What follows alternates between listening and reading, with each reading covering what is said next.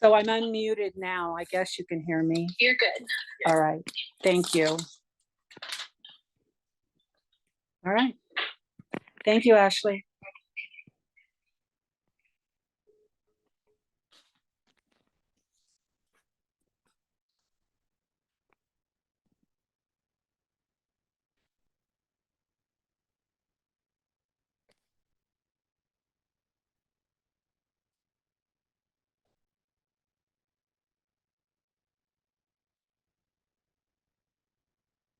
Sure.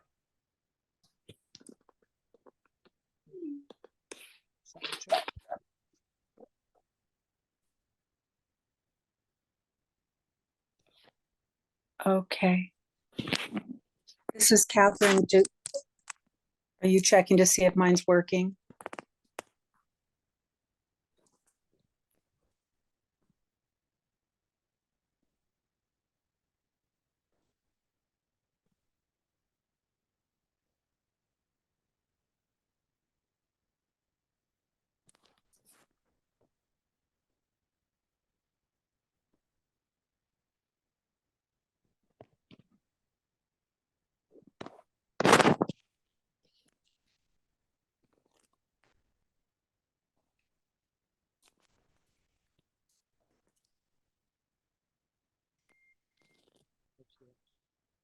Hello, can you hear me? Okay, okay, good. I just wanted to be sure. Thank you. Go down there where you go. Where you get to go fast. Except Catherine. I think it was right after that slap snow. She probably got caught in it and didn't stop.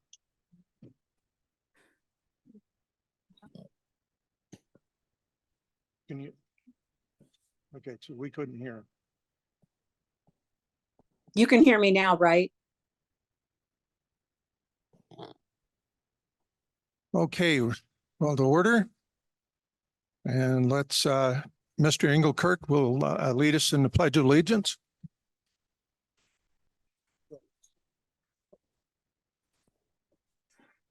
I pledge allegiance. Allegiance to the flag of States, the United States of America, Please stand. One one nation. nation, under God, indivisible, with liberty and justice for all.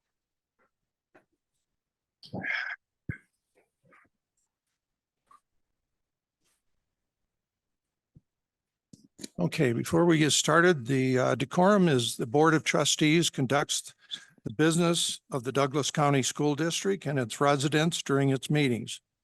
As president, I will not hesitate to remove any person whose statement or conduct disrupts the orderly, efficient, of safe conduct of the meeting.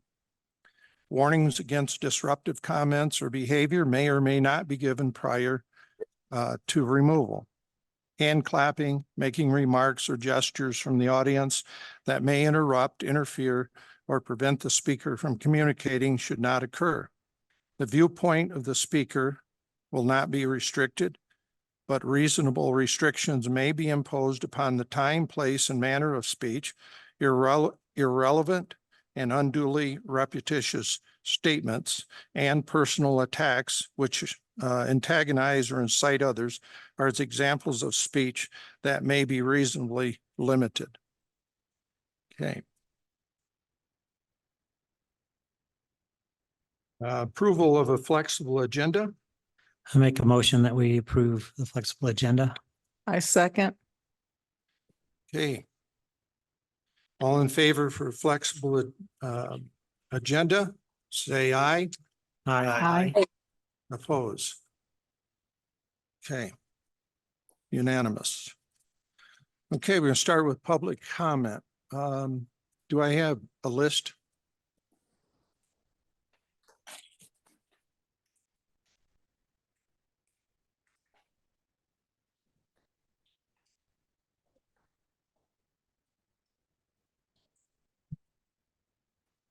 I'm the timekeeper. You'll have a minute and a half. At 1 minute, I'll give 1 ding, and at 2 minutes, 2 dings. I'm sorry, at a minute and a half, 2 dings. Thank you. I'm first. Well, now. Can I go?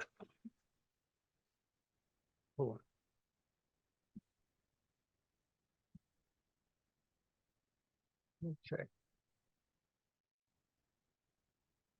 Okay, the public comment is on agenda action items only. Public will be invited to make comments at this time on agenda action items, where such comments shall be limited to 1.5 minutes per person. Anyone with comments on action items that will take more than 1.5 minutes is encouraged to put their testimony in writing, provide a copy to the board prior to or at the meeting. These copies will not be read aloud, but will be added to the minutes of the meeting upon request. Okay, you must be number 61. Okay, Mr. Ryan. Sean Ryan, principal of the Lake Schools. I just want to welcome everybody to Whitell High School, home of the Warriors. Thank you for taking the time to have your meeting up here at the lake. For your information, the restrooms are down the hallway to the right here. And thank you for your support of the improvements that were voted on at the last meeting. The gymnasium bleachers being replaced is long overdue, and we can't wait to welcome you back on campus at either Zephyr Cove or Whitell in the future. Thank you. Thank you, Mr. Ryan. Okay, number 62, Aaron Miller. Hi there, Erin Miller, parent of 3 Lake School students. I have one at the elementary school, 2 up here at Whitell, 1 middle school, 1 high school. I was going over the minutes of the last board meeting, and I just want to remind everybody that our enrollment for the Lake Schools is up 20 since August. I also wanted to talk about agenda item 9. Mrs. Miller, we have to stick to the agenda items, Yes, minutes of regular board meeting was on the agenda item A. the action items. Right, and it says recommendation approved minutes for regular board meeting. So I just wanted to make sure that you guys understood that our enrollment was up by 20 since August. That's all. Because in then you guys talked about how we had declining enrollment. Hang on, I'll stop your timer while they're. Thank you.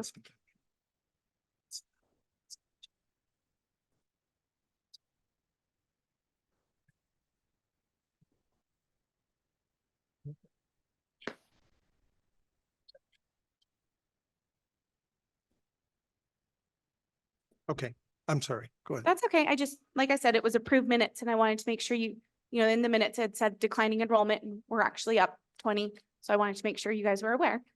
In regards to agenda item number 9, the family life sex education. I believe you guys are going to be reviewing that and adding slides regarding trafficking.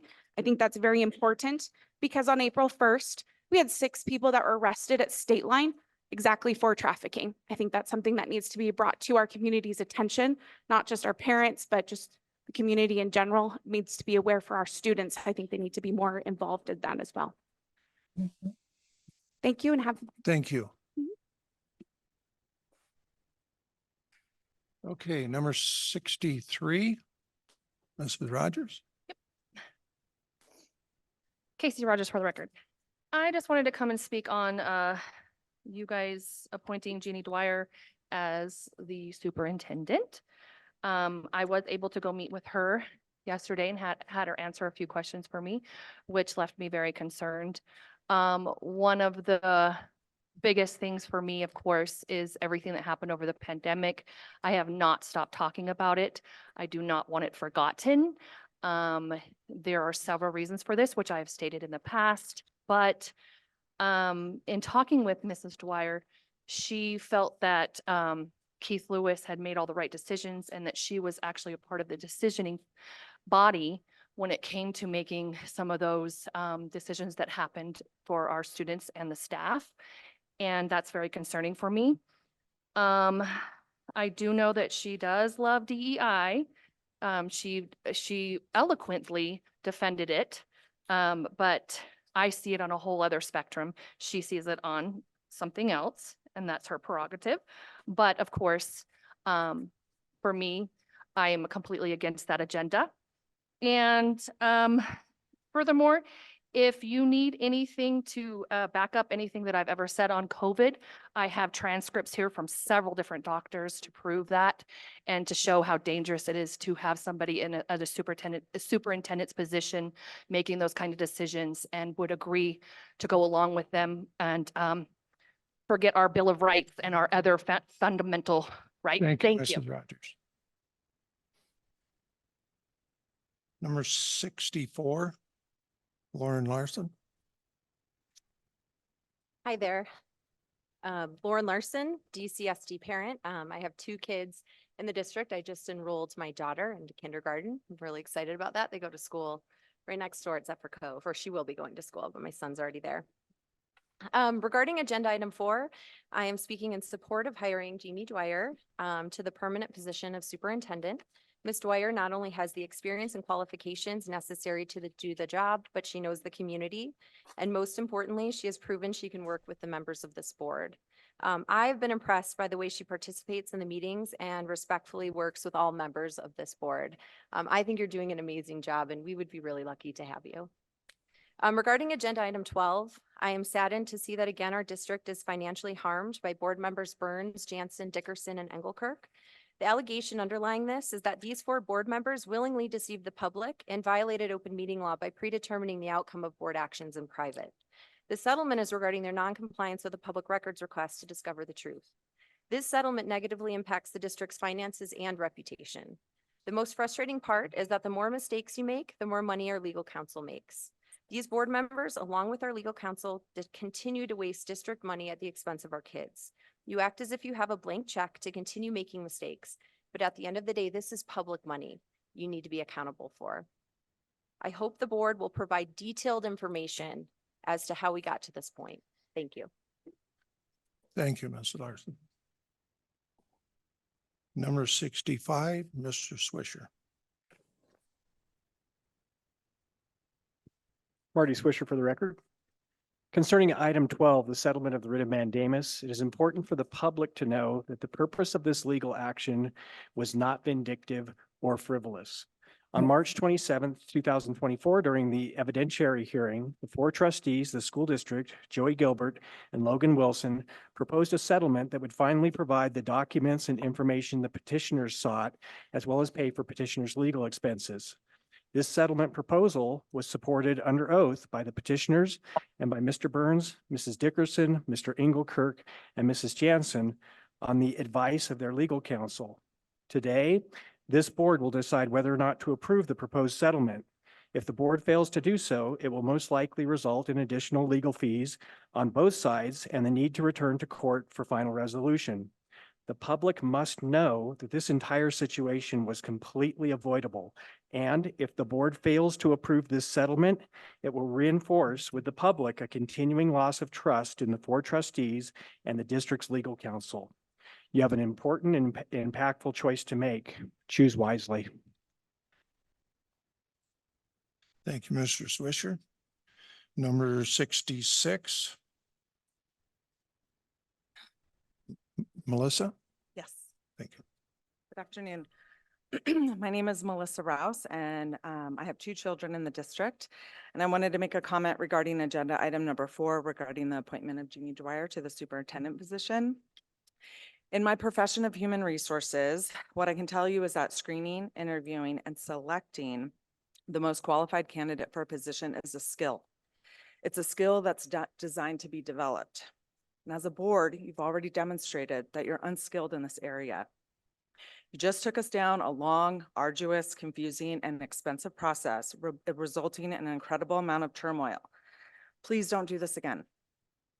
Your most qualified candidate is right here. She's already experienced in a specific job, and I've heard many complimentary comments during this time from all of you on her abilities. She understands the demands of the job. She knows the team.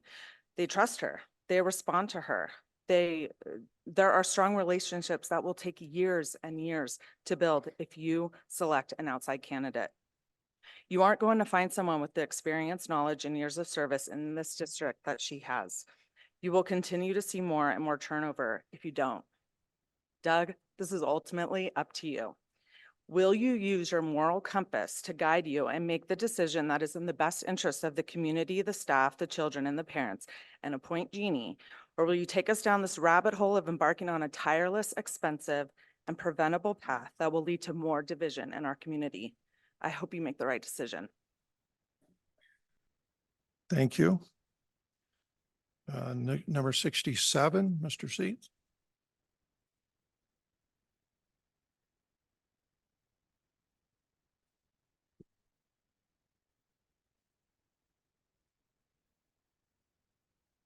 David Seat for the record.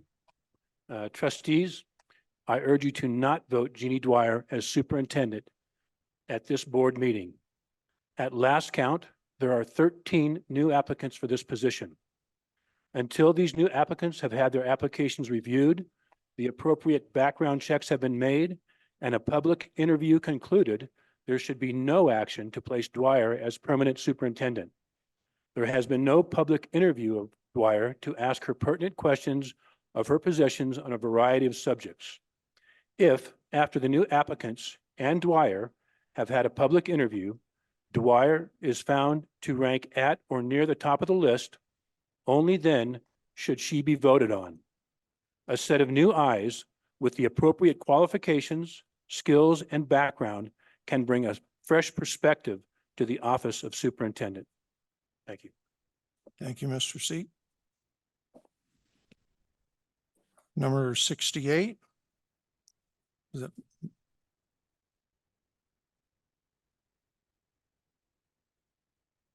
Hi, I'm Maggie Chevalier. Is it on? Okay. Anyway, I don't have a super prepared comment, but I went to all three meet and greets of all three superintendent candidates, and that includes Jeannie Dwyer. And she is the most articulate and best fitting candidate for this district. She's willing to go with the board, do trainings, work with the board. She cares about the kids first and the staff next. And that's hard to find. And she's more interested in the teaching of the kids than caring about some agenda. So I asked the board to pick Jeannie Dwyer.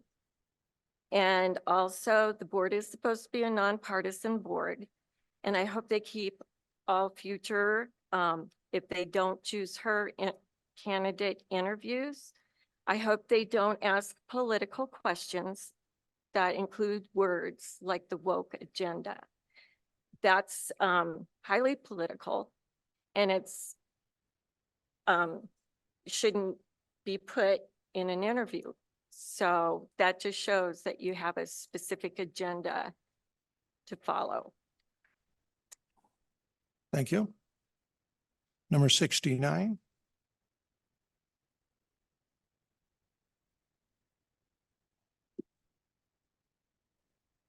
Good afternoon. My name is Melinda Matus. For the record, I did send an email to all of you as well as to the district office, and I'll get through as much of it as I can. I did attend all three superintendent meet and greets. I was extremely impressed yesterday afternoon with Jeannie. She appeared to be deeply determined. She has a deep, determined perseverance to lead DCSD into the next chapter. She is competent, capable, fair, and experienced. She looks forward to working with the school board and feels very strongly that she can fairly and equitably. She's easy to get along with, has a great sense of humor, and seems to be very strong, honest, and determined. The teachers trust her. The board has vocally stated that they trust her. Her staff commented last night that they trust her. She is already working with the board. She understands the wants, needs, and desires of Douglas County. And she's here, she's ready, she lives here, she understands us, she understands the community. And by hiring her, appointing her, whatever you're going to call it, we're going to save a tremendous amount of money on our budget and have somebody already doing the job. Please Thank you. hire Jeannie. Okay, number 70.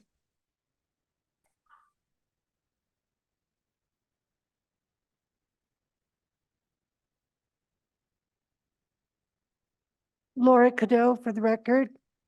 I support the appointment of acting superintendent to superintendent of schools. Ms. Dwyer has been in this position for 5 months, and this board has done nothing but praise her. She has been doing double duty in 2 very important and stressful positions, and yet you still praise her.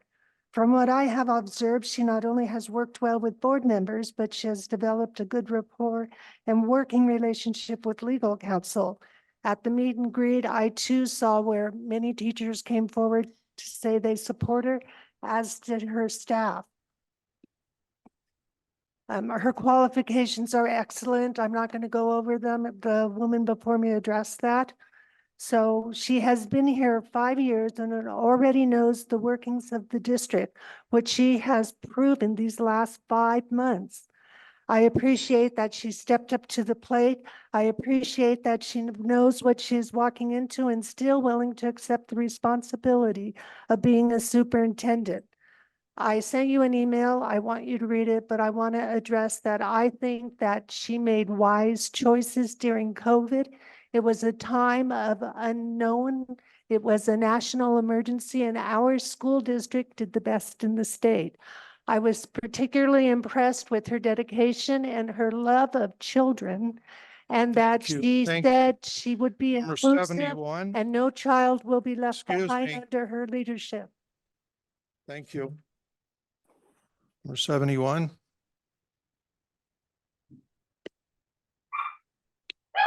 Leslie Hoganson for the record. I am really anxious to hear the discussion regarding the budget tonight. Legal counsel contract. I am still appalled that this board selected a law firm where an attorney came forth and said he was unfamiliar with education law and apparently OML too, but would charge the district more money than the past qualified law firm to learn how to become an educational lawyer. And the board majority said, yes, let's pay more to get less than what we currently have. To do this, you violated the ruling of a majority vote by eliminating RFP process. 1, 2, even 3 trustees cannot overrule a vote of the majority ever. Trustee Gilkerson and Kangas told you this, and still you distorted a Douglas County policy which cannot override NRS, and behind the scenes utilize your individual powers to take the RFP off the agenda. Resigning the contract does not address all the ways the board majority has failed. Just to skip into about the lawsuit, I was in court Wednesday, and I thought one of the reasons why you hired Joey Gilbert was because of his expertise, but yet he had a lawyer sitting next to him the whole time, and all Gilbert said was, yes, Your Honor. I was at the court, and Ms. Jensen, I have been Thank sitting you, at this Mrs. meeting, you're Thank reading you. letters, you're writing. Thank you. You don't have your big Thank you. magnifying glass like you did in court. Why not? Number 72.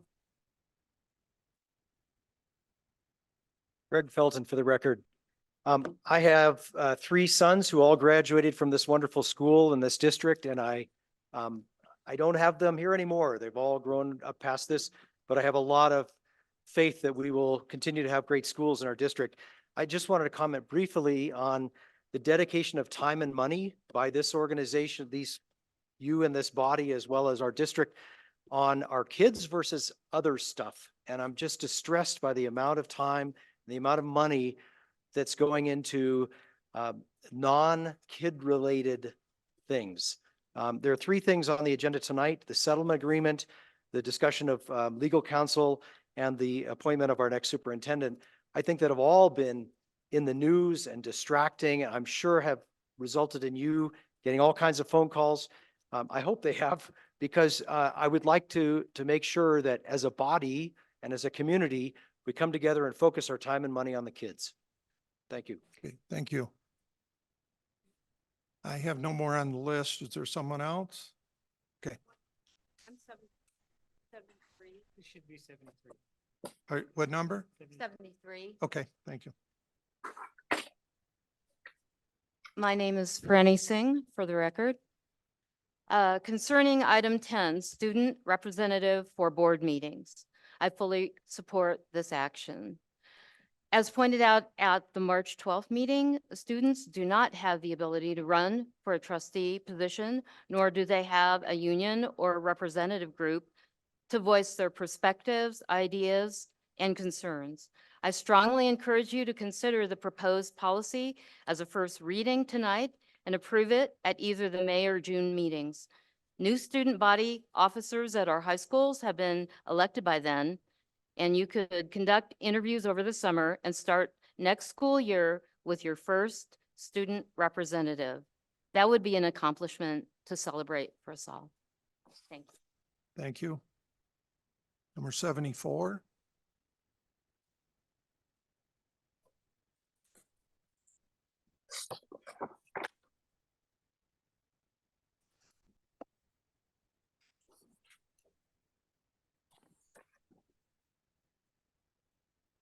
Tom Sterrett, Agenda 4, Acting Superintendent. This item is a follow-on of the unfortunate display of political partisanship orchestrated by 3 of the trustees seeking to blindside the others. Lost was any adherence to the process. Still absent, partisan favoritism is blatant. DCSD needs fresh air, not more of the same. DCSD must look outside itself. Yesterday's diversity officer does not provide that. Best to look to the selection process outlined in Agenda 5.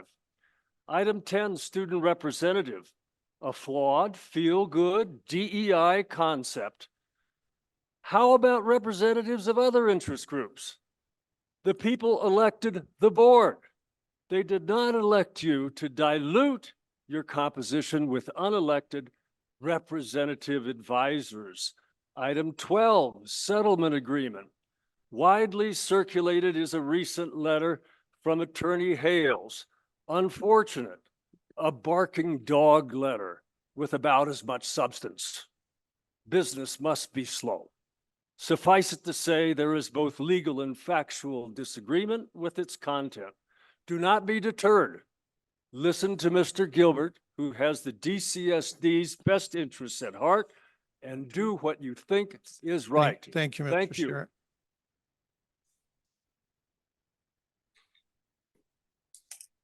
Number 75.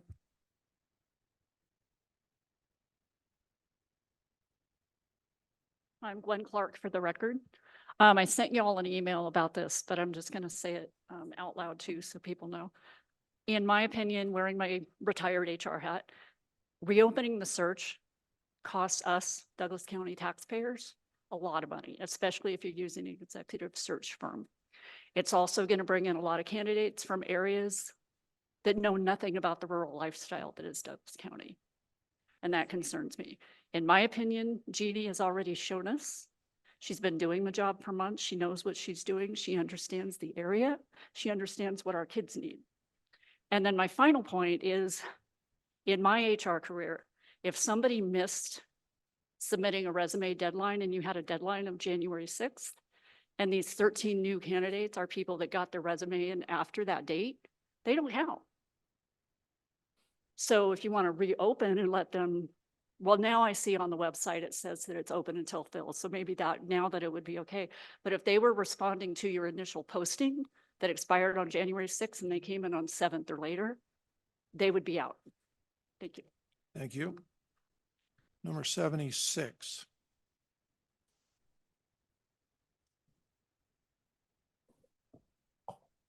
Madeline Kennedy, for the record. Regarding agenda item 10, I urge this board to approve this policy, make edits, and refine some of the specific language as we forge a new path forward.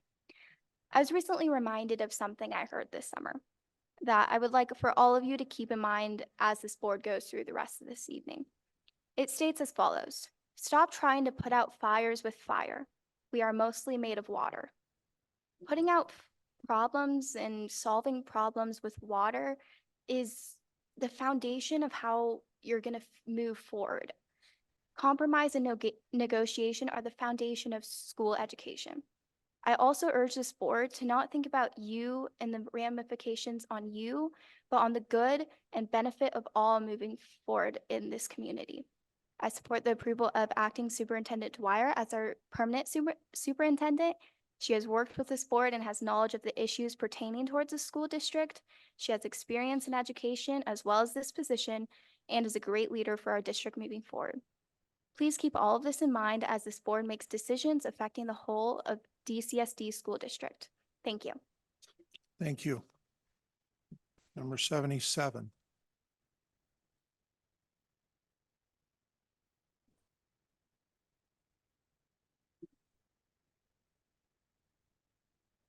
Virginia Starrett. The agenda for tonight is very optimistic in that a number of items address huge issues. The one that stands out for me is the acceptance of the recent settlement worked out regarding the vindictive lawsuit. I hope this board will not be cowed by the threatening letters sent by Attorney Jim Hales regarding the matter.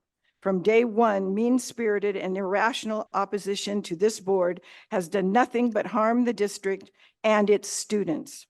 The extortion being attempted in the letter is more of the same.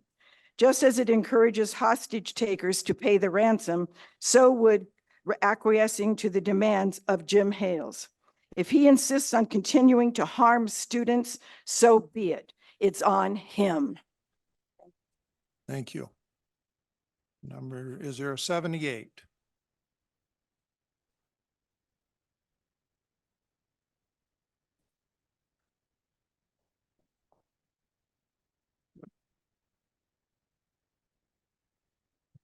Thank you. For the record, Jan Muzzy. I am speaking on agenda item number 4. I am concerned about the lack of integrity of Ms. Dwyer. At a board meeting a few weeks ago, she allowed the board to discuss hiring her without it being agendized. She has attended board meetings over the years and should have immediately halted the discussion as it was subject to open meeting laws. I have heard a number of people support her, stating that she would work well with staff, faculty, and students. I can only surmise those who laud and praise Ms. Dwyer expect her to continue to express a lack of integrity in performing the duties of superintendent. I urge you to move forward to the search process for a superintendent. Thank you. Thank you, Ms. Muzzy. All right, we have online.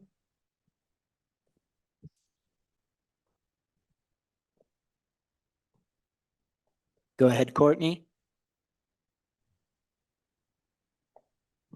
Hi, can you hear me? Can you hear me?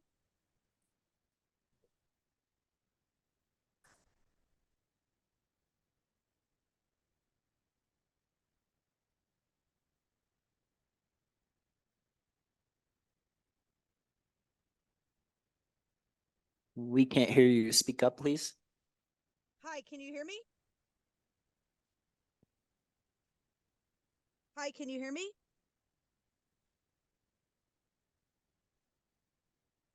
Courtney, we can't hear you. Hold on a minute. Hi, can you hear me? Oh, it's getting better. Hi, can you hear me? Dog it.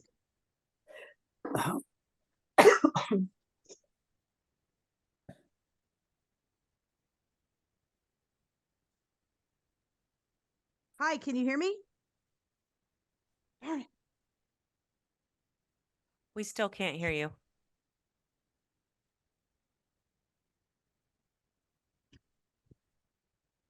Darn it, it wouldn't let me on. Can you hear me? Courtney, we're having issues with our sound. Hold on.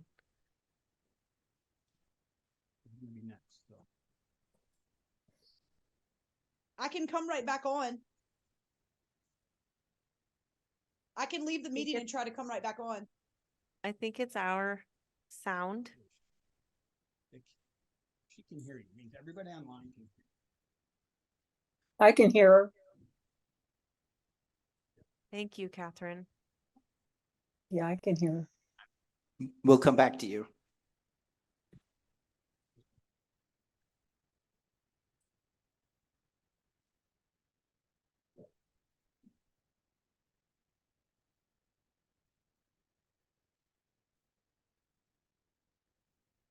Go ahead, Melinda.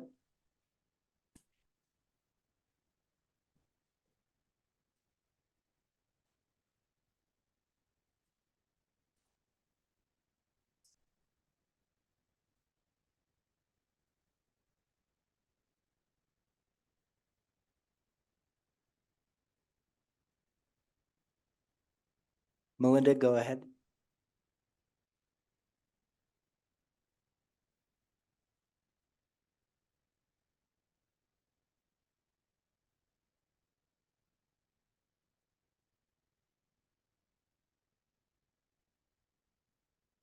Go ahead, Rob.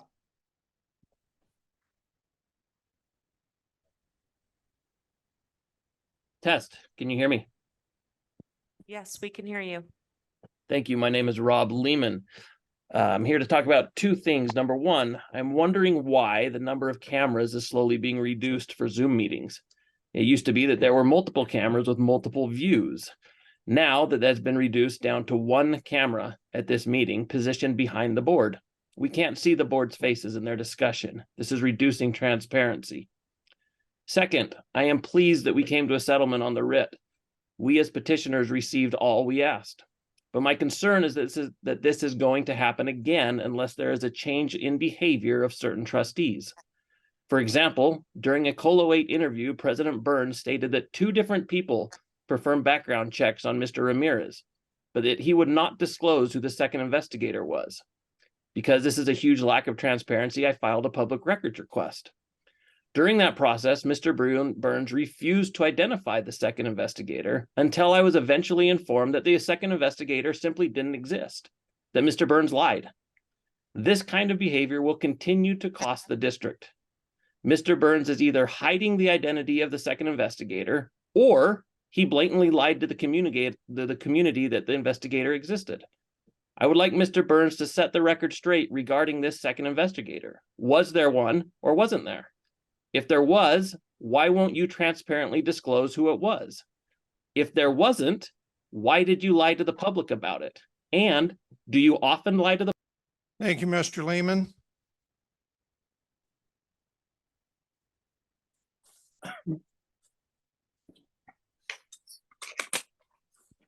Go ahead, Courtney.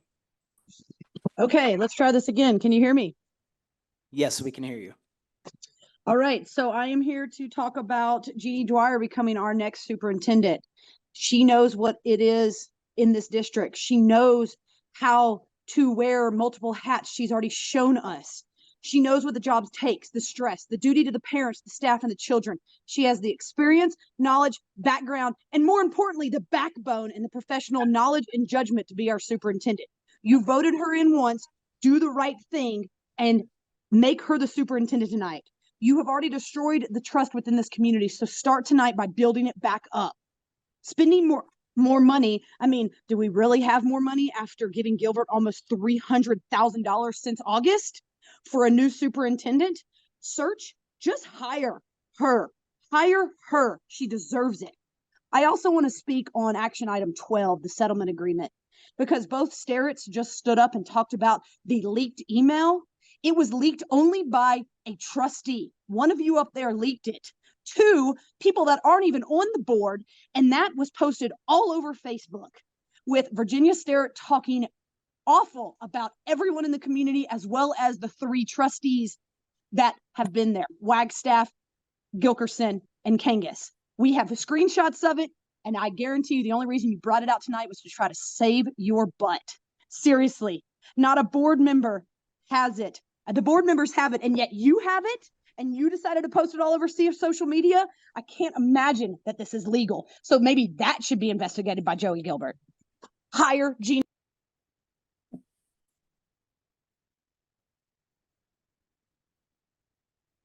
Go ahead, Colin. Hi, Colin Burrows for the record, parent and taxpayer. After observing these board meetings, this is for item agenda 4. After observing these board meetings over the past 15 months, it's been disheartening to witness the dysfunction and disappointment within the proceedings. However, a ray of hope emerged at the last regular board meeting on March 12th. Maybe the board could work together. The proposal to appoint Jeannie Dwyer to the permanent position of superintendent sparked enthusiasm amongst all the board members. They actively engaged with her, asking questions and receiving great answers. For 10 minutes, the discussion amongst the board members ensued, and unanimously, they expressed support for her appointment, culminating in a vote in her favor. Burns even pledged to draft a contract. Let us capitalize on the potential momentum of this board working together and address the school district's most pressing issue without further expenditure of tax dollars. By hiring Jeannie Dwyer as superintendent, we may find at last a cohesive force needed to unify the school board and stabilize the district. Please notice and observe that teachers, parents, and students are for the hiring of Jeannie Dwyer. And then there's the far right political non-parents are continuing to push their agenda and oppose her. Stop the crazy. Please vote in Jeannie Dwyer. Thank you.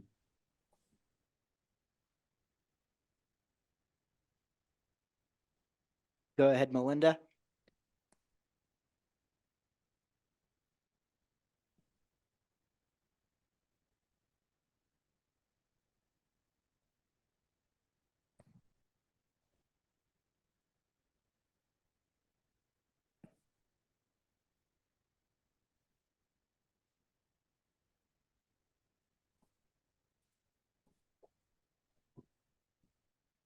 Go ahead, Virginia. Yes, hi, Virginia Neese.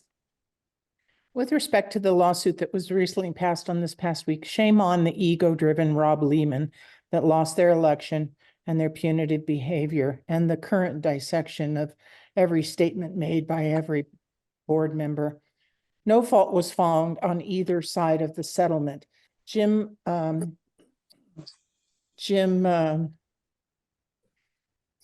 the attorney for the Lehman Group stated that, implied that fault was found, and yet none was found by the judge. A settlement, meaning an agreement by both parties, was reached, which is totally different than finding fault. I think that we're overreacting to this. I also believe that Jeannie Dwyer is a great and sweet individual and likely capable, who in the past has worked hard and has certainly the local advantage. However, I would like to, in all fairness, like her to be compared to those other 13 candidates. What harm can be done in light of getting the very best candidate? So if she's good or even great, shouldn't we want exceptional? I think that all of the candidates should be considered. Thank you. Go ahead, Anne Marie. Hi there, this is Anne Marie Chase. Can you hear me? Yes, we can. Okay, great, thank you. I'd like to speak on agenda item number 4. And specifically, there was a comment made that questioned Jeannie's integrity by saying that Jeannie allowed the board to discuss hiring her during a meeting. I would like it to be known that it is not the superintendent's job to police the board. In fact, that is why we have hired Joey Gilbert and why Joey has charged our district nearly $300,000. That's Joey's job, to tell the board what they're allowed to do, not Jeannie Dwyer's job. Secondly, I'd like to speak to Doug. Doug, we know that this is going to come down to you.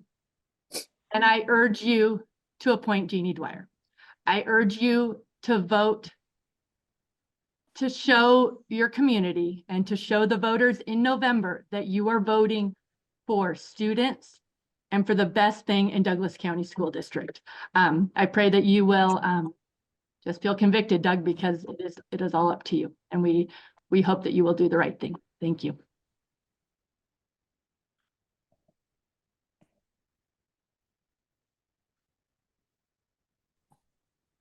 Go ahead, Melinda. Can you hear me now? Yes, we can. I wanted to speak on 2 agenda items. The first is agenda item 4. I would just encourage the board to hire Jenny Dwyer. I went to the meeting last night and was so impressed by her. She is truthful and honest. She has done a great job the last several months. She is highly qualified and has already proved that she can do the job and has the respect and support of many administrators, teachers, and staff. The other agenda item I'd like to speak to is agenda item 9. Last week I attended the FLSE preview night and I met with Shannon Brown, and he directed me to the slides for the human trafficking, which I have watched. And I think it is very important that we teach our children and that they are aware of what is going on and how to protect themselves. So I would encourage the board to support that as well. Thank you.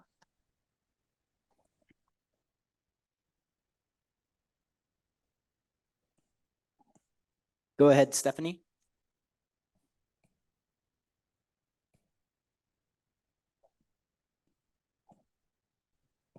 Hello, can you hear me?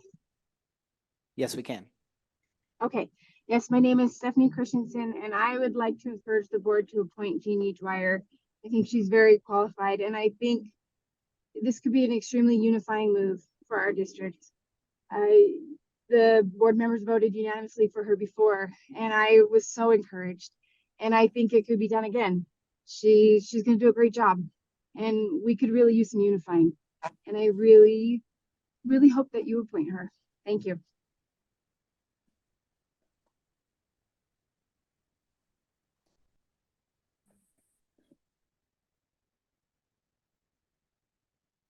Go ahead, Cheryl. Good afternoon, Cheryl Blumstrom. I was not planning to speak this evening, but some of the pejorative words that came from anti-red shirts, if you will, leave me no choice. Jeannie Dwyer is an amazing woman, a scholar, a lover of children, a bringer of truth, and I think she is the anti-chaos agent that we need in this board, in this district, excuse me. She is the right person at the right time in the right place, and I think we would be foolish to not bring her on board. Secondly, I want to speak to bringing a student representative onto the board. Not onto the board per se, because that person would not vote, would not dilute the board's opinions or voting abilities, but would bring us a cogent, student-led voice to give us a really good sound look at what the students in our district think. And I think right now that is sorely lacking, and I think it would be a plus. Nothing but plus there, not dilution, not anything bad, just a good positive way of saying to the kids, you matter, your thinking matters to us, and we're making decisions with your input. Thank you.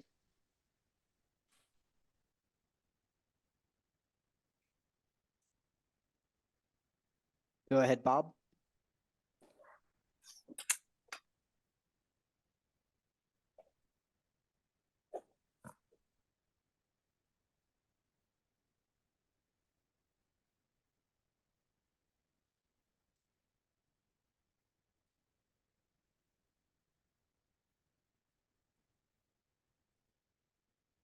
Go ahead, Bob.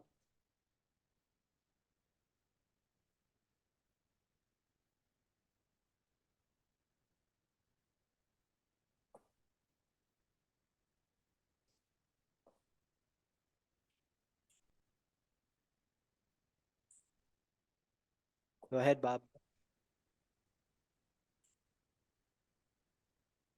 Hello?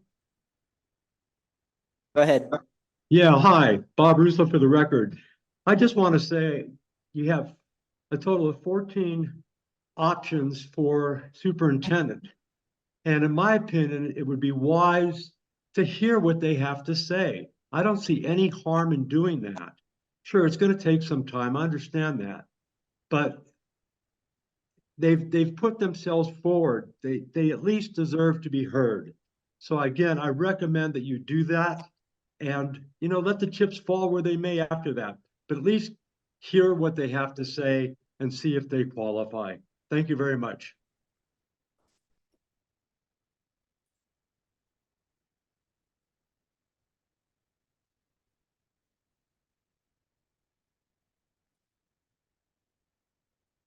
Okay, moving on. Number 3, consent items.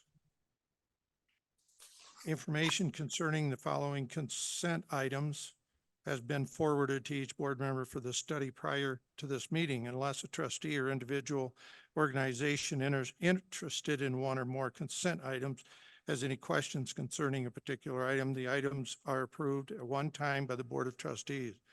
The board president may defer action on such a particular matter or matters at his or her discretion and may choose to place the same at the end of the regular agenda for separate consideration.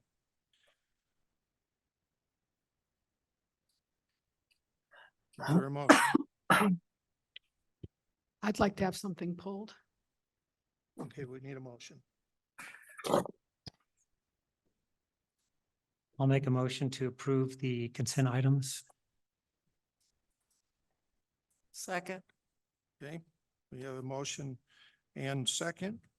Mrs. Gilkerson? Thank you, President Burns. Excuse me. I'd like to pull accounts payable, special and regular run vouchers, number 2493.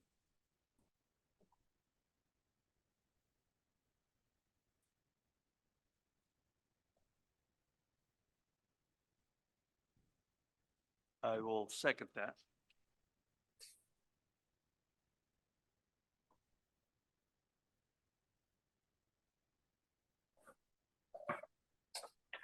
Any discussion?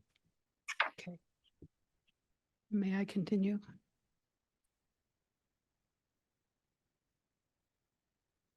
May I continue? Yes. Okay, thank you. I have a question. I don't know, Mr. Burns, if this is for you or whatever, but or somebody, but who do you think should be looking through our invoices?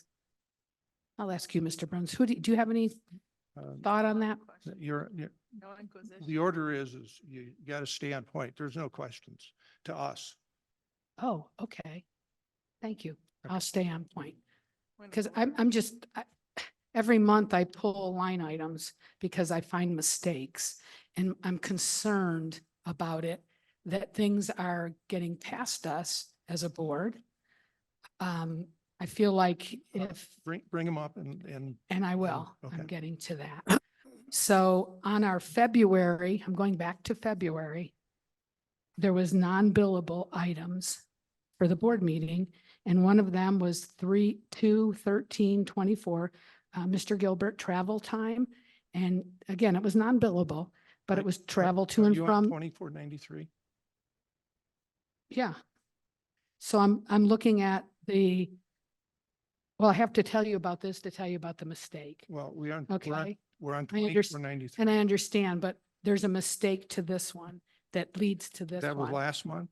It was last month and it was a charge of $487.50 Okay. we traveling to we the can bring that board back. meeting for February. We can put that back on the agenda item for next month, Well, but we stick with Okay. 2493. Thank so you. I will go to 2493. So then on the March, the 2493, under board meetings, there's a charge for the February board meeting, the 3/12. And now it was non-billable, but now it's put back on the next month's. And we're being charged, number one, it appeared that we were being non-billed for it, but now we are being billed for it. And my concern is that now we're being billed for it when it should have been on the February where it was. Now it's on the March. So my question is this. Also, we were charged 1.4 hours of travel for $487.50. If you go back through December and January, after we were refunded all this money for his travel time, because he was supposed to be charging at a GSA rate of 65 cents a mile, which was $61, he's now gone back to what he was doing in the beginning and charging us $325 an hour to travel. And that's what I saw. So I bring that forth to you, that this March bill for the board meeting is so hard to understand. I would need to sit down and have this explained, because there's non-billables, nothing matches with the above time entries. So it's very difficult to know what that is. The other thing for our March bill and that I'd like to talk about is, and this is still the same, 2493, is we were charged for the board meeting, $4,200.57. The general board, we were charged $15,902 because you add in the retainer.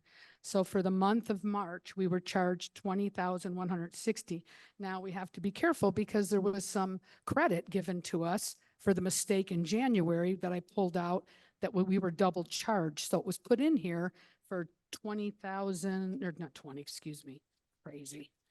2,000, we were given credit for the 2,000. Linda, what page are you on? I'm on invoices, Doug. Okay. I'm on individual charges that I feel every Right, board I'm member. looking at those online, or on my, No, those aren't the charges. Those are just the lump sums, Doug. Okay.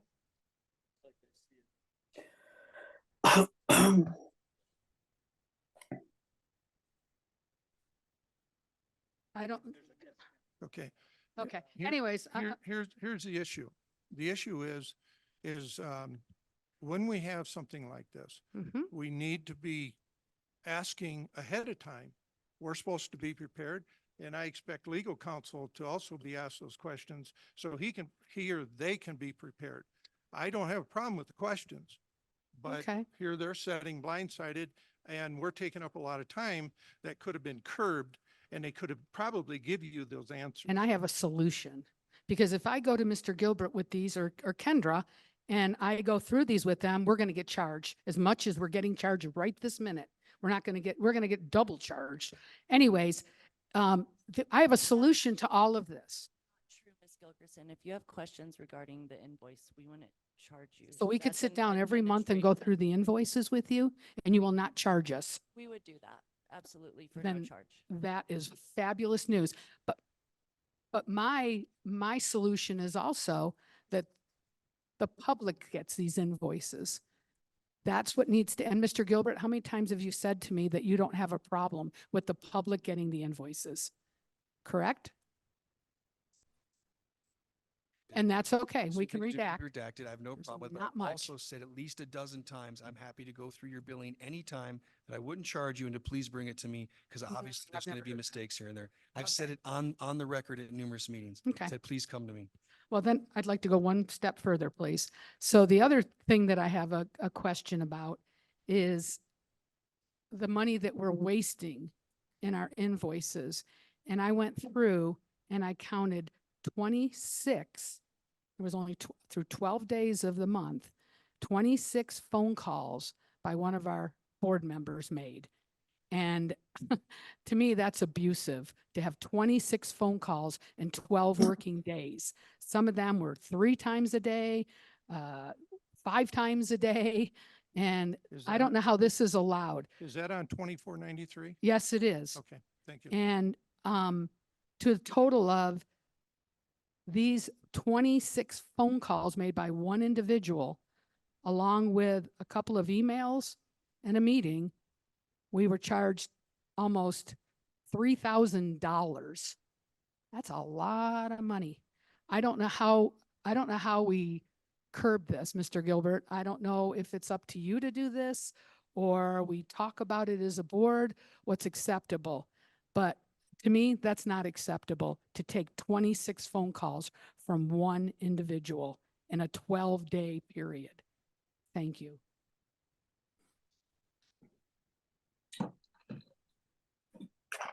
Okay, is that it? Thank you, Mr. Burns. Yep, thank you. Is that, can you hear me? Is that something that you're planning on addressing during your presentation today? Yes, we're just gonna let you guys ask questions. The Okay. presentation, I probably said it enough times, but, and again, a large percentage of those calls are not billed. There's probably more than that on there, but we don't bill for all of them. So let me ask, just for my clarity, I don't know, maybe somebody else had this question. So you must then have a record of everything, but doesn't mean you charge for everything. Is that what you're saying? Okay. These were charged, they're on the bill. Lawyers bill for the time expended. The phone calls were had. We have the phone records, which also show the time for the phone call.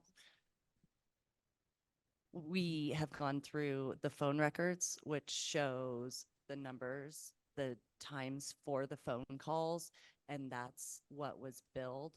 These calls are happening for legal advice and they get to be billed. I know that you don't like them. The board could decide as a whole if they want to put in bylaws or policies and procedures to handle it. But if we're actively working on board business, then we get to bill for it.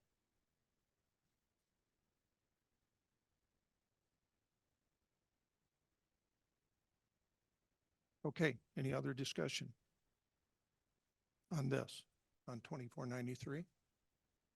Okay, we have a motion on the floor. And the motion on the floor is for the consent item. You made the motion. In second. Okay, motion and second. All in favor of approving the consent items as listed, all of them? How can we do that?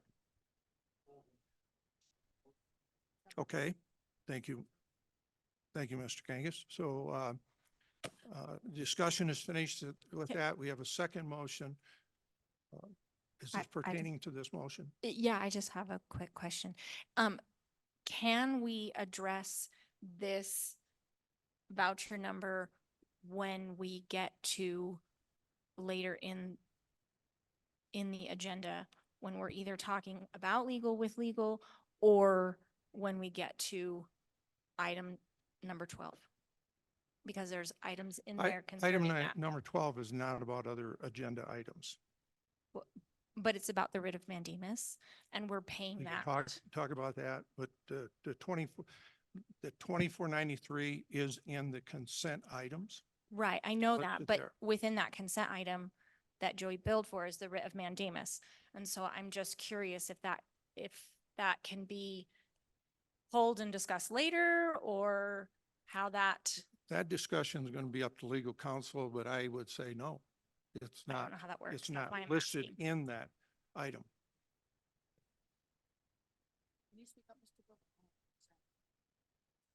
So in the interest, and some of these aren't working, I can't. We don't control the volume. It's over there.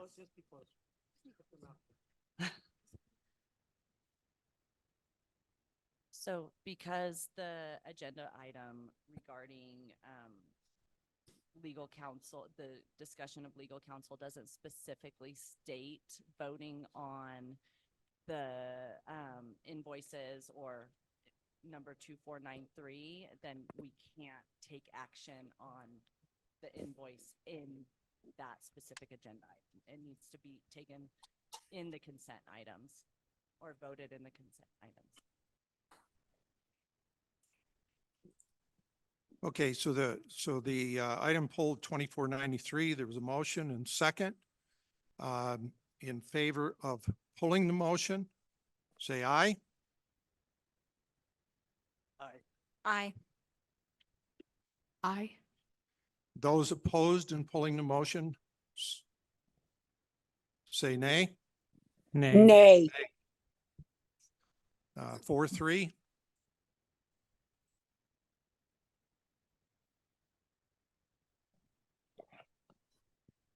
Now we have a motion on the floor for all of the consent items and second to approve them. Any discussion? Mr. Burns, I want to approve all items except the one I pulled. So how do I do that? Can you explain that You to have to me? pull them all. Hmm? You would have to pull every one of them. This is the problem with making motions before there's any discussion. I think I would certainly plead with you to change that rule because this is the problem with voting on motions before we've had a chance to discuss them. This is a perfect way of handcuffing yourself. This is why we don't need to do that. And I would request that you take that under consideration. I'll have to do more research on that, but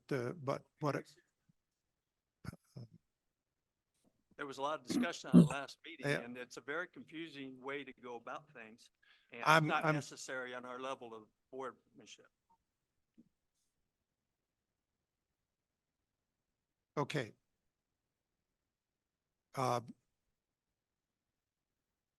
Again, part of the problem and a big part of the problem and why we spend so much time on board meetings is this is the perfect example. You have multiple items here, but nothing has been connected to those people or who those items are in order to get the answers to those items.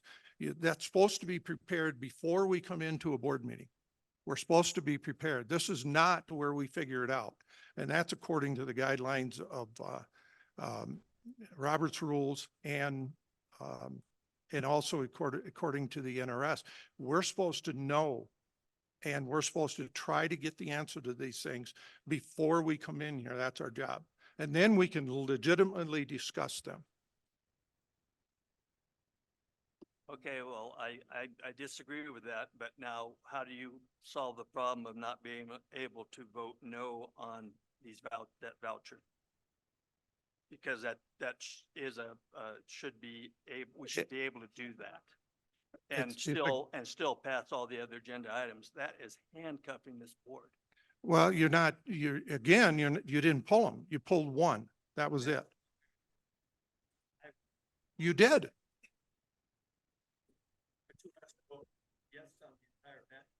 Well, 2493 was voted 4-3 to move forward with it.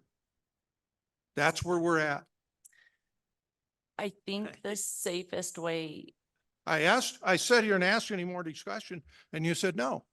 Nobody said anything. So I moved on with it. so the consent item was voted to be pulled from consent.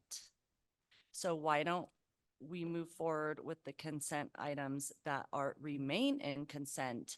And then you could vote on whether or not to approve 2493. And then you move forward with the action. We just voted on that. You voted to put it back in consent. So now if you vote for consent, they're not going to approve the rest of the consent because they're not going to approve 2493.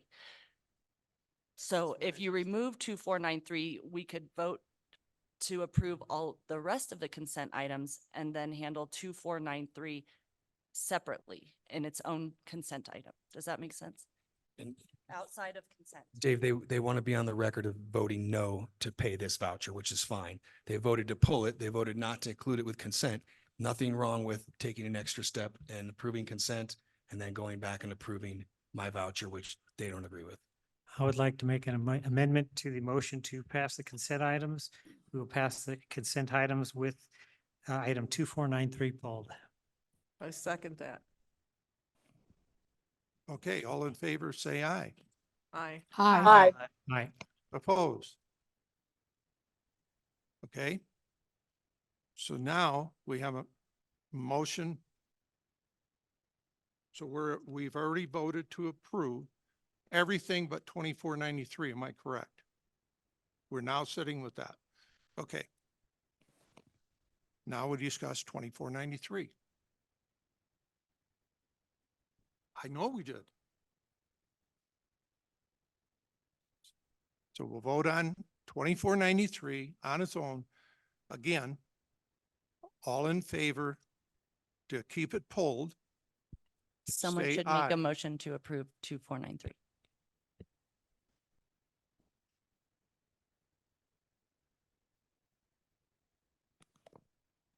I'd like to make a motion to approve item number 2493. Okay. Do we have a second? Second. Okay, that was Catherine. All right. So we have a motion to approve it and a second. All in favor? We already did. I just asked. We already discussed it. So now 2493. If you do not. Okay. So within that voucher, and I'm bringing this up again because I don't fully understand, which is why I'm asking, is the writ of mandamus, which is part of agenda item number 12, right? It's not? Not the legal bills, not the district's legal bills for Okay, that. that's where I was confused. So Yes. thank you for clarifying that. Okay, we're going to take a vote. If you want it pulled, I'm sorry. If you want to pass it as part of the consent items, say aye and raise your hand. If you vote to approve invoice or 2493, say aye. Right. So say aye if you want to approve it to be paid. Correct? 2493. Favor, say aye. Aye. Aye. It's 4 and no. Nay. Nay. Nay. Okay. Motion is 4-3, been passed. It is Dickerson, Jansen, Engelkirk, and Burns voted for it. 3 opposed. Okay. Consent items are passed. Done.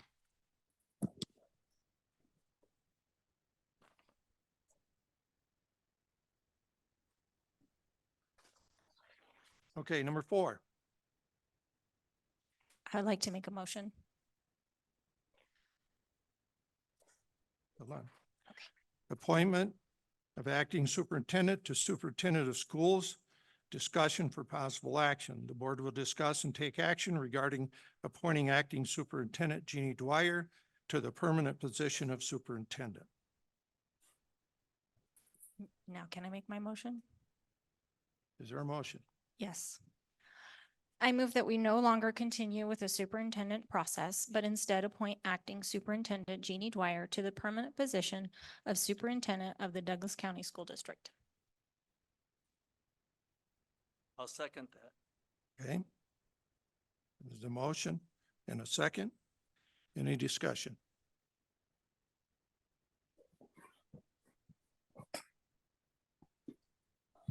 Can I speak?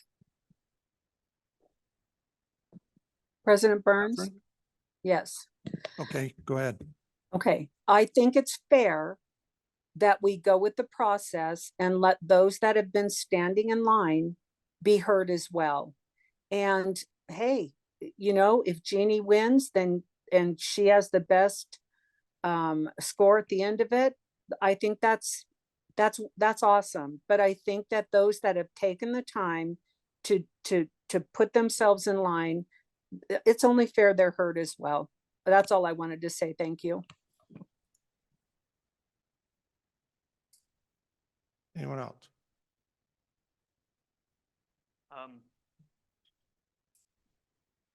It's obvious my opinion has not changed, and I want Mrs. Dwyer to become our next superintendent of Douglas County School District. She continues to prove on a daily basis that her strength of character, her hard work, has earned her a chance to lead this great district. Her dedication to Douglas County School District, along with her background and experience, make her a great choice. She has knowledge of the district and positive relationships that she has built throughout the district shows her leadership skills. She is open and honest, has no hidden agenda, with the exception of excellence in education and safety for our students. She takes on challenges with intelligent thought and a calm demeanor.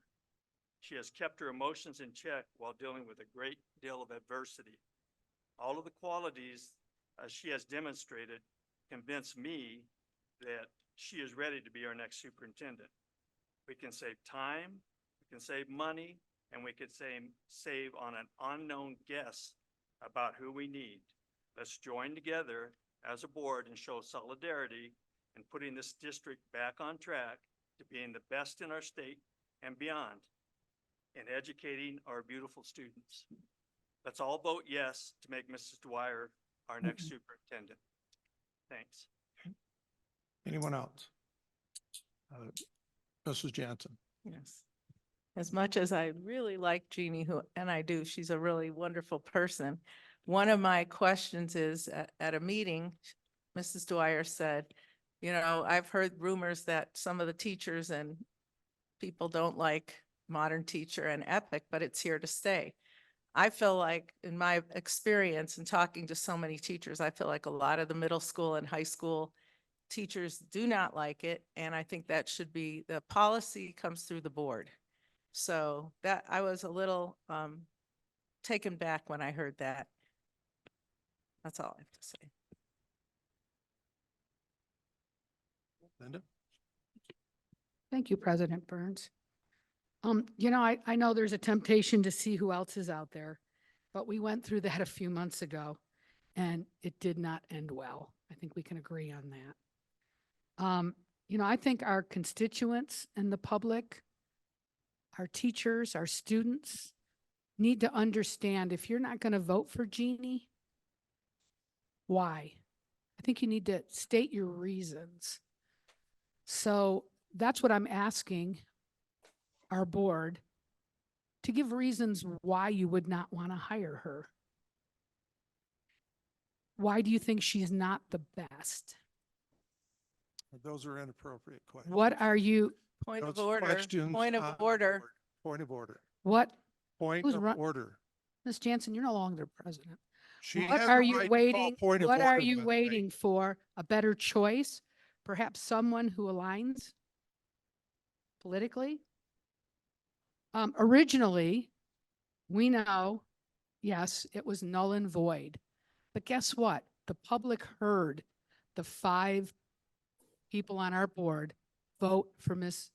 Dwyer. When push came to shove, you were like, yeah, she's good. That's who we should have. Again,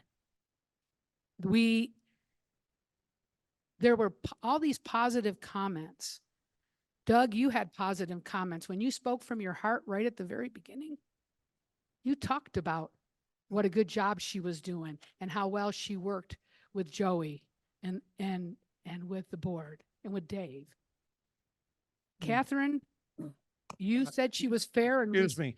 You are not talking to the individuals. You talk to me on the board, but you, as the president, Dave, you Catherine do said not. she was fair and it was neat to see. Point of order, Dave. She's not the You inquisitor. cannot read those. You're off track from what we're talking about. Mr. You Gilbert, don't can I ask s- questions on this Mr. board. Ms. Kendra, You do not ask questions. why can I not ask questions? I thought this was a Dis- discussion. It is your point of view. It is not open. You're asking questions to other board members. That's not the way it works. You were president for 2 years. Yeah, and we never had this problem. for Well, you sure. didn't go by the order. I'm asking when for sh- legal. So while I do not believe that you can ask specific questions of board members, you can discuss the agenda item Okay, or put out hypotheticals, which I believe is what you're doing. yes. And, but yes, you shouldn't address specific board members or question them specifically. Let me Thank ask you you. this, legal. If we were not to have made a motion and went right to just discussion, that's the biggest issue with our board that I see is we don't get a chance to talk to each other. We just go right to motion and then it's debate. I don't see that. Who said that? I'm sorry. I just, Oh, I forget you're back there, Catherine. I Sorry. know, I know. I'm just saying that, I'm just reiterating what happened at the last meeting and people were in favor. So I'm just wondering what's changed. Why the change of heart? What has happened? I'll continue. You don't have to answer, but I do believe our No, constituents I'll answer that one. should. I'd like my I'll time to answer do that it. one. You didn't I vote will for answer her. that one. You didn't vote for her. You abstained. You're I right. wasn't asking But I you also again. know what happened.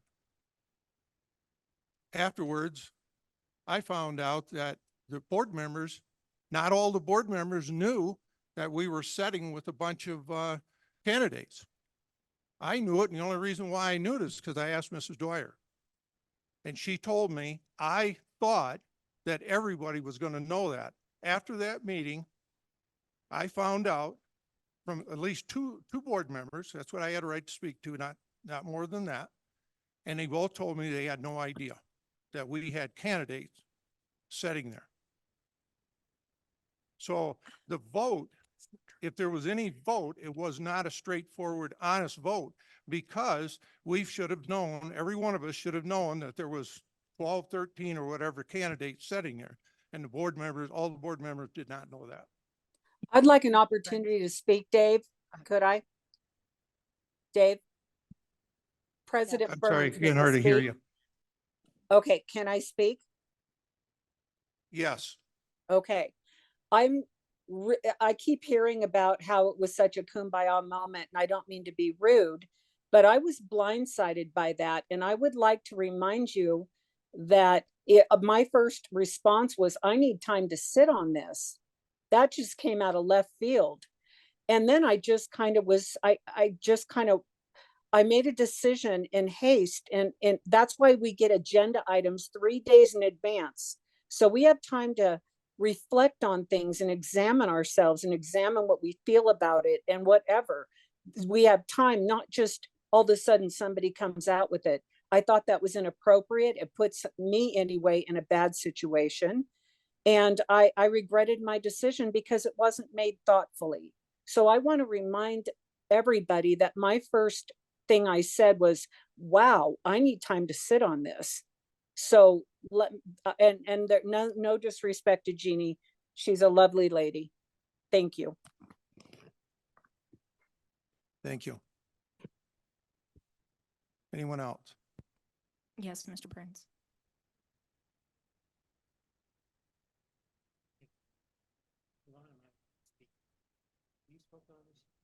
No, Yvonne?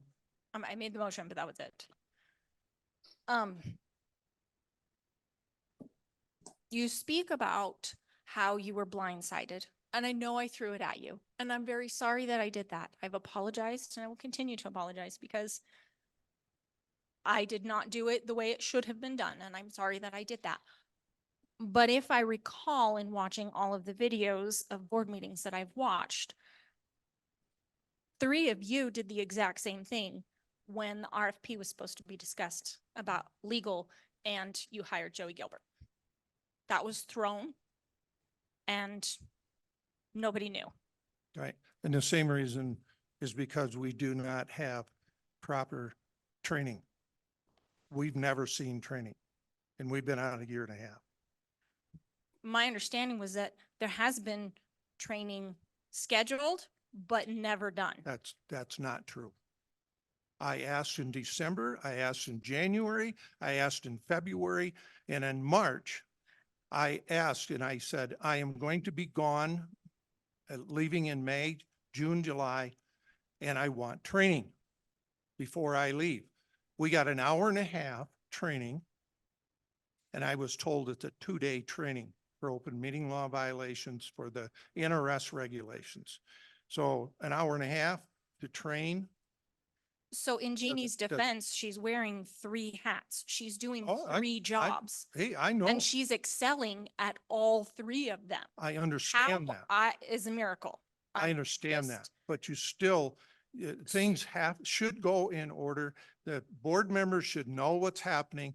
They should know that there's multiple candidates. Of those sitting there. 13, have you or HR or Jeannie looked at them? Are they full? Are they complete? Have background checks been Nobody has seen done? them except for Mrs. So is Dwyer. that a question that you could ask Miss Jeannie? How many of those 13 are actual? I was notified, and I think you were too today. Am I right? And there was 8 that have been, what I about the have other been- 4 or whatever? I was at the hospital Are with they my granddaughter. disqualified? Are they disqualified, or are they just, you haven't completed those yet?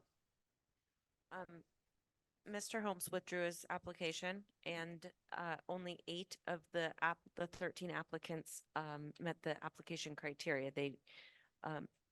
The other applicants did not fill out the applicant disclosure form, which was an Okay. issue with a prior candidate, and they did not submit documents that were required for part of the application. Okay, So so we there have are 8. We have 8. Yes. Okay. So are we expecting Ms. Dwyer to fill out an application and submit it, even though she's had 5 months to do the job and prove to us that she can? See, Doug made that motion last month, and you guys didn't want to do that. Well, has anybody bothered to ask didn't Ms. want to put Dwyer her on if she with the crew. will? Will she put it in? Because I'm pretty sure, you know, you voted for her, then you've knocked her down so far that if she were to submit an application, she would feel like, You- what's the point? You're just going to pick someone You have a else. motion on the table. Oh, If I remember right, that motion came from one of either you or, yeah, and you seconded it. So that's what we have.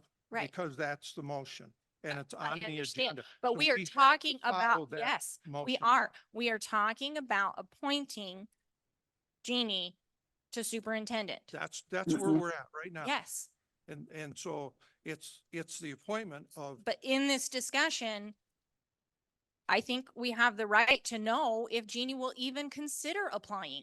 you should have known that before you made the motion. I do know that. Do you? oh, wow. You need to know that. What does point of order mean? Point of order is to be back on track. I am on And track. she has a right to make that, to call that. I am on Anyone track. has We a are right to call talking point of about order. Jeannie as superintendent. Could I, Yes, go ahead, Doug. Ms. Dwyer, would you be willing to submit an application and be considered with the 8 applicants if it comes to that? No, I would not. Okay, thank you. Okay. Well, there you go. Can I ask why? So, several months ago, when we lost our leader, I stepped up. I took on I took it on. It was new for me. I had to learn a lot. The learning curve was huge. And I came in a time of, total unrest. I mean, this board is so dysfunctional. I think you all would agree. There's a lack of training for all the people involved, right? You included. Maybe more training would have helped you prepare your motion better. I don't know. I've been accused of knowing it all and I'm not stopping it, which I didn't know what was happening. I was having conversations with legal. Kendra and I had a conversation in that I thought because of the way you made the motion in lieu of doing the superintendent search that it was a proper motion. I didn't know it wasn't at the time. And I was quite taken aback of the conversation happening. Anyway, so I have taken on a lot of responsibility. So I took on the superintendent position. I also am the executive director of inclusive education. That is a very big job. That's a full-time job that keeps me very busy. I am unable to get my job done in the hours of the day that I'm allotted. I work hard at that job and I have a lot of support. But being second in seniority, I was asked to take on the superintendent position, which I did. And I took it on with open arms. And I promised to do my other job the best that I could. And then we fast forward a few months later and our director of human resources resigns. And who is left to pick up those pieces? Me. So now I'm doing 3 jobs. And now let's fast forward a few months forward. And our board secretary to the superintendent quits. So now what am I doing? I'm drafting agendas and I'm learning all of the things about agendas and booking travel and finding training for our school board trustees that I'm willing to go to as well. I care so much about Douglas County School District that I've done all these things, and I've had an amazing team. What's left of them at that table helping me, and they appreciate me and they support me and they're willing to do whatever it takes to help me keep this district going in the right track, in the right direction. And I've done those things with open arms, and I've not judged any one of you. I've worked to build relationships with every single one of you. And do I agree with everything all the time? No, but that's not what it's about. This is a business about educating children and raising good humans that are prepared for their future, whether it be college or careers. I think there's so many other things that we have to keep in mind when we're thinking about the work we do up here. And I've been willing to sit here and work with you and stay here and keep coming to work every single day and keep coming to these board meetings. These are hard board meetings. I get to work at about 6:45 every morning. And on board meeting days, I don't get home till midnight or later. And I have to get up and be at work again at 6:45 the next day. So I have devoted my heart and my soul to Douglas County School District, regardless of what's going on, because I care so much about the students and the staff. And they don't have a choice. They want to come to school and to work every day. And we are here to make this place a better place to live and learn. And Douglas County used to be the Lighthouse District. We were #1 in the state. And I go to meetings, I go to state meetings, and people reach out to me and ask me, are you okay? I've been watching what's been going on, and I'm so sorry that that's happening to you in your district, and it's embarrassing. But what do? I put a smile on my face and I tell them, you know what? We're going to make it better. And I believe that in my heart, that we're going to do better, that we can be better. And so I am here. I've been here. I've been doing the job and all the jobs, and I will keep doing them all no matter what you decide, because I care about Douglas County School District. But if you're going to make me apply and go through an application process, I'm not going to do that. I feel like I've been through the application process. And if I'm doing something wrong, or you have feedback for me about my leadership skills, I would ask you to talk to me. Some of you do talk to me and come to me. Some of you do not. Susie, I would have loved it if you would have asked me my opinion about why I said that, and what EPIC is, and what Modern Teacher is. And EPIC learning is not going away. EPIC learning is best practices in education and in teaching. EPIC is empowering learners, preparing learners, inspiring learners, and connections with learners. What about that do you not want? I would ask that. Speak into your microphone, please. In talking to many of the high school and middle school teachers, they don't like being micromanaged. Yep. And I don't, we've had Modern Teacher, this program, for about 5 years, and test scores have only gone down. I feel it takes time away from academics. It seems to work in the elementary schools, but the middle and high school staff don't seem to like it. And our test scores are not going down. They're actually going up. Our chronic absenteeism rate is going up. And so there's been a lot that's happened in the last 5 years that we have not been able to control, none of us, right? And so I would agree with you. Modern Teacher was a good start, but I don't agree with continuing that work, because I don't agree with making teachers watch a module and show a group of people walking through their classroom that they can put it on the wall. That's not teaching. That's Right. not best practice for students, right? Right. And so the conception is that's what EPIC is, but that's not what EPIC is. That's Modern Teacher. and we've moved away from that. And I would love to have conversations. Leslie and Shannon are so well versed in this, in responsive instruction and differentiation and all the things. The portrait of a learner, they could go on and talk about. We've done exercises with schools and with the community on portrait of a learner, and people are really engaged and they're really excited about us modernizing teaching and instruction, about us empowering our learners, preparing our learners, inspiring them, and making connections in our community. And so that's epic. Jeannie, can I speak? Can I speak? President Burns to Jeannie. May I speak Yes. to her? I can be done. Okay. I'm here. Okay. I'm Go ahead- willing to go be ahead, here. Heather. Okay.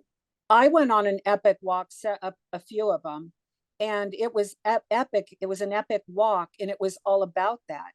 Vision boards, SOPs, the whole thing.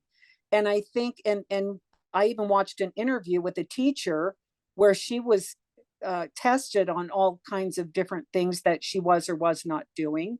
So I think teachers want to be unique in the way they teach, not just a cog in a wheel that makes this teaching thing go. So I was on an epic walk, and it was all about stuff on a wall. In all fairness, thank you. And so we've changed the way that we are doing walkthroughs this year. It looks very different. Those components of Modern Teacher were important. Those were the ground level, the building blocks of moving forward. And so we've moved past that, those things. Teachers do have a code, and they have a mission, and they understand why they need to share that with theirs or work through those with their students. And they are individualized for classrooms. SOPs are a thing now. They're just something we do all the time. And quite honestly, they're something teachers have done forever. Susie, I'm sure you did them in your classroom.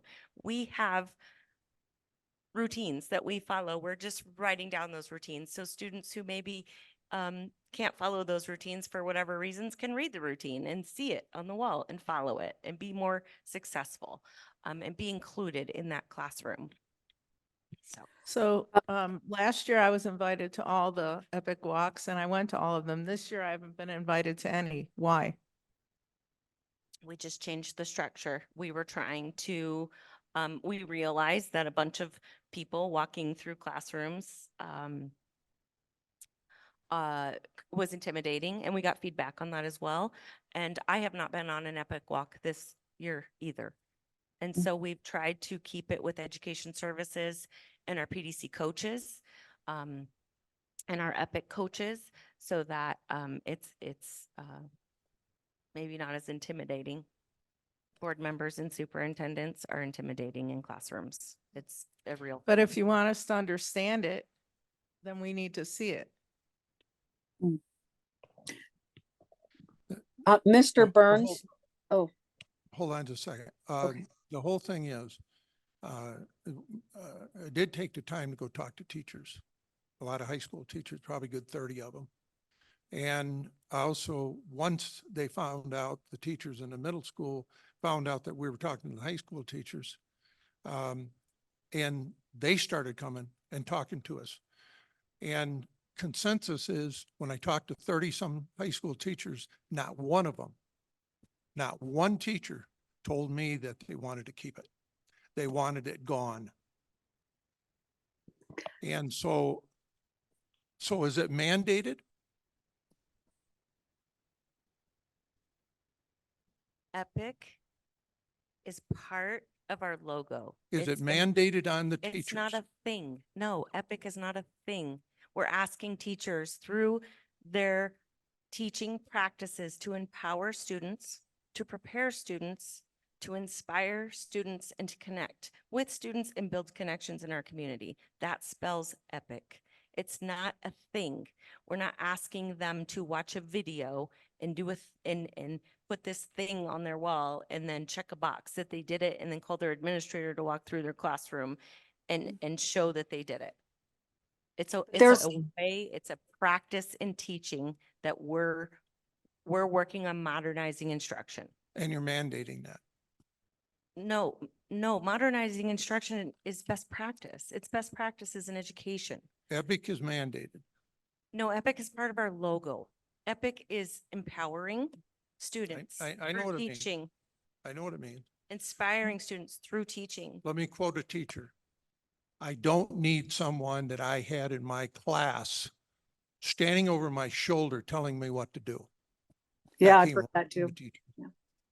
Many teachers said And that that they was were micromanaged by the coaches, Oh. and these are the finest teachers in our district, the best. They're all master teachers. They're phenomenal teachers. They don't need someone looking over their shoulder. I would not have liked that at all when I was teaching. I believe in the teachers. I believe we have just some of the best, and I'll say, step out, say in the nation. I'm amazed at some of these teachers. Very professional. And you know what? I trust my kid, and they can take them and they can change whatever they need to change to make my kid successful. That Yeah. I empower to the teacher. Yeah. And then they can only prove one thing if it's wrong, that my kid fails. That tells me they didn't do their job, or at least tell me why my kid failed. If it's my kid, I'll deal with it. But I want to trust the teachers. I believe that our teachers have the empowerment to make our kids more successful than ever. If you're using number one in the nation, or number one in the state, we are, you're using niche, N-I-C-H-E. I heard that time and time again. And niche is Point of order. Mr. Burns, may I say one more thing on this whole matter in closing? This is Catherine, may I? My Go ahead, last thing I'll say, I went to Keith when he was still superintendent, and I sat down with him and I said, Keith, what does it take in Douglas County for a student to get a diploma put in their hand? What do their grades have to look like? And he said, they can have D's, straight D's. And I said, you're kidding me. He said, no, they can have straight D's. I said, are you cool with that? He said, no, that's just the way it is. And I said, I'm not cool with that. And if that's something we're saying we're proud of, I mean, we're not even expecting C's. I don't see that as a good thing. I think there's room for growth there. And thank you. That's all I wanted to say. Thank you. Okay, we got a motion on the I floor. have something. Well, go ahead, I'm Doug. sorry. Doug needs. You guys have all had a chance to talk. I have a few questions. Am I allowed to ask questions to Mr. Dwyer? What? Did once, I think you can again. I Okay, allowed it sorry. Before. What happens if you're superintendent? What happens with the job that you've had and that you are very good at? Well, I have staff. I have an assistant director that might possibly be interested in that position. We would post the position. As superintendent, one of my goals would be, I have to look at our budget. We are losing money fast because of our enrollment. And so I think we need to look at restructuring departments. And so in my vacancy, we may have to restructure some things. I'm not sure. But I have staff that I work very closely with, and they are very capable. Okay. Another concern I have is when Keith Lewis was superintendent, I don't feel like we as a board had a hand in determining who he was hiring. And I thought that was something we do now. Part of the issue for me, you guys talk about, coming by the school and everything like that. I got into being on the school board 3 years ago, and it was an open position, and I ran and I won, not knowing what I was getting into. I'm very busy with 3 jobs in a construction company, and recently my business partner just retired, so now I'm taking over the books also. So I don't have the time to research all this stuff like some people do. And I'm always looking for ways to streamline things. And so like at the last meeting, when we had this vote, it seemed to me like, whoa, this is really nice. We could just be done, no more vetting, no more anything, and have this position. But afterwards, I was a little concerned that, I hadn't, people are all concerned with, well, we got to go through a process, and all of a sudden we weren't going through a process. So some of my concerns, now that I've had time after that meeting to consider you as superintendent, is the issue of, hiring who's going to be hired. Is the process that you select somebody and then they come before the board for approval, or? So the board governs the policy, the board policy that directs the administrative regulations about how we conduct business. So you have policies, we have policies and regulations in place that we follow. So when we do any sort of hiring of employees, we follow a process. It's the same as with the superintendent, right? So we have to screen applicants, we have to review applications and make sure they meet criteria. We follow exactly the same rules as far as people on the interview committee, interviewees being given the same activities and questions. We write down everything they say and we turn it into human resources. We make decisions as a team. And then what we do is we bring them before you, and that's the personnel report that you get in consent. And so we bring them before you. We also bring before you anybody who's resigned or retired, I've right? So seen you those, see yeah, those yeah. personnel reports. So that's what the board is approving. You're approving the process, that we followed the process to hire the people or fire, right? Depending on what it is, or allow for the resignations or what have you. So it is not a role of the board to solely approve or disapprove the hiring of employees. It's your job to be sure that we follow the policies and procedures in place when we do hire employees. Okay. Just to continue, some of the concerns that have come up for me in the last few weeks is examples of things that have happened in school. And again, because I'm not in the schools all the time, I just hear these things and I have to take them. I don't know if they happen or not, about transgender students being allowed in the opposite bathroom, that has happened without going through the procedures that are in place. I've heard about teaching of Thanksgiving as pilgrims poisoning the Indians, and Yep. I happen to know that that's not true. And I've heard about a girl coming out of class crying because she was white and she was apologizing and wishing she wasn't white. So I heard that. things that are being taught in class in our district, which are supposedly conservative district, they concern me. And the fact that these things are going on while you've been involved as superintendent, they concern me. Those things concern me too, deeply, and I've not Mm. heard of one of them. So I get emails forwarded to me often from Dave and Linda and Yvonne and Carrie, often, daily, of parent complaints. Dave and I went back and forth today a couple times that he just said, I need you to be aware of this and I need you to fix this.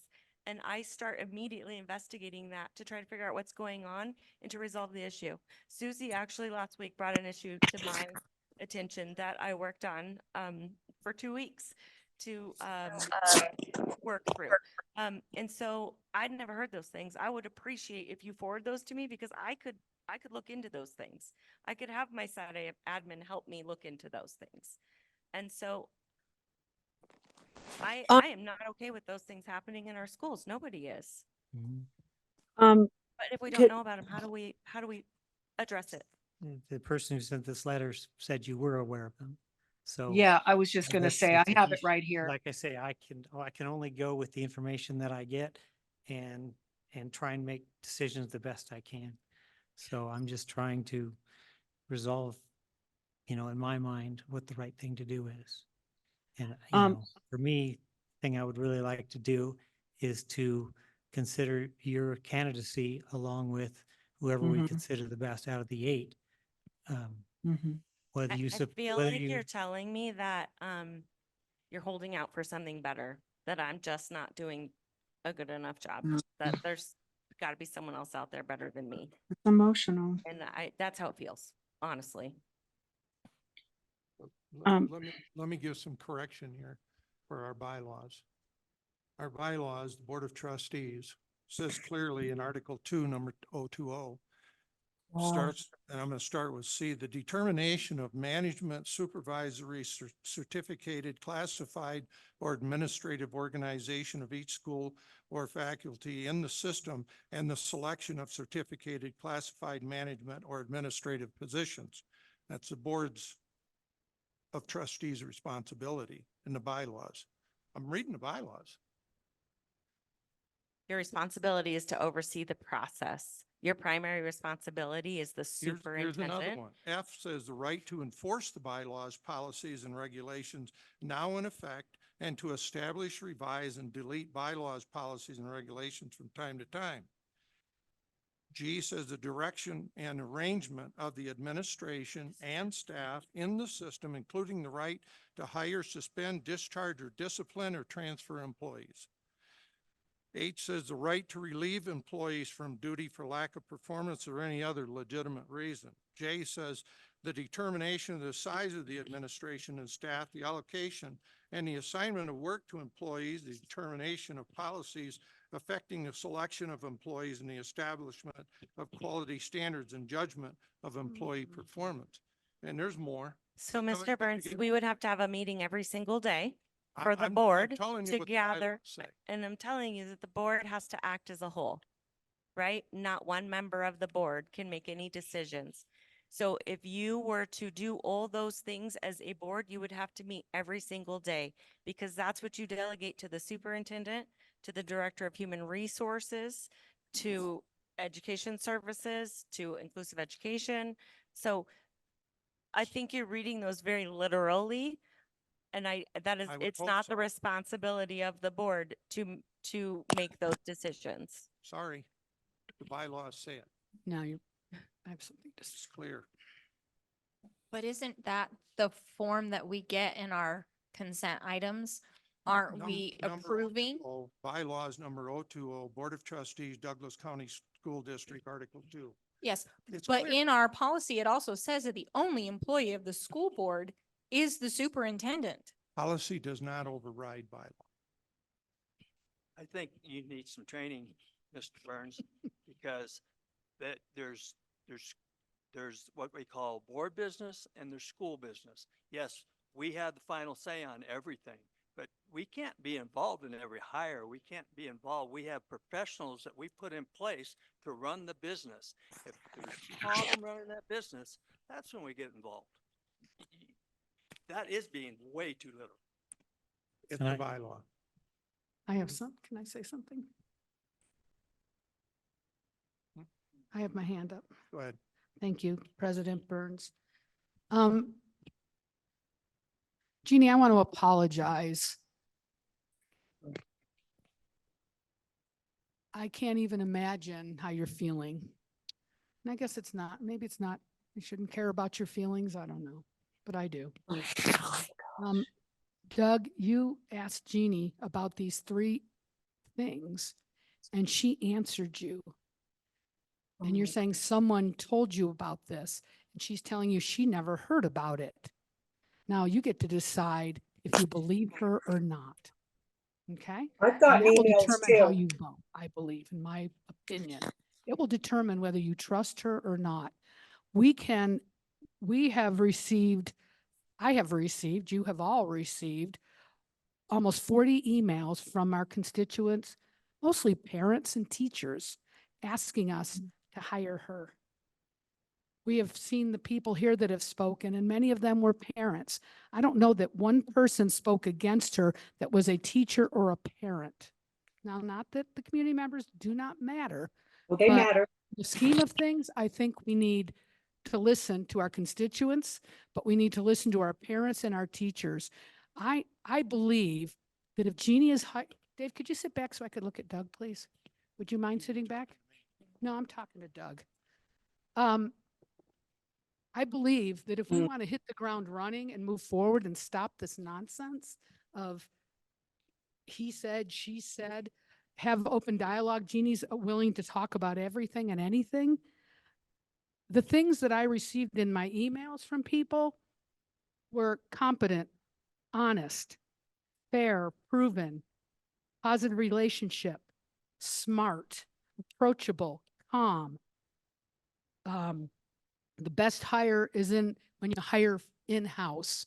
She already knows the district. She has I bet if we polled those people in the back of the room, I bet every one of them would want to hire Jeannie. And these are the people that work for her. So I don't know why we would want to roll the dice like we did last time. Well, we dodged a bullet last time.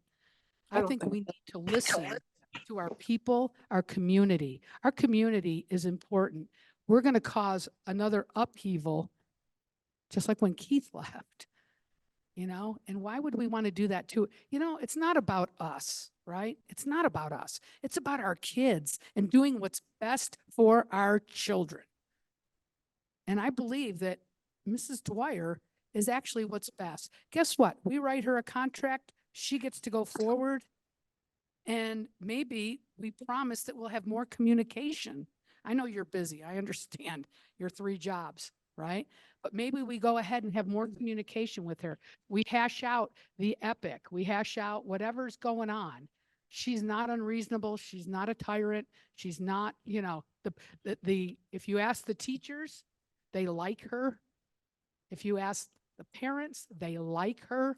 Why would you not want to hire somebody that's got such a high approval rating just to roll the dice bring somebody into our community that doesn't know our community? We don't have any other in-house. That's the best hire you can do is in-house. So why would we not want to do that, Doug? I think, like they said, many people came up, said, unfortunately, this always seems to land on your shoulders, but I don't know why. When you read all the emails and all the accolades, and she sat here and told you she will not, it's an insult after she's been doing this job for 5 months. She's been doing HR. Look at all the people we've lost. Maybe we'll be able to hire quickly some of these other positions and fill them. I think going outside and trying to go through a process right now, being so short-staffed. When Karen was here, she was integral, if I'm not mistaken, Mrs. Dwyer, in helping us with the hiring I believe HR did a lot for us, correct? So now we don't have those 2 positions. Okay, So need we to- are, excuse me, I get 10 minutes. Had your time. No, I didn't. You've been back to 3 times speaking on, I haven't. on 2. That's not true. Anyways, in closing, I think I'm asking you, Doug, for your vote to hire Mrs. Dwyer. Thank you. Mr. Burns, may I speak quickly here? Linda, this whole idea, and it's constant, that you appeal to this emotion and assume and throw out there the idea that there's no kindness, that there's meanness if you don't do this or that you're just mean and you're not caring and all of that. I didn't say that. You really did in a roundabout way. The way that you present your other school board members is really not okay. It isn't okay. And I think that you need to look at that. This is not everything's pushed on emotion.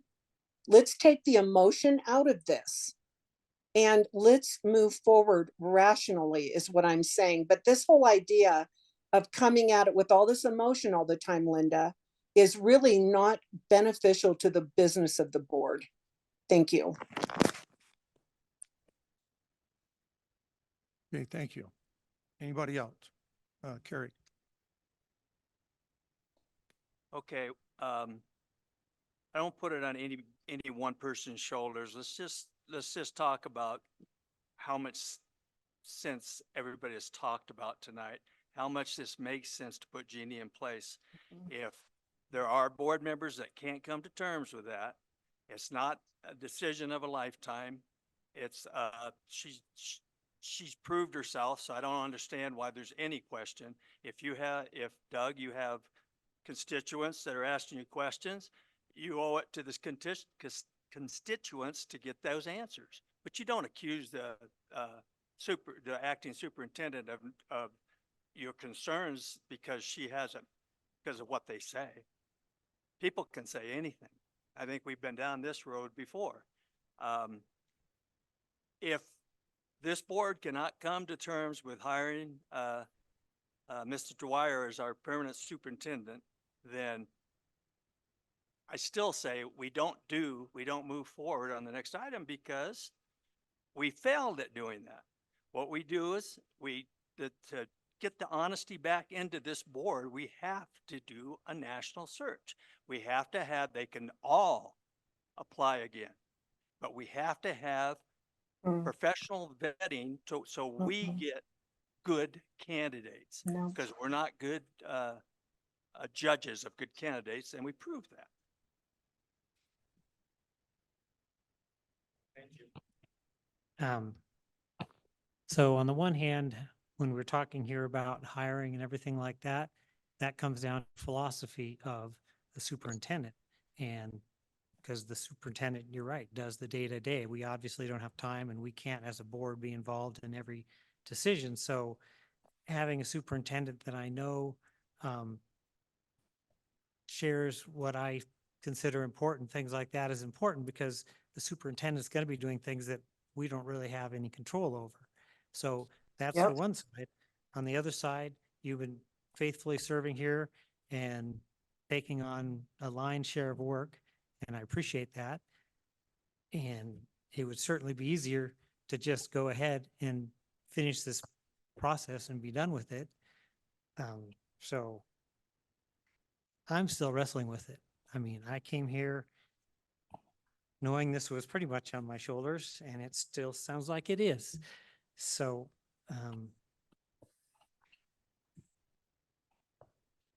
I got on the board because my concern is I've seen what's happening in our nation. I've seen just the horrible things that, you know, I don't want to use the term, but I don't know how else to describe it, but just the woke culture of, you know, this whole transgender issue, diversity, equity, inclusion. That is not equality, that is equity, and it's not the same thing. I got on this board because I've seen what's happening across our nation, and I didn't want to see it happening here.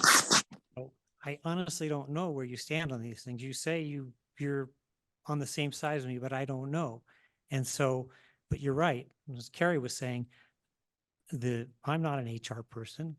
You know, I went through the previous ones and I like Mr. Ramirez because of his experience. I didn't vet him as far as all these accusations that were out against him. That didn't come out until later. But as far as experience and, you know, part of being superintendent is not just being liked by everybody. It's the ability to make decisions and the hard decisions. You know, right now we're in we're losing students and we have to, you know, maybe losing positions is a good thing. It's like attrition is a good way when a company needs to downsize is attrition. So are you willing to make those hard choices, you know, where, you know, maybe we don't fill a spot? I have been making the hard choices, and I told you I will continue coming to work every day, doing what's best for Douglas County School District, working with a team of people who's amazing to do the best that we can do with what we have, right? It doesn't come down to my decision, just like you. It's not your belief system. It's the board working together as a whole, right? Working together to come to a consensus, to compromise. We need people from different backgrounds to be making decisions for our students because it shouldn't be one way. It shouldn't all be someone's opinion, some one person's opinion, or one set group of like-minded people's opinion about how we run our district. All of our students are coming to us from different backgrounds. And so it is our job to make hard decisions. And there are days I have to make decisions that, you know, I struggle with making because of my own belief systems, right? But I have to consider all of the things when I'm making decisions for all of the students. Well, there is right and there is wrong. Yeah, And that's I'm afraid in our culture, we're getting away from that. That is true. We have laws that we have to follow. Yes. Right? And so I try really hard to follow the law in the NRS.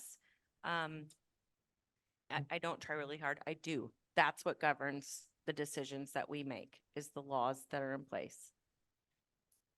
Yeah, That's well, I mean, and how it works.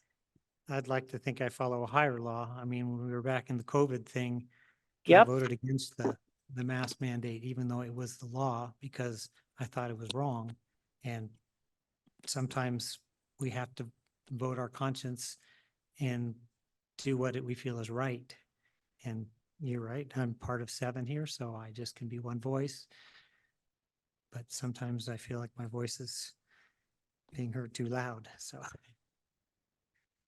I think if we look at this and we have 8 candidates sitting there, I think it's unethical for us to bypass them. I because agree. They actually applied, and some of them applied before Jeannie even said she wanted in. So I just think it's unethical and unfair to those that are sitting there. I'm not saying anybody, I don't know them. And I'm not saying Jeannie's bad. I'm saying go through the proper procedures and process and recognize and be ethical about this. And if they're not the ones, then you don't put them in. It's as simple as Yes. that. Yes. Yes. Is she- Go ahead. So earlier this week, or end of last week, I emailed Doug and I asked him to call me because I wanted to know what Doug was thinking. And he called and he said that he was very concerned about EPIC and about DEI. And I hope that Jeannie has been able to resolve any questions that you had about EPIC. But I think there is a misunderstanding about DEI from a political viewpoint and an inclusive education viewpoint. And that's where I think there's been a disconnect, because the right, and I am a conservative person. I vote my conscience. I will always vote my conscience because I believe that we do answer to a higher power. We need to understand that we are all created differently. We are a diverse culture. Our students come from such diverse backgrounds.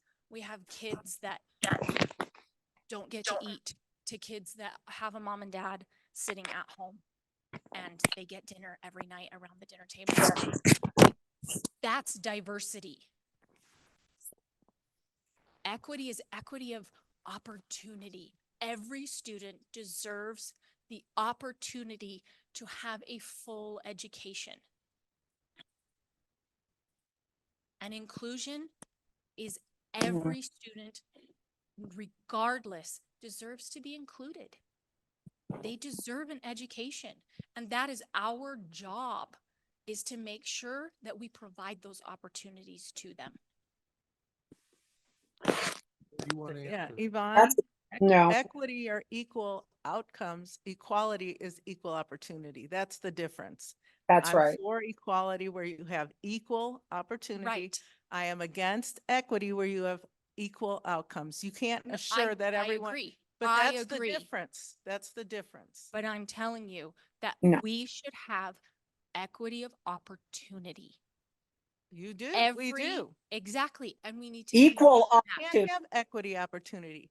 Equality is opportunity. Equity is outcome. They're two different things. Yes. We make our own outcome. That's right. So we agree on that. And that is good. We No, agree I don't agree on DEI at all. Not No. what the definition is. But DEI is not being taught in our schools. Can I speak to that? It is not being taught in Beth, our can I schools. speak to I that? have students in this school district.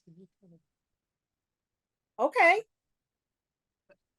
Can I speak to I that? have students. I have 3 that have graduated. I have a senior, I have a sophomore, and I have a 6th grader. I also worked in the school district for 6 years. Okay. What you are saying is being taught is not being taught. I go into the classrooms. I volunteered in every single classroom that my kids have had. None of their teachers are teaching CRT or DEI. It's not happening. Okay, can I You are speak to? creating something out of nothing. No, that's not true. I'm Okay, s- Catherine? We had, if you look back look at every one of the videos from the time that we first started, I can't even remember the month, but it's archived, where there was a counselor that actually deals with children in a very vulnerable time in their lives that called up and said DEI and this and that is just great. And what is wrong with it? And what is wrong with you not wanting it? And all of that, and was very upset about it. You know, there's a lot of different ways that those things that are social justice things and different theories that are being taught. Of course, they're not going to label them that always, but they still have that flavor. And there is no, first of all, morals are not taught in school. They're taught at Point of home. order. Thank you. Mr. Gilbert's asking us that we're saying we're Yeah. not on topic. Yeah, we got to get back on topic. We got to get back on point of order. So we're back to, on the point of order, number 4. The appointment of the acting superintendent to the superintendent of schools. The board will discuss and take action regarding appointing acting superintendent Jeannie Dwyer to the permanent position of superintendent. We have a motion on the floor and we have a second. Any last comment? Short comment. Very short, I promise. Go ahead. Mr. Burns, I just would like to, what you said is that it is unethical that we do not look at those other 7 or 8 or whatever. I think that's not, I don't agree with that. I don't think it's being unethical. I don't believe we owe anybody anything. They put their application and we don't even know of those 7 who are still looking for jobs. We might call them and they might all be hired. So it's not unethical because they just threw their name in it. I just totally disagree with that. And I don't think we owe anybody anything. Sorry, Susie. Okay, that's fine. Okay, we're going to take a vote. All in favor of appointing Jeannie Dwyer as the superintendent, say aye and raise your hand. Aye. Aye. Aye. Those that oppose, say nay and raise your hand. Nay. Nay. Did I get Catherine's vote? Yes, nay. Thank you. Okay, the motion has been turned down I am sorry, Jeannie. and I'm sorry too. That's a shame. And I'm sorry to the staff. we'll move on to number 5.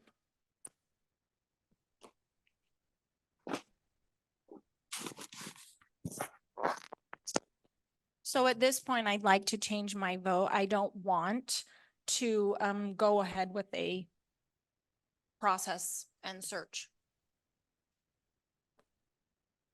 No, last meeting, we voted. I'm changing my mind. Doug did, Catherine did. Why can't I?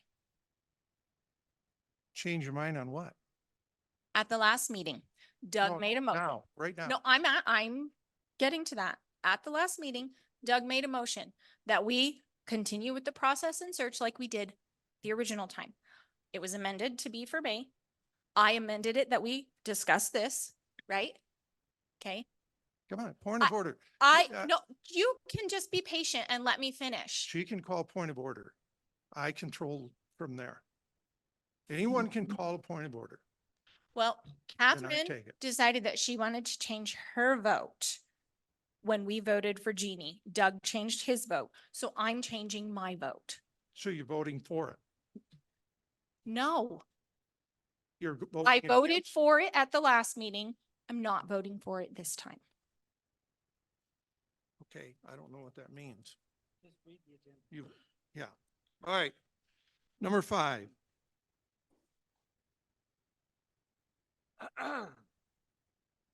Number 5, search process for superintendent presentation. Well, you want to, Mrs. Dwyer, you sent me some information. Do you have any other changes from that, or do you want to address what we have? Is what you sent me. I don't know if you sent it. so we have 8 applications that have been redacted. Personal information has been redacted. Okay. That we are, ready to post. We can post immediately. And so in this, you need to, discuss the process and the timeline that you're going to follow. The, screening tool. I attached the screening tool that you used last time with the screening criteria that you agreed upon last time. So you would have to just, take this time to discuss that to see if that's what you would like to continue to go forward with. We would be able to post those applications right now. We're ready today to post them, so that the public would get those applications at the same time as the board. And then, I would ask that you come up with a timeline and schedule, your next, a special meeting to discuss your screening results and determine your top 3 applicants. So So we're at we 8. post the applications. we're at You 8? need to discuss your screening criteria. You need to discuss a timeline. You need to put together a date for when you will meet to talk about the screening of your applicants publicly and why you screened them the way that you did, why you ranked them the way that you did. Vote on your top 3 applicants if that's what you choose to do. That's what you did last time. So I'm just using that number. And then you would, move forward with interviews. Okay. All right, But so we- that's the timeline you have to discuss today. Okay, great. And that is 8. that There we- are 8 applications. Thank you. Okay. Can I ask a question? Just a minute. Hold on. You made the original motion way back on this, right? So in order to, yes, you made the original motion, so I'm going to give you opportunity. I mean, if you don't have to, but to make that change according to what Jeannie said. I'm talking dates and stuff. This is why perhaps it would be good to discuss things before we have the motion. Okay, Um, okay. I'll go- because basically to start the conversation off, my motion is going to involve the issue of looking at the 8 candidates, running them through the screening tools. And since I think we could probably do 2, because I think that would 2 candidates, but I'm open for discussion if you guys want to do 3. And I think would be, we would have these resolved and brought before the board at the next meeting. We've been having plenty of special meetings. We don't necessarily need to do that. And then at that point, we have a special meeting to have an interview. I like That it. would be my thought on how the motion would go, but. go ahead, Okay, Yvonne. and I'll agree with that because there already had been a motion by him from the last time. And so I'll agree we can have discussion in order to fine tune the motion. Of those 8, have they been contacted to find out if they've accepted jobs elsewhere? Or I don't know. No, they have not. will that happen before we get the applications? Because that's something I would really like done. Yeah, I would direct that in the motion for sure. Yeah. Of course. Yeah, no, we would that would be part of the instructions, I would Okay. think. Yeah.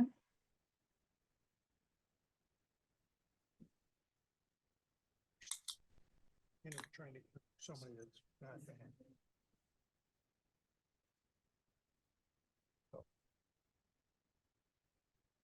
Discussion. Any questions or discussion on? So at the last time we did this, the tool, the 3-page paper that Kira put together on the criteria that she put together, I should say, for us screening, I felt like it was a lot redundant. I thought that it was a little cumbersome to read through with every single point in mind as I'm going through these applications, trying to make the best decision. So maybe we go through that and say, you know what, let's refine it. It's a district. I was gonna say, I no, thought the it was last district time. didn't put it out. No, the screening tool, the tool Yes, is a district tool, well, that's what this. But the yes. criteria you came up with, actually Kira came up with it and then you guys went through it at a meeting and she edited it based upon your input. And this, I'm sorry. Wait a minute, wait a minute. So I thought you were just talking, are you just talking about that sheet? This The here. scoring sheet? This that we, no, Okay, not the that, scoring okay. sheet, it is 4 pages, I'm sorry, it is 4 pages, not 3. Item number 5. Okay. I felt like as I read it, it was very wordy. And I know lawyers like words, so, I would like to sift through that and cut that down.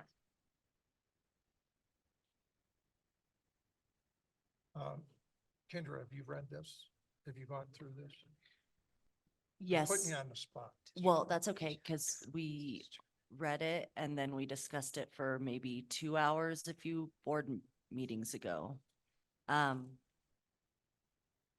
So I didn't draft it and I probably wouldn't have drafted it the way it stands Okay. today. So you're saying, and now I want to ask, I truly believe, sorry, go ahead. I want to ask Jeannie, because I don't think we should be doing it as a board. I think the question should come from legal counsel and Mrs. Dwyer. Are you good with that? But if the board's good With Kendra? No, so you have, this is your decision, so you have to come up with the criteria. Or you assign a firm to do it for you. That's how this works. So because this is a public decision, this is the board screening applications, you have to come up, you're the interview committee, so you come up with the criteria. Okay. I'm able to give input, but it's not for me to come up with. You have to agree as a board on the criteria you will use when you screen applications. Yvonne, are you referencing more, not the first page? That's the interview process. You're talking more of the questions and such. So right, so we're supposed to rate the applicant 0.1 to 3.0 and anywhere in between on all of these things. And not that all of these things are not important, but a lot of these things are really difficult to tell from a piece of paper that you have in front of you. Did, Linda? I want to change the flow of this just a little bit, President Burns. We've never discussed about a firm. I think I would like to have the discussion about hiring a firm for this. I know it's going to cost some money, but we just endured a search process the last time and it cost us time and energy and money. And we don't need to try to be right. We need to get it right. I think, people don't leave organizations, they leave leaders. And I think it's important that we do get this right. If we're willing to spend big dollars on our legal and we continue to do this, we should then be equally willing to spend big dollars in searching for the right fit, a CEO of a school district. In the beginning and the end of the day, let's keep in mind, it's about the kids. It's not about us. It's about getting it right for our kids. So therefore, I would like to, Of course. kind of talk a little bit about bringing in a firm that will get this right. I know I talked to a firm over the weekend. I was at a conference and they explained to me how it works. And what they do is they meet with us. We're their boss. They sit down individually with each of us and interview us and get to know us and what we want in a superintendent. We all have different experiences and we all have different things that we want that are important to us. So they do that. They gather all that information. They help us prepare the community for us to hear from our community and our teachers and what they want in a superintendent. Because it's not just about us. This is a superintendent that represents our Douglas County School District. So there's a lot of stakeholders and they will come in and help us with that process. They will then, if whatever we have, or they can put out to the, Jeannie, I forgot what association you said that advertises. Remember, Ms. Dwyer, the AASA or something? That it's an association that does this, that is for superintendents to hire, to go out and look for superintendents nationwide. They'll do that for us. They'll bring, after we've done the community and figured that out, they've come in and talked to us. And then they look for, and I may be skipping a step or two, but then they go out and they look for the best. They interview them. We won't get people that are on probation. We won't get people that don't have the right certifications. I bet if we ask people on our board, what does a superintendent need to have? Ms. Gilkerson, I'm sorry to do Okay. this, but I have to advise that at the last meeting or the special meeting. Oh, am I? Yeah. I'm sorry. No, I know, and I just, I apologize.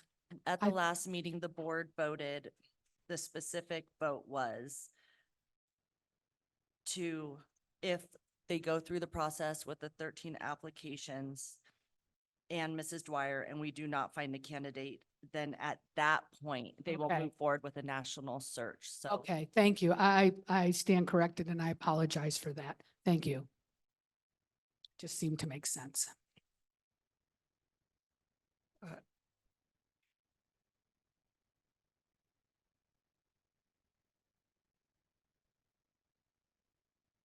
We have a form.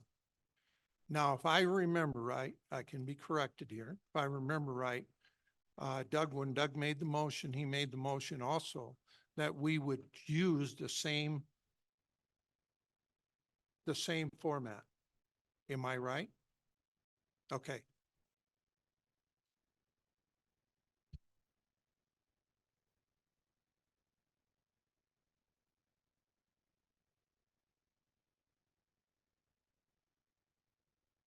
Well, while you guys are discussing that, I'm working on writing something up.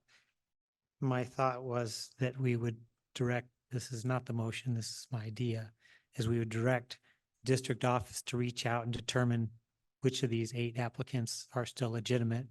And then they would distribute those as they found from the clients that they are available. They could, because we don't have to get them all at once. We could get them as they come in. Yeah, no, I know that. You would get them all eventually, but I'm just saying, it can only go through them one at a time.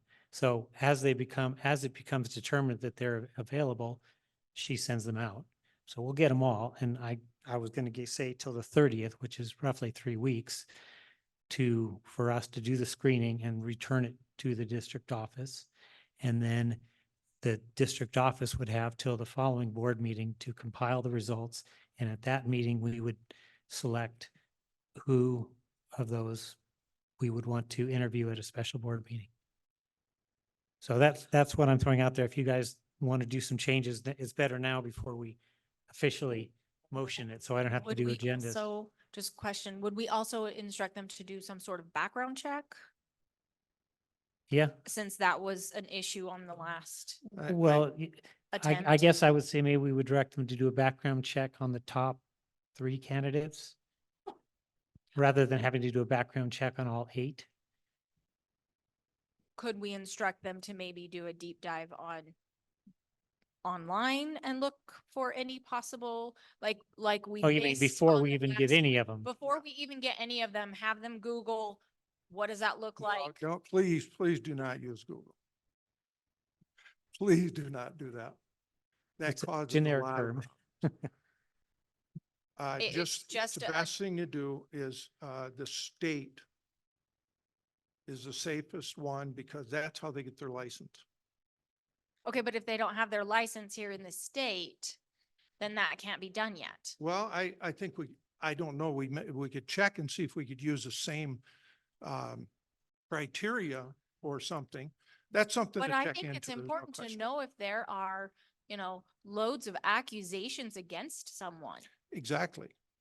But if you Because start it- doing that, Because it bit us hard last time. I know. We dodged a bullet. I know, there's no question that we and I'm looking at that and I am hearing that we need to have that. I believe we need to know the background check beforehand. So saying that, just, to come back on track with this, what I'm saying is have someone, I don't know, would our sheriff's department do it? Would our attorney, would our That would be a good district question. attorney do it? I don't Maybe know. for Jeannie, since she wears the HR hat. Mrs. Dwyer.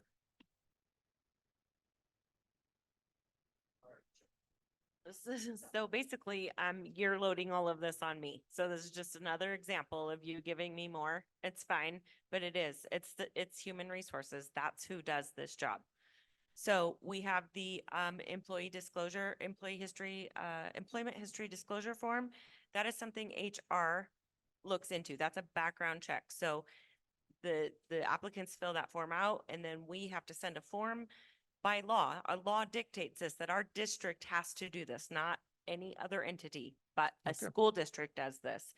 And we have to send that form to all of their past employment, asking questions, verification of work history, right? Many of the applicants do not have a license from Nevada Department of Education, and we know Nevada Department of Education requires fingerprints. So we know they've been background checked and have fingerprints done. There are reciprocal states. I would have to look into the candidates to see if they're licensed in a reciprocal state, to know that which means that those states have the same criteria that Nevada has. And again, it would be me or my staff reaching out to the candidates to find out if they're still interested before we start that process. So that's how it would look. You would motion, you are directing the acting superintendent to contact the applicants to see if they're still interested in the position, and then conduct the background checks. And that would be Douglas County School District staff, which would fall on me, the acting superintendent. Yeah. I understand that, but I don't want fingers pointed. And I don't think it's a good idea to have one person doing it. There needs to be at least two. And I'm doing that only for the protection of well, mostly Mrs. Dwyer. So nobody can say, you didn't do it. I don't like that. Do you volunteer? Right there. I'm waiting to hear. Yeah, and we don't need, until those background checks are done and they're available, they don't need to come forward to this board. So we have to conduct again, the applicant disclosure form. We have to do that by law. NRS says we have to send that. However, it has been suggested to me that you guys could motion to hire a private investigator to complete background checks, a more thorough background check on the top three candidates, on your top three candidates prior to. I wonder if Pool Pack has them for that. So we could return the submittals to the district office. They could give us the top three, and we could hire somebody to check into their backgrounds. We're getting closer and closer to the cost of the hiring the firm. Actually, these guys would be fairly inexpensive. It'd be maybe a couple $100, $500 tops to do this. And it would be something that'd be done in 24 to 36 hours. And these guys, I mean, I've worked with people like this. There's about 5 or 6 of them in Douglas, Washoe, different counties. That's what they do. And it's just a suggestion. Again, you guys are bringing this up. This could definitely, and they would have found everything that was determined last time. So, I mean, it's a pretty extensive search, but this is what they do. And it's all computer based now. They find it in hours, not days. Just a suggestion. So would this have to go on a future agenda item to hire someone? Because that's not on the agenda. We're that we have discussing here. the process of Okay. hiring the That's, superintendent, so I'm I, just checking. So I got in trouble last time. Talk about a firm as a process. because the vote specifically stated that the motion specifically stated that a firm would only be addressed if this failed. And another suggestion is, and regarding the process, is that after each individual trustee scores the applicants, uses the screener tool to score the applicants, then we have another meeting, whether it's a regular board meeting or we have a special meeting where you come together and the scores are tallied in the public. So that way they could make public comment on the scores. They'll have your screener tools. They can make public comment on certain scores. The scores are discussed and tallied in the public at that time, and then the top three will be determined at that time. I'd make a suggestion as well, that when each one of the board members are completed, that they put it in a sealed envelope, turn it in, and then the envelopes are actually opened in public. So there's no question anybody's touched them. That's just my thinking of idea.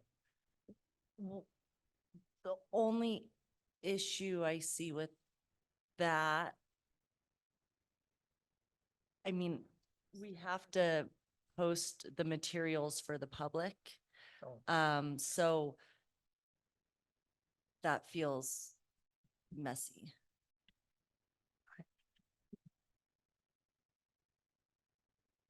Question.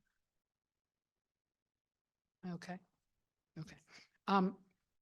Would it be possible, whether it's not going to happen today, but we could agendize that we do have a special meeting and that we get trained on, so that our scores were all over the place last time. Wouldn't it be nice if the top three that were chosen, at least we were all kind of within the same ballpark? Because we're comparing apples to apples, and you're not looking at oranges and I'm looking at apples. Is there a way we can do a training? I'm not sure that everyone knows what has to, I mean, like we talked about this before, about they have to have certain certifications. Does everybody on here know what they have to qualify for a superintendent?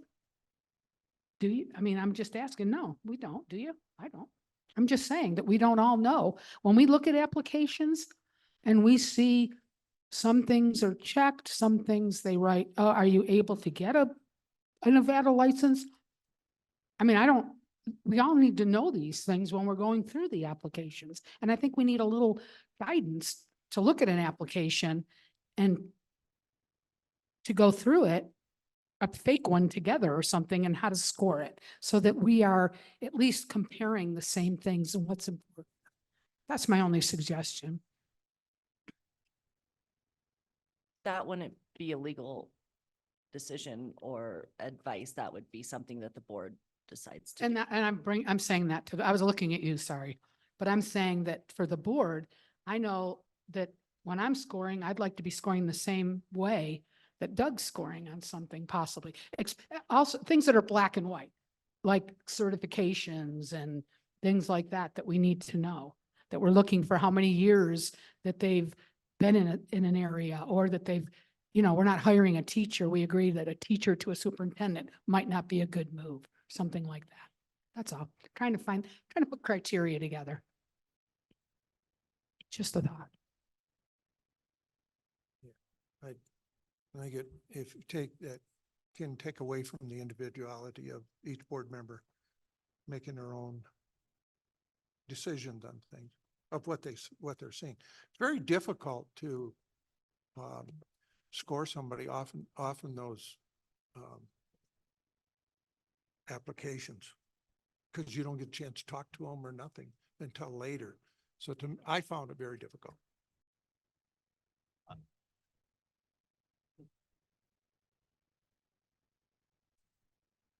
Oh, I'm sorry, Karen. Oh, that's okay. Full disclosure, I'm gonna vote no anyway, so, because this is exactly why we shouldn't be doing this, and we should go to a national search firm.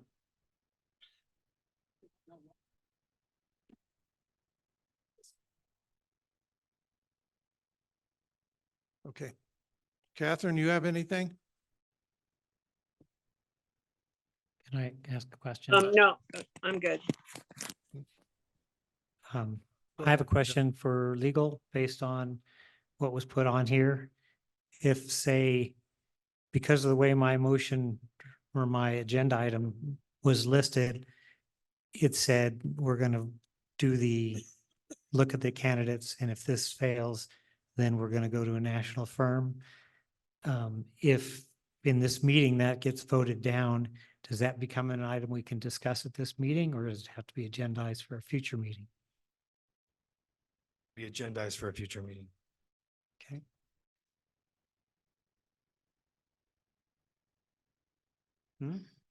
We don't have a motion yet. Not a complete. Can I ask another question, Mr. Burns? So here, is this where we're discussing like, you know, years of administrative experience?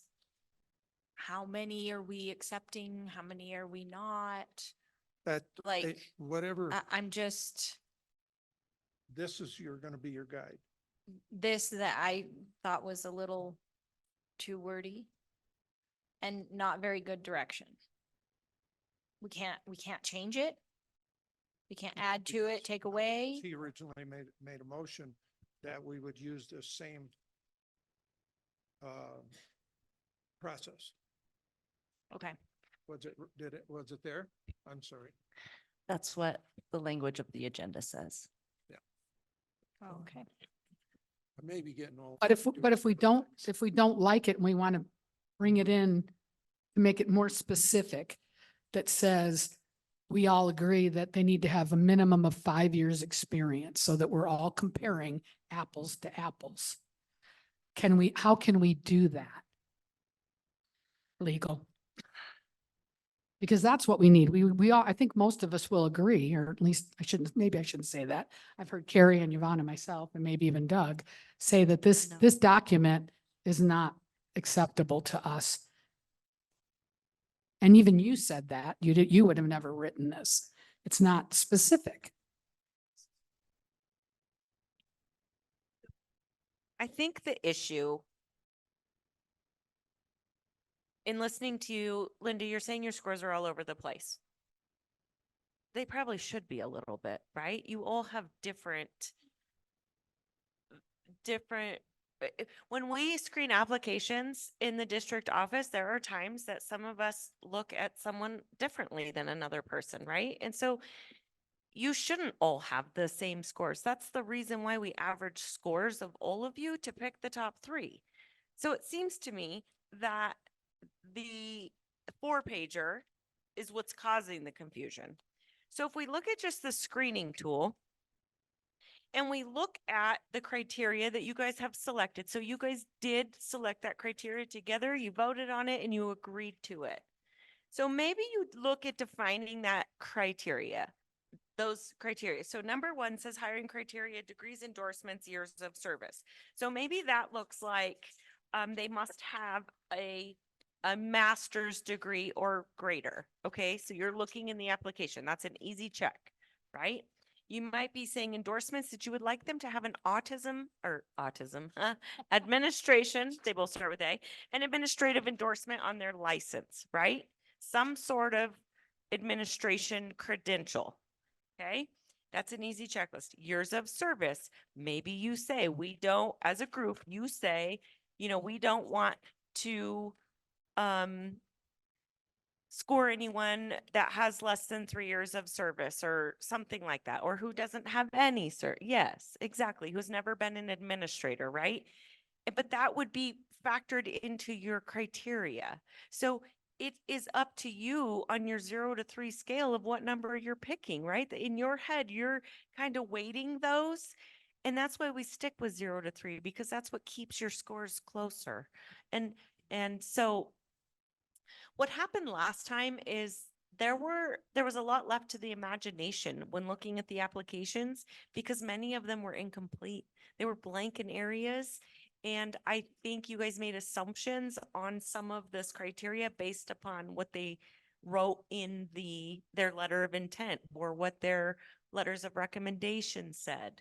And so there, it was a bit subjective.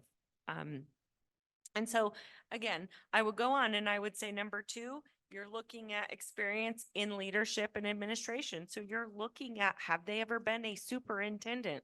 Have they ever been a principal, an assistant principal, an assistant superintendent, an executive director, right? So maybe we don't look at the 4-pager, but we look at the screening tool and you determine what that looks like.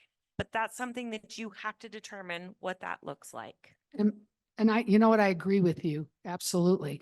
But, excuse me, the point I'm making is that if I look at hiring criteria, degrees, endorsements, if they have a bachelor's degree, can they be a superintendent? I believe your job description says it has to be a master's degree or greater. So you would use your job description that you develop to help you look at that application. I think the state requires that, isn't it? Masters? Yeah, it's in the credentials.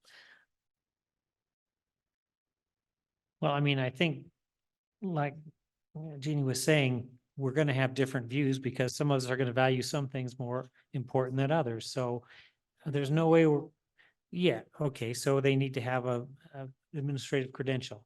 Okay, we understand that. But, you know, some people might say a PhD is absolutely required. Somebody else might not feel it is so important. So that's going to be us as we rate these students. And it is 0 to 3, but it's 0.1 to 3.0. So it's actually 30 numbers to me. I could never do that. I work in whole numbers. So I respect that about you. whole numbers. I do want to say that I think that this is a special meeting. This could take you a few hours to determine. You need to sit down and list out this criteria and talk about exactly what you're all looking for, because what you just said is true. Like in your score, you might be thinking a doctoral degree. Is that something everybody else wants to screen? It has to be, you guys have to be looking at the same criteria. But so I can rate somebody based on that and somebody else can rate a different way. I don't think we need to change it, is what I'm saying. That you just explained in very well what I said. You're taking away from the individuality of a board member if you change anything to that. Each one of us has our own individual way. That's what we need to respect, that to each other. I'm sorry, Carrie. So we have a job description, we have a screening tool, and we have our own minds. Why can't we use the job description, the screening tool as it's written, and not confuse it with 1,000 little details? We're all intelligent, grown human beings that have been around people. As this is a people position on top of the criteria that's set forth in the job description. And these topics that we're going to look for those qualities individually. I just, get rid of the 4 pages, get the get the job description and use our screening tool as is. I think it would work. And again, I'm a whole numbers person too. That made it even worse for me when I was doing the last screening, and I had to go back to it over and over again. Okay, well, I'll go a half here, I'll go 2 points there. It boggled my mind. Maybe I'm wrong on this, but my thinking on this is this is not a factual, it's a guideline for us to use this. That's all I'm looking at. Am I wrong? I looked at it that way as a guideline, help remind me of certain things that maybe I should be looking for, but not must do each detail. And certainly, if we put it all in there, each individual board member can use exactly what they choose to use, right? Yeah, really. President Burns, can I speak? President Burns? I'm letting us concentrate on this. Can, Okay. President Burns, can I speak? You guys are recording, right? Okay, I make a motion to screen the applications that are legitimate. The district will reach out to applicants to determine if they are still interested and qualified, and distribute the applications as that is determined. Screening will be completed and returned to the district office by April 30th. Results will be compiled by the district office by May 14th. The top 3 will be researched by a private firm hired by district and legal's determination, and the results will be presented at the May regular board meeting. Second. Okay. No, hold on.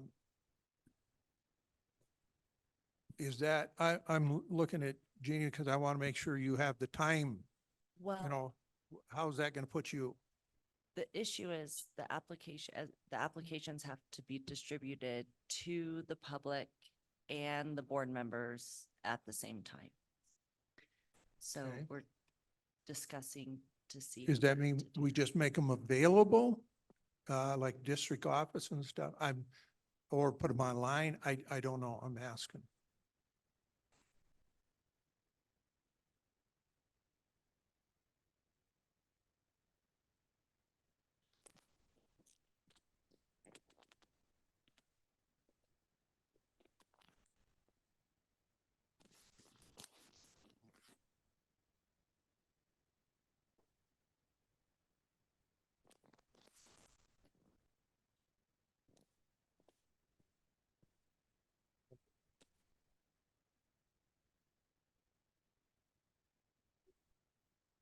Consideration of it.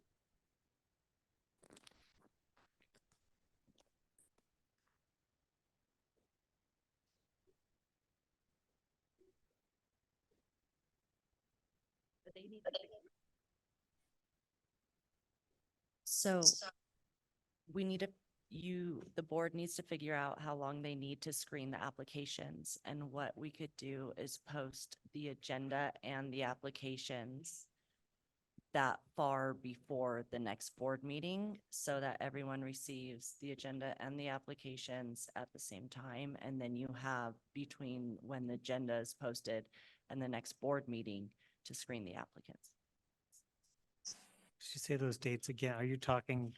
I didn't say dates. You guys would have to decide how long you need to screen.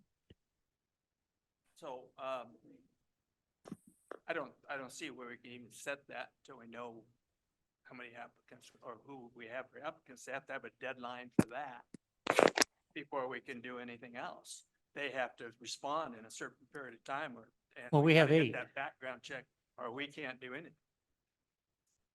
We have 8. Or So- less. Or less. So we, I guess, need to find out how long, Jeannie, Ms. Dwyer, do you think it will take to contact 8 applicants and do their a background check? I know it's not a background check. It's, what's it called? So that's a form that we have to, some people have listed 1 employer and some people have 6 employers listed, right? So we have to send that. We have to contact all of their employers. How long does that normally take? We also have reference forms, background checks that we can do. I would also say you guys have to put in your motion, Doug, you have to talk about if you're going to cut off the applications as of a certain date, because if we continue to get applications, would you want to screen those as well? So that's another thing you might have to say, like, we're accepting applications after January 6th, but before April 11th, something like that. And then I would need, I mean, it would probably take me a couple days. Sometimes it takes weeks to get those forms back. I mean, that's hard to say, but that's where we can engage in a different a background check process, which would be outside of my hands. I wouldn't be doing that. So I would say I would need a couple days to reach out Probably a week, really, honestly. People don't call back all the time, right? So it just depends. I would So, say. so you're saying next Tuesday, give you up until next Tuesday to get some of that, or do you need more time than that? I need more time than that. Okay, Well, I didn't You put say a it. date on when we get the applications. I just said that we would get the applications back by April 30th. So if I get my applications, 3-4 days before that, that would be enough. But if we had a week, that would be plenty, I would think, but. Yeah. So that would be 3 weeks, so 2 weeks, maybe. I would say cut off. Could we put a cutoff that if they don't get back to Jeannie by, she reaches out Are you, and they have a week to reply to her no, question? Yeah, if they're interested, they'll reach out within a week, I would think. And if they're not interested, if they don't respond, then they're So probably if they not don't interested. respond, they're off the table. Okay, well, let's say 1 week. Well, Say, you got email addresses and phone calls. I think you should at least do one of each so, to make sure that they got it. so we need to have those by, Yeah. Today's the 9th, it'd be the 16th. You wanted a cutoff date. And I agree with that. I agree, but the cutoff date needs to be right before we actually give them to the board members and to the public. But that some doesn't give days. her time to contact, to verify. Well, that's, I'm looking at a calendar. but, Hold on. but all we're she- talking all she- about cutoff or new applications. We don't want that to run into, have something come in after we've already put it out there. So I we think could we just need- put a cutoff date of April 11th. Cut off whenever they're released, going to release to the public or figure you're going to, back up a couple of days and that's your cutoff day. Well, I mean, all that is being determined initially is whether they're still interested. So if we get any applications, obviously they are interested, we just get a new one. So we say April 16th, 1 week from today, to have all applications in and verify that these are the ones and those get distributed. And then we have till the 30th to return them according to, I would, so say that one more time. You were saying the cutoff So- would be the 16th. the 16th, and we'd have Okay. 2 weeks to review them and submit them back in. And And then I you- could post them the 30th.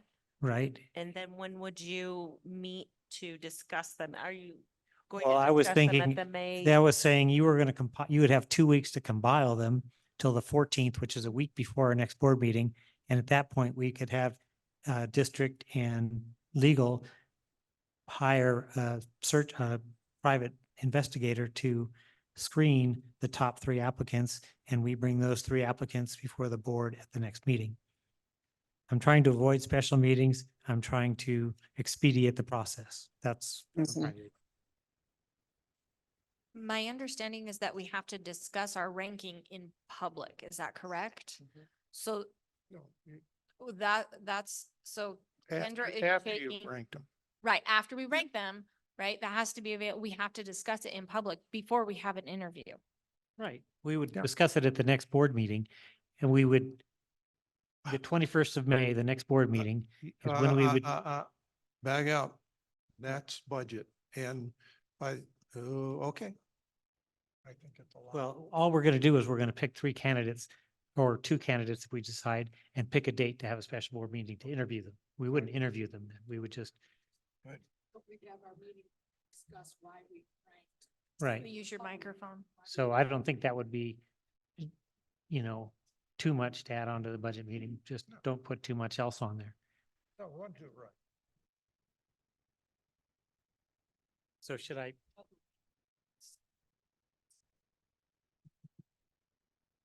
Okay, fine, okay. Okay, so we'll do the 17th. Which today? Okay, so should I pull my motion and say it with the 17th, or do an amendment of the 17th as the date? You made the motion, but was it seconded? No, she seconded. Darn you.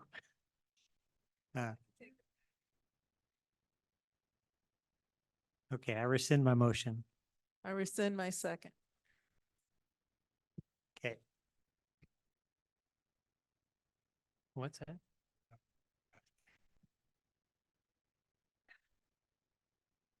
Are we good with that, Jeannie? April 16th is a great cutoff. Is it? Because then I could get all that work done. I bet I could get it all done by the end of that week. And at least get the check sent out so we could be ready maybe to go by the 23rd. I think that's.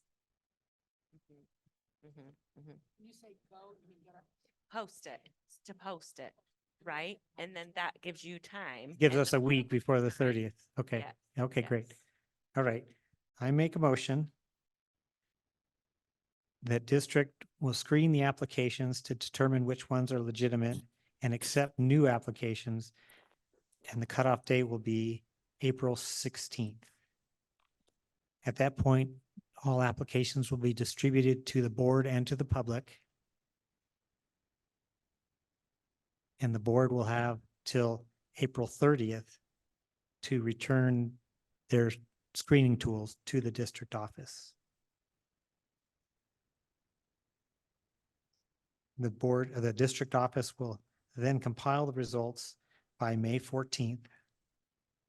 And the top 3 will be researched by a private firm hired by district and legal's determination. And the results will be made available at the next regular board meeting. Second. Can you please hold?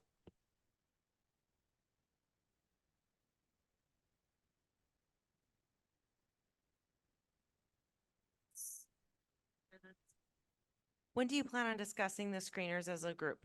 How you screened and how you selected your top 3? When do you The want next to do board that? meeting. On May 21st. Right. Correct. Okay. And So- so we'll make a future agenda item at that point to discuss a future special board meeting to interview. So by making the cutoff the 16th, you're giving me the time to contact applicants to make sure that they're still interested, to do those background checks. Well, the 16th, all you need to do is determine they're still interested and accept any new applications and then we have till the 30th to So you want me to do that by the 16th? Those, just let us know who's interested. Then I will have till the 30th to get the applications ready to be posted for your in public viewing. No, Yeah, that's not what you said. That's why. okay, maybe I'm making this more confusing than my thought was. The 16th, you would be able to at least do a call or an email, say, hey, is your application still, have you got another job, et cetera? Are you still interested? So that's all. And any other applications that came in by the 16th, at that point, you would just send them to us and make them public. That's the 16th. So that's a week to just, all you have to do is, well, I'm sorry, it's not all, it's needs to be done is just contact them, see if they're still interested. So we're looking at viable candidate or interested candidates. Then you would distribute them out. You would have however much time you need to distribute them. And then we would have till the 30th to fill them out and get them back to the district. And then you guys would have 2 weeks to compile the results. So the problem is how do we post the applications for you and the public outside of a meeting? That's what we were discussing. So we would have to post early for the May 21st meeting. That was the thought. We would post 2 weeks early for the May 21st meeting. And we would be able to attach the applications at that time, 2 weeks prior to the meeting. If you want me to post applications on the 30th, that would be me posting. We would have to determine the agenda and post it for the special, or for the, not special, for the budget board meeting on May 21st. We'd have to have that all ready to go 3 weeks Aren't early. we just directing district what to do as far as giving us the applications to look at. Right? I can't give you the applications. I have to give them to you and the public at the same time. So how do we do that outside of a meeting? That's the question. I'm not sure why you, well, I'm thinking they could just be sent via email and then posted on the district's website at the same time. Why would that be? That wouldn't be distributing to everybody at the same time? Question for legal. Jeannie? I don't look, wear that hat. I know you're thinking about have to contact all of their past employers No, and that's all not that at this stuff. point, though. Hmm? That's not the first week. That's, No, well, but she's thinking about getting, it prepared. Jeannie, I just asked Linda and she agreed. Her and I would, be happy to come in only to contact and get information from their past employers, not to talk to the candidate. But we could help you in that area if you're comfortable with that and everybody else is. Linda and I, as president, vice president, we would do that with you. If you motion, your team agrees for that process, that would be okay. I have to say, I'm a little confused, and this is what I'm confused on.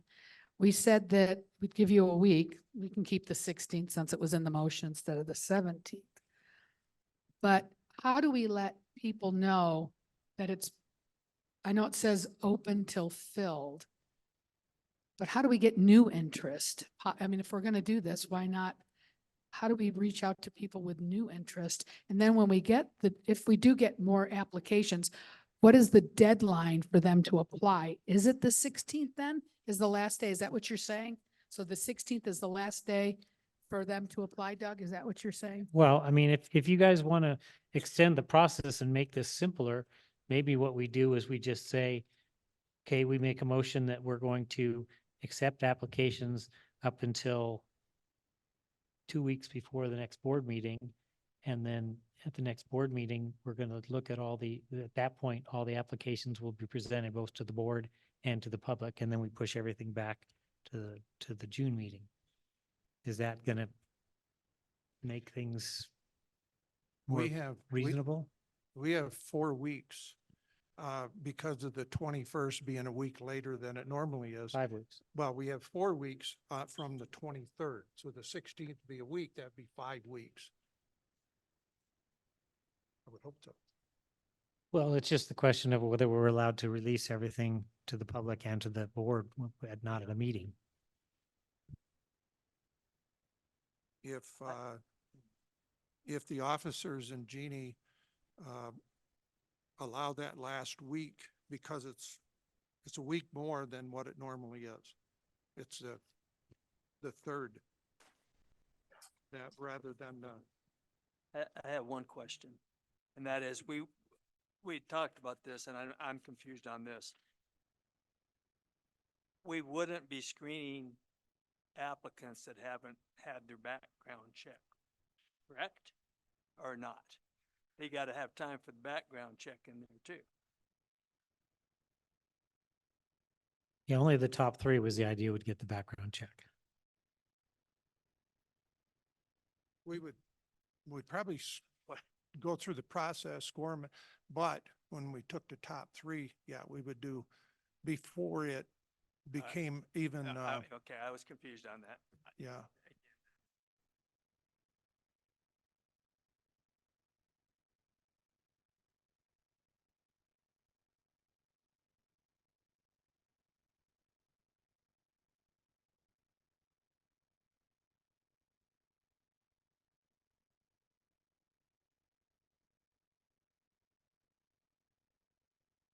Waiting for dates and stuff. We're waiting for a determination, right? So materials need to be provided to the public at the time they're distributed to the board. And what that means is they need to be made available at a public place. So what we do for agendas and supporting materials is they're available at the district and we post it on the website.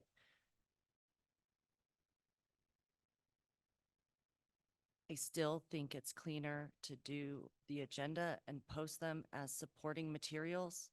I think that there needs part of the board discussion needs to discuss the scoring tool and the vote on the top three or discuss who the top three are at an open meeting.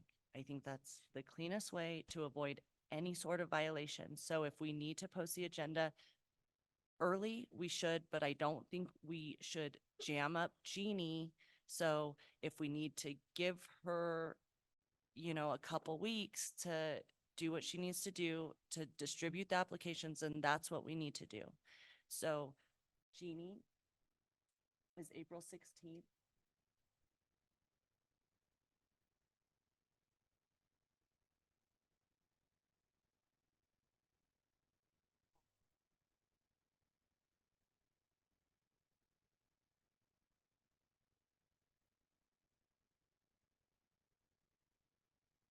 This is my dilemma. Are you ready for it? I hear you saying that you need some time to review applications, right? We may have 8, we may have a couple more, we're not sure yet. And we have to, everything we read, all the legal guidance as supporting documents are attached to agendas for meetings. So my thought is that instead of posting the May 21st agenda on Thursday prior to the meeting, which is what we usually do, we posted a few weeks early, right? So we just need to make sure we have our agenda in order for the May 21st meeting. And I think if you keep it light, we address the budget and you have your discussion of screening tools. Offhand, I don't know what is required by law that you review in May other than the budget, but typically I feel like it's mostly the budget. And so what we could do is we could post that agenda, the 7th, or sorry, the 6th or 7th of May. That would give you 2 weeks. Is 2 weeks enough time for you to review those applications? It is for me. I see heads nodding. So I think that you can motion that you need to determine when you want the cutoff date to be, okay? And you could say that they will be ready that basically gives me until the 6th to get them prepared and ready to be released to you and the public at the same time. Sure. Cut off on the 16th? Cut off on the 16th. Monday, May 6th. So I could post Tuesday, May 7th. Okay, so if we gave, well, we could go closer to the 7th to give more chances for more applications, is what you're saying? Yes, So we So could do the Friday before, maybe? sure.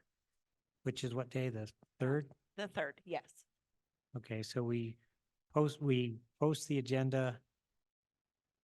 We accept applications until May 3rd, and you'll post the agenda on May 7th, and that's when we'll get the applications, and we'll have till the board meeting to, I'm wondering, To fill out your screeners. okay, and so then, what I will need, so you will need to submit, this is part of your motion, right? You will submit your screeners to me because I have to attach those to the agenda as supporting documents. So the law says that we could post an agenda, but we have to post an agenda, what is it, three business days prior to the meeting, but You can supporting do- documents can be up until 24 hours after the meeting. okay, so We're we'll, safe. you'll distribute the documents on the 7th, and then we will return them to you by, let's see, the meeting's on the 21st. What's the date of the meeting? I would ask you to have them to me by the 17th, May 17th. That gives me time to get them scanned in and attached to the agenda. Yeah, Yes. that's good. Wait a minute. You could do one application a day. I feel your pain.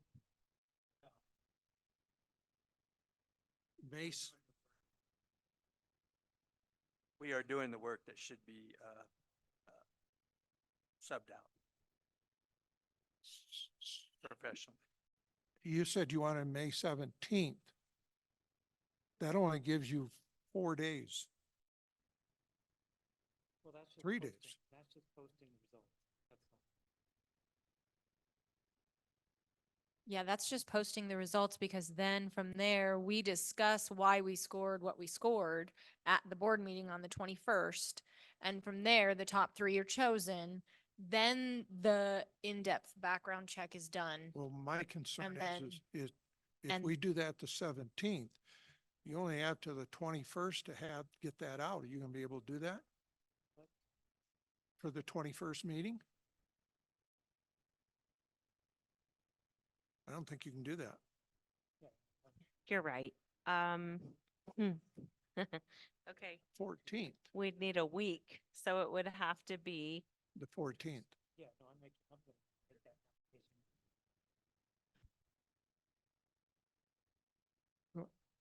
So let's step this through. April 16th cutoff. Okay.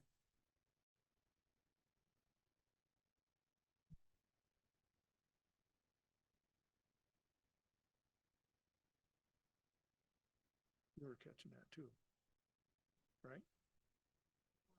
17th to the 21st, that's too quick. You can't, yeah, she can't get it done. Just bringing our stuff in and putting it on the agenda. It's not, you're not doing it. She has to have it in there. The supplemental documents can be an okay, I have an answer for you. Go ahead. You can give me the screeners right before the meeting because you're deciding at the meeting who the top 3 are. Okay, And then we'll move forward with the background checks. gotcha. So it is okay for you to have your screeners to me. And then I don't compile the top 3, you do at the meeting. To the Sorry. 17th, we have to have it turned Uh, in. I'm sure with those, you're gonna give us a timeline, right? Make sure these are in. Okay. Yeah. So does that mean that the motion needs to change or be amended? Okay, all right. Just trying to figure this out.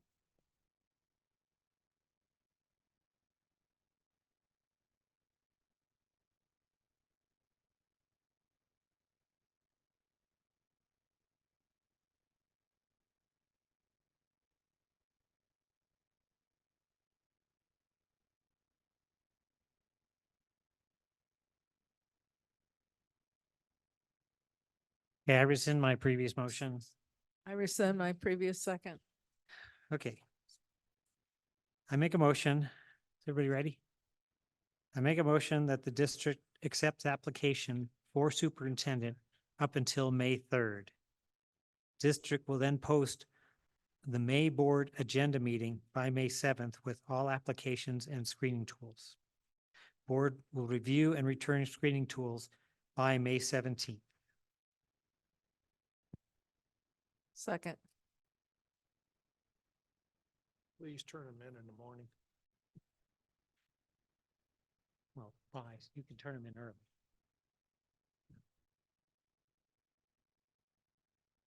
Okay, we have a motion.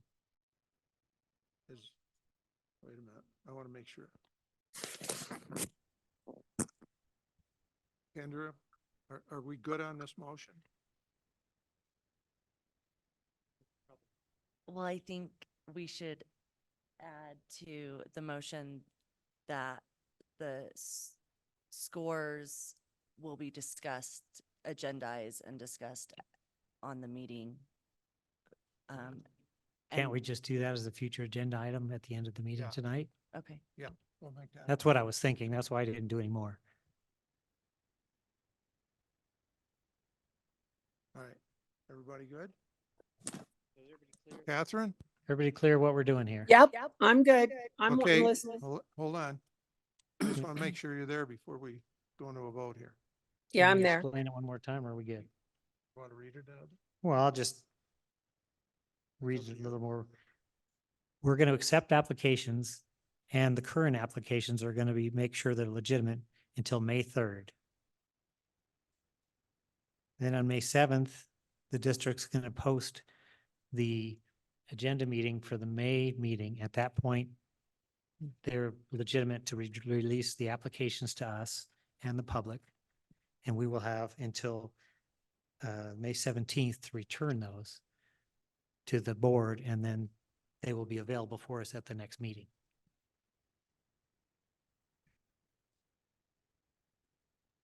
Questions? Any discussion, any more discussion? Because we have a motion and second. Okay. All in favor of the motion, say aye. Raise your hand. Aye. And those opposed? Nay. Nay. Okay. 4-3, motion is passed.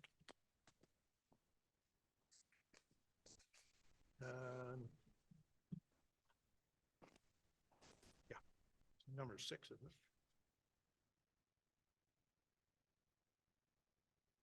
Oh, she's up.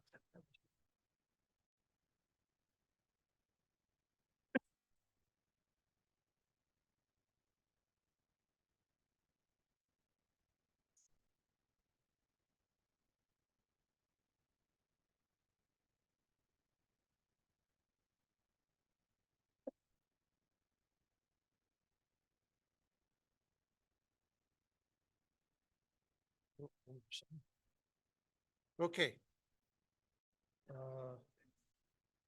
The next, we're going to, we have to jump. Sue, you're on. Okay, thank you. That is item number. No. Yeah, she's the next one. Yeah, number 6. So that's it. That is right on. I'm in order. Yeah. Are we 6 on? is Yeah, next. we're in order. Is she 6 or 7, 8? Sue Estes for the 7 and 8 record. with the carpet and the painting. Go ahead, Sue. I'm Okay. sorry. If the budget is really so cumbersome, 74 pages is pretty hard to get through, and it's really hard to actually determine what that all means. Just know that we've spent a great deal of time getting to this budget because of the variables that we know are going to happen, the enrollment, that sort of thing. So we've had to do a great deal of cutting into next year's budget. And we're hoping that we have a little bit of an underspend so that we can actually go into the next year with a little bit more positive.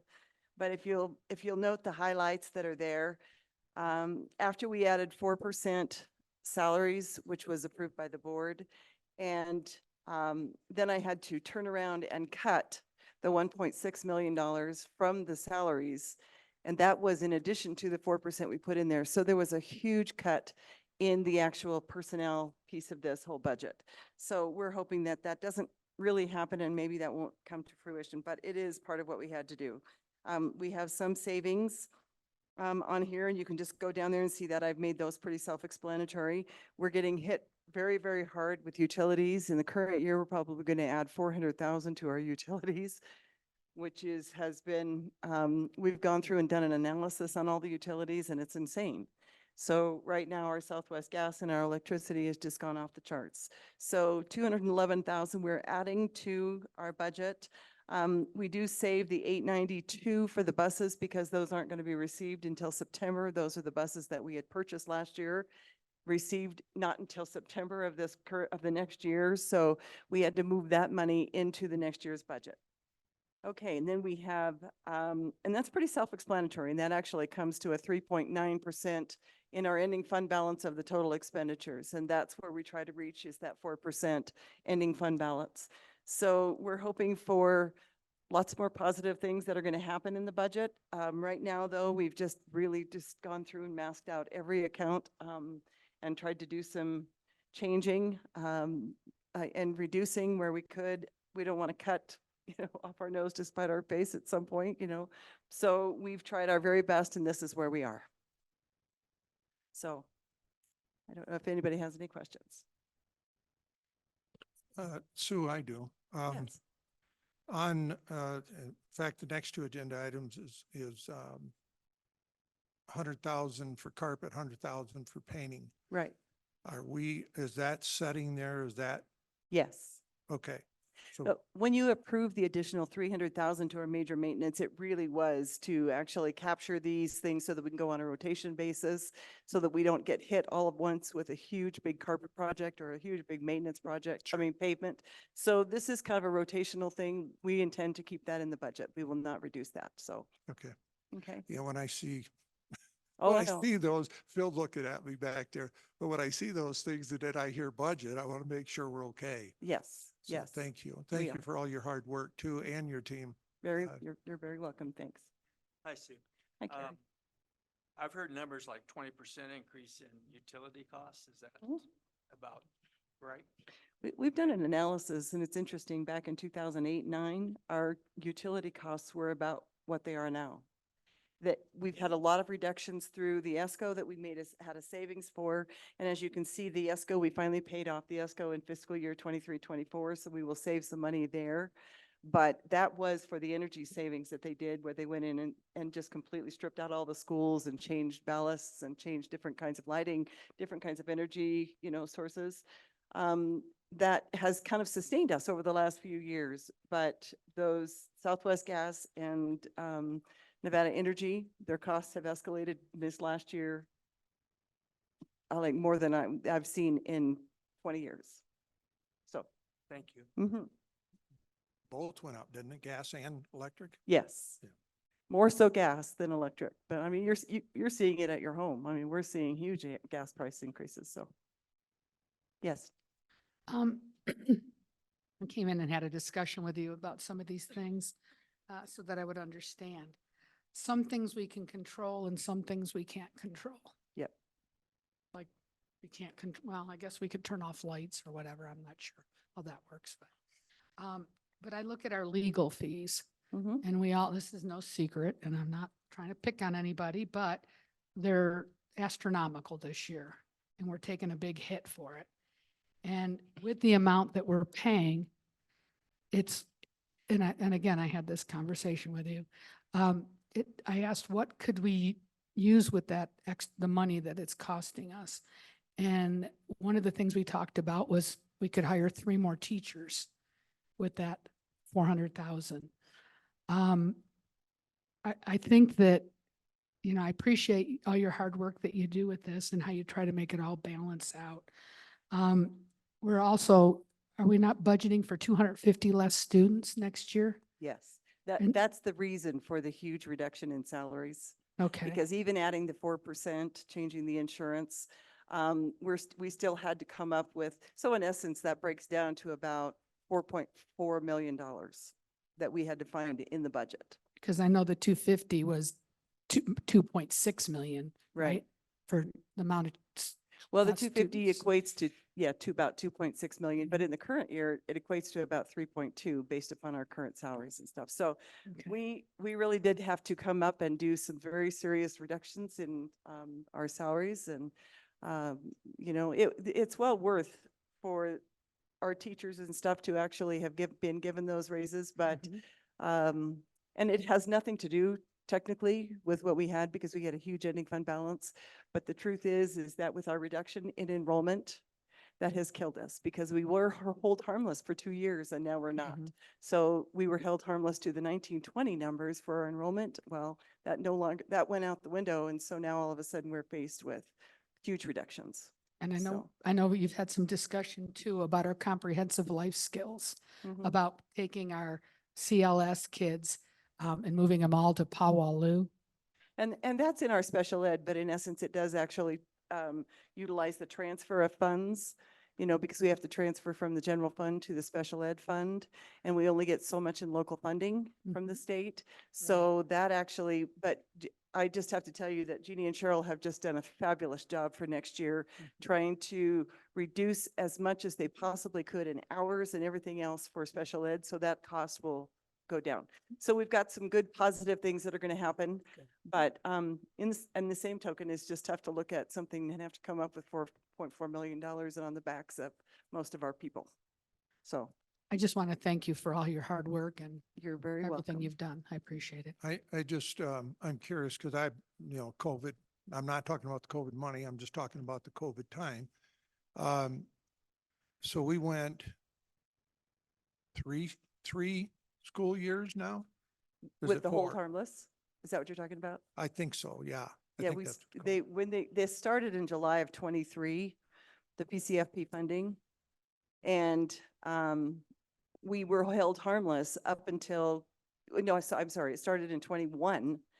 And in 23, our hold harmless was gone. So that's when we really took the big hit from the state funding. So when we took that hit, do you know what, and usually I have it with me, I'm sorry I get, but we had through 21, 22, 20, and so on. Right. We've had a decline in enrollment Yes, all those years, but we were held each year. harmless. Yes. but now it's catching up with us. Now it's catching up with us. Okay. Yes. Yep. And even though, you know, the argument is, well, you're getting 500 and some dollars more per student, it really you cannot begin to mask what it costs to lose 250 students. So anyway, that's basically the bottom line. No fun. Anybody else have questions? Anybody else? No. Anything, Catherine? Any questions? Must Oh, not. I'm good. I'm sorry. I was muted. Okay. It's all right. I just didn't want to skip you. Very well explained. No, it was well explained. Thank you, Dave. Okay. I'm prepared to make a motion. I make a motion that the board approve the FY 2024, 2025 Douglas County School District tentative budget and declare a public hearing on the budget for Tuesday, May 21st, 2024 at 4 p.m. at the Douglas High School Media Center at 1670 Highway 88, Minden, Nevada, 89423. I'll second. Okay, we have a motion and a second. Any further discussion? Okay.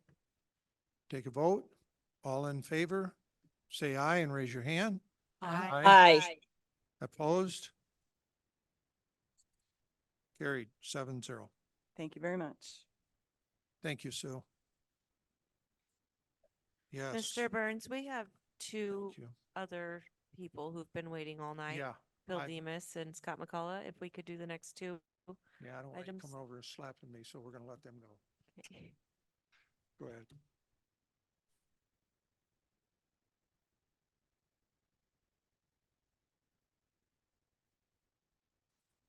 Okay, this is both 7 and 8, approval of the district-wide carpet maintenance project for 2024. And the number 8 is the approval of the painting maintenance improvement project district-wide. Do I need to read through each one of those? Or we're gonna, Bill, go ahead. I'm sorry. Scott McCullough, Douglas County. Thank you. Annually, the district budget is $100,000 for carpet maintenance to replace deteriorating flooring throughout the district.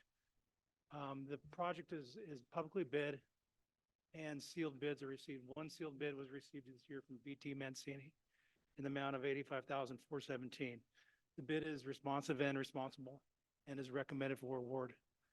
It is also further requested that we are authorized to add scope up to the $100,000 full budget amount to utilize all funding to replace as much flooring as we can, as we do each year. Again, $100,000 annually doesn't touch the district's needs for deteriorating flooring, but it's a start and takes care of the worst flooring annually. And I'll turn it over to Phil to kind of discuss this year's scope of what the work is for the carpet maintenance project. Bill Demus for the record.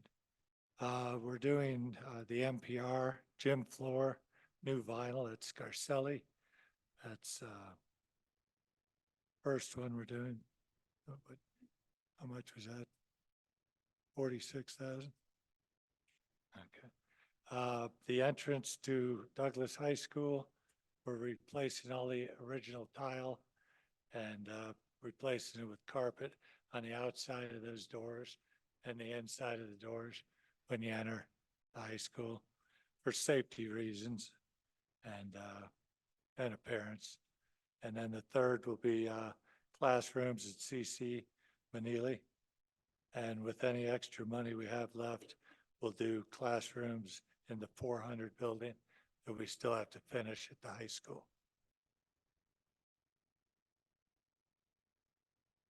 So when you say any extra money, you're talking beyond the 85,000 up to the 100,000? The other 50.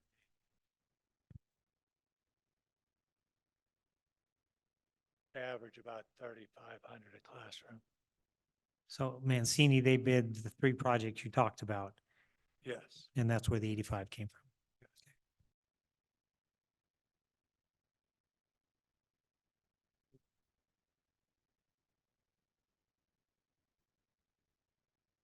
The next one, 8, the painting. No, we need to do each one. We have Oh, to, you- I'll make a motion. You have to do them individually. I recommend that we approve the carpet maintenance project for 2024 proposal from BT Mancini for the amount of 85,417 and increase the carpet maintenance budget to the full budget amount of 100,000 as recommended by Scott McCullough, Douglas County Project Manager, and Phil Demas, Douglas County School District Director of Facilities. I'll second that. Okay, we have a motion and a second. Any further discussion? Okay, all in favor, say aye. Aye. Aye. Opposed? Carry 7-0. Okay, now we can do the next. Item number 8, painting maintenance. Similarly, the district budget is 100,000 annually for painting interior and exterior. Again, 100,000 doesn't take care of the deficiencies, but it takes care of the worst buildings annually. And at some point, we'll get ahead of it. Again, the project was publicly bid. 2 sealed bids were received, and Washoe Painting was the low bid at 58.8. And again, the recommended for award, it was a bid responsive and responsible, and we're asking for a further approval to utilize, the full 100,000 budget for other needs in the district that we can get done this year under the that budget amount. And the scope of the work of this year, I'll turn over to Phil. Okay, we're gonna finish the outside of Scarselli. Remove the efflorescence from Scarselli and the Powell block. Add a sealer after it's been removed. And the Whittel maintenance shop is deteriorating, and we're painting that entire shop. Grounds and maintenance building. And the extra funds would be used to paint the Heritage Building exterior and then the district office fascia and the highest trim on the building. Finally. Finally. I'll make the motion. No, hold on. So that's, the ones you described as 58.8? No, the base bid is the building up here. Scarselli exterior, and the efflorescence, which is the calcium deposit coming out of the masonry block at Pawalu. That's base bid for 58.8. What Phil was describing was, if authorized, we would add those other scopes to maximize that $100,000 budget. Okay, so that's added. Right. The Heritage. And- Building. okay. District office. Are you getting a good deal like you did on that boiler, Phil? Right. Okay, any questions for him? Anything? Okay. Well, I guess I would have a question. I mean, seems with the budget tight as it is that the additional 41,200, if we didn't need to do it, but are you doing stuff that's, I mean, it sounds like you're doing fascia, where if you don't do the fascia, it eventually is going to die on you anyway. So if we were just painting, say, brick or something, I'd say not do it. But if it were doing something that's, if we don't paint it, it's going to get worse off than. Mhm. District office. And it's wood that's going to go bad if we don't keep it protected. So I understand.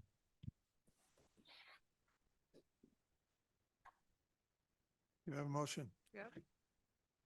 I'd like to make a motion to approve the painting maintenance project bid from Washoe Painting for the amount of $58,800 and authorize the superintendent a change order increase of 41,200 for this year's contract, not to exceed the authorized budget of 100,000 as recommended by Scott McCullough, Douglas County Project Manager, and Phil Demus, DCSD Director of Facilities. Second. Second that. Who seconded that? Yvonne, thank you. Okay, any final question? Okay, take a vote. All in favor, say aye and raise your hand. Aye. Aye. Aye. Opposed? So moved. 7-0. Thank you guys. Thanks for waiting. Sorry. So, and I'm gonna have to say sorry to everybody because I've got to take a break. And we were gonna take it earlier, but these guys needed to get out of here. So I'm sorry. Thank you. And we'll take a break here for, I'm hopefully no longer than a half hour. So, we're taking a break.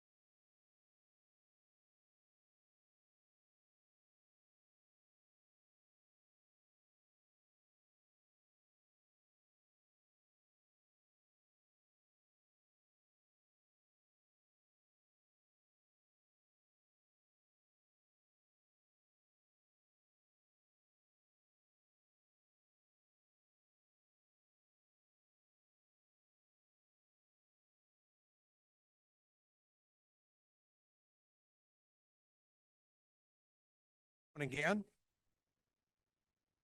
Let's see if he hear you rigging. I know it. I got shoes to break. I'll break the last thing right up. No, I just want everybody to know. I'm trying to be a nice guy. Doug. Come on.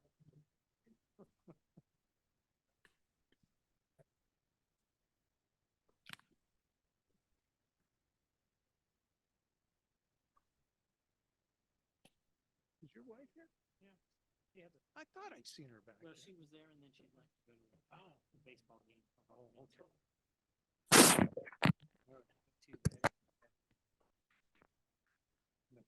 This one. Okay.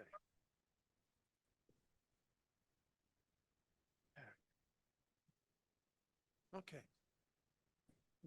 Everybody ready? Catherine, you there? Yep. Okay, dear, we're gonna get started again. We are on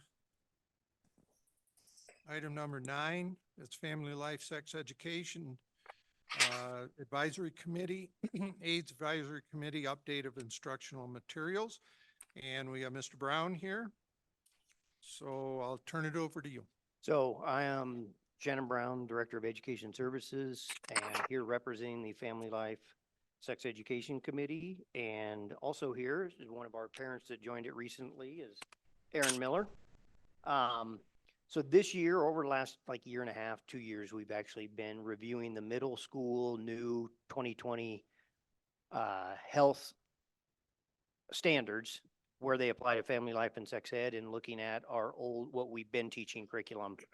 We looked at tons of resources that the State Department of Ed has put out, recommended resources. We really didn't find much that we liked that was better or more appropriate than what we currently have for most of our for all of our standards. What we're bringing forward to you that the committee has asked to add to the middle school standards and lessons is, and it's new in the new standards, is human smuggling and human trafficking.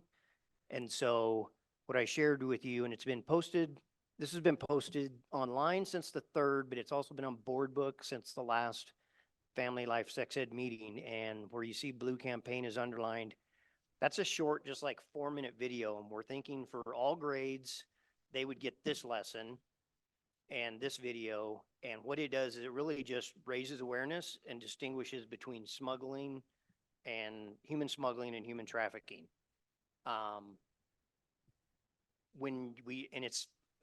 This one is put out by the Department of Homeland Security. It is recommended from the Department of Ed.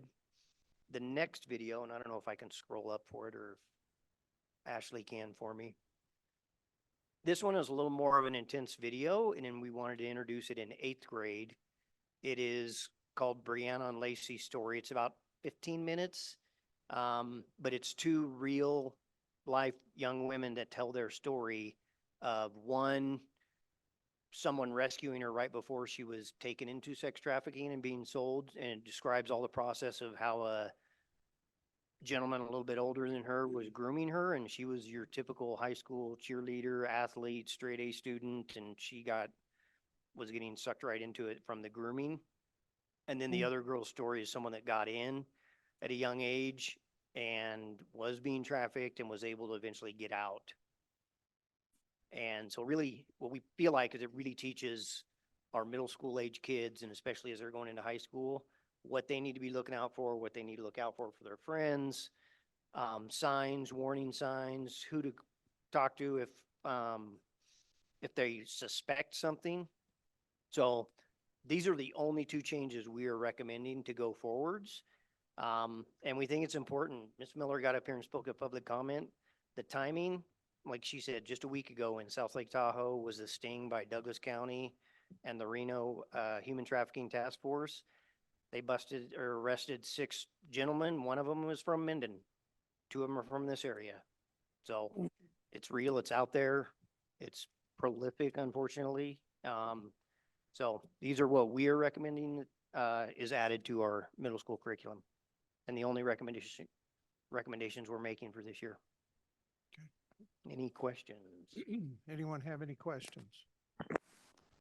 Can I speak real quick? Catherine? Yes. Shannon, I think this is so important. I've seen information and videos about this kind of thing. It is everywhere, and I commend you for bringing this forward. It's very important. Thank you. Thank you, Trustee Dickerson. And even though it was before the meeting tonight, we had our preview nights last week, and one up here and one at Carson Valley Middle School. And we went ahead and put these as proposed changes, and we shared them with parents, and we haven't had a parent yet that's not in support. Good. Yeah. So that's great. Anybody else? Because I have a couple of them. Linda? I was gonna- Oh, I'm sorry. 2 things. One is, I would like, and the reason why is because as a board, to be able to answer questions that sometimes people get ideas that's really not true. I'm sure you've seen that. And I think I would prefer to have a board member on there plus an alternative. So it's the other one. And only reason why is so they can come back and actually say something in the board, and then we can answer those questions because we have a board member that's been there and seen it and heard it. Would you be okay with that? they are all, I mean, obviously they can be on the board. It's not Sure. When they recommend it from the NRS, it says who should be members of it. It can be a board member. They're all open meetings. They're all published on Board Book. I know Linda has come to some. I think, trustee Jansen, you've been to some before, and I think trustee Dickerson has. So there's, yeah, we welcome. My reason would public. be to have a spokesperson for that, to be able to, to be able to support you in that. That's the bottom line. Absolutely. Okay. We have a great group of parents and teachers and Are they, Shannon, I know the minutes are put on, the agenda's put on, just like our agenda is. And then the minutes are taken and they're also put on so we can all read the minutes. Are they taped? yes, Okay, so you can also listen to it too. you could. I don't think we published the recording. Oh, okay. I don't know if you published a report for the, I know. Yes, we for do. this, But those, we use those to make sure all our minutes are Do the accurate. minutes, okay, thank you. I just wanted that to be known. Thank you. Yep. And I'm going to throw one more thing. I think, Catherine said it. And I would like to see it expanded to parents hearing the same things so they can know what they're looking for too. It doesn't have to be their kid.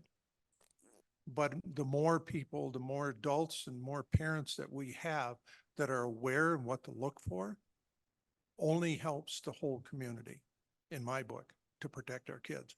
So think about it. If that's something that could happen, I'm behind that too. Absolutely. So, thank you. Would you like me to make a motion? Okay. I recommend that we approve the updated the family life sex education instructional materials for grades 6 through 8. I'll second that. You make a motion. Trustee Gilkerson, I thought of something that when I was, so trustee Wagstaff came and talked to me about this a little bit. And I don't know why we hadn't thought about it because we were so focused on middle school, but we had talked about possibly like amending the motion because I don't think human trafficking is talked about in high school, and to talk about it in 8th grade and then not talk about it again in 9th in health class would probably be a mistake if we added this to the 9th grade health curriculum. I can And amend then my, we can provide the same material to them. And I was just gonna say, I would like to amend that to include 9th grade okay, as well. I'll go ahead and restate it. Okay. I'll amend it since it wasn't seconded. Let's see. I recommend approve the updated family life sex education instructional materials for grades 6 through 9. Second. Okay, we have a motion and a second. Any other comment? Anything? Okay, take a vote. All in support and favor, raise your hand, say aye. Aye. Aye. Opposed? 7-0. All right. Yes. Thank you very much. Thank you. Okay. Number 10. Student representative for board meetings. Discussion for possible action. The board will discuss and take possible action concerning the first reading of Board Policy 548 regarding a student representative at board meetings. I take it everybody has been able to read that. That item, and is there anything that you see that you would want to bring attention? Susan? So in the, under responsibilities, where it says, during meetings, the student representative will have the opportunity to comment on agenda items, answer questions, and provide student perspectives on matters relevant. It says to the school. I think it should say to the student community. Okay. So you're changing the one word of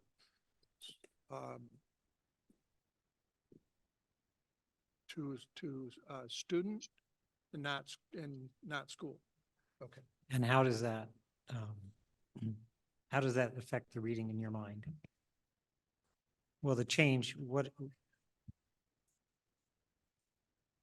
Some school things don't really impact kids, but all student things impact kids.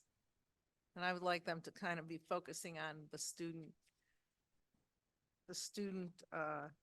life in the school. and Issues. That's what they could be in charge of, or what, not in charge, but that's what they should be. And having more influence in the student stuff. That's my opinion. Linda? Up above, excuse me, on selection process, it's on number 4, it says, if you read that, I'll have to read it for you.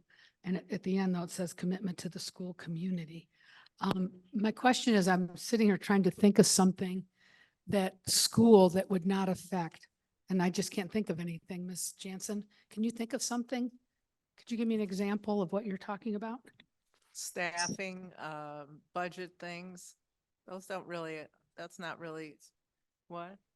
Maintenance, yeah, painting the walls. There's a lot of school things that I think are not in the students' purview. So I think we should kind of keep them in their own purview. Okay. May I speak to something? Yes, go ahead, Catherine.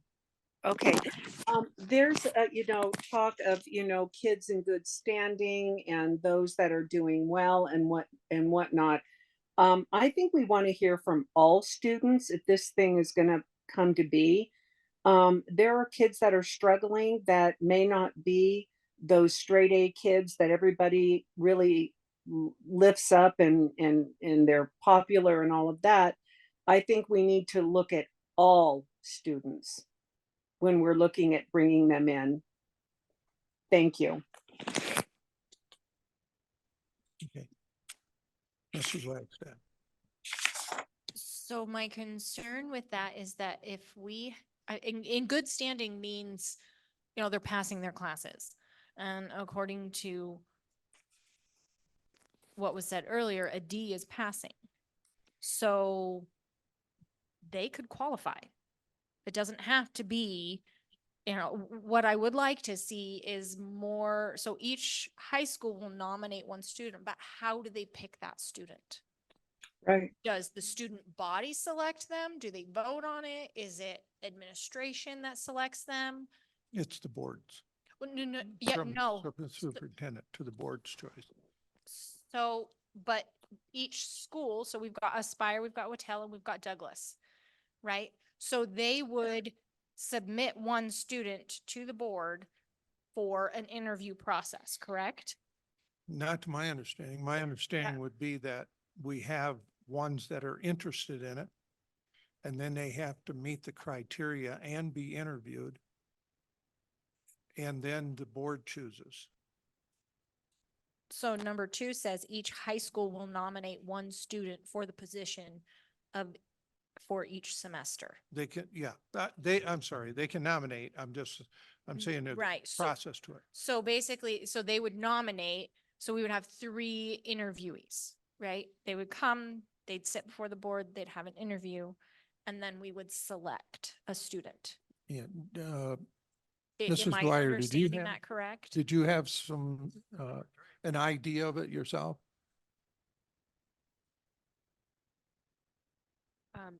I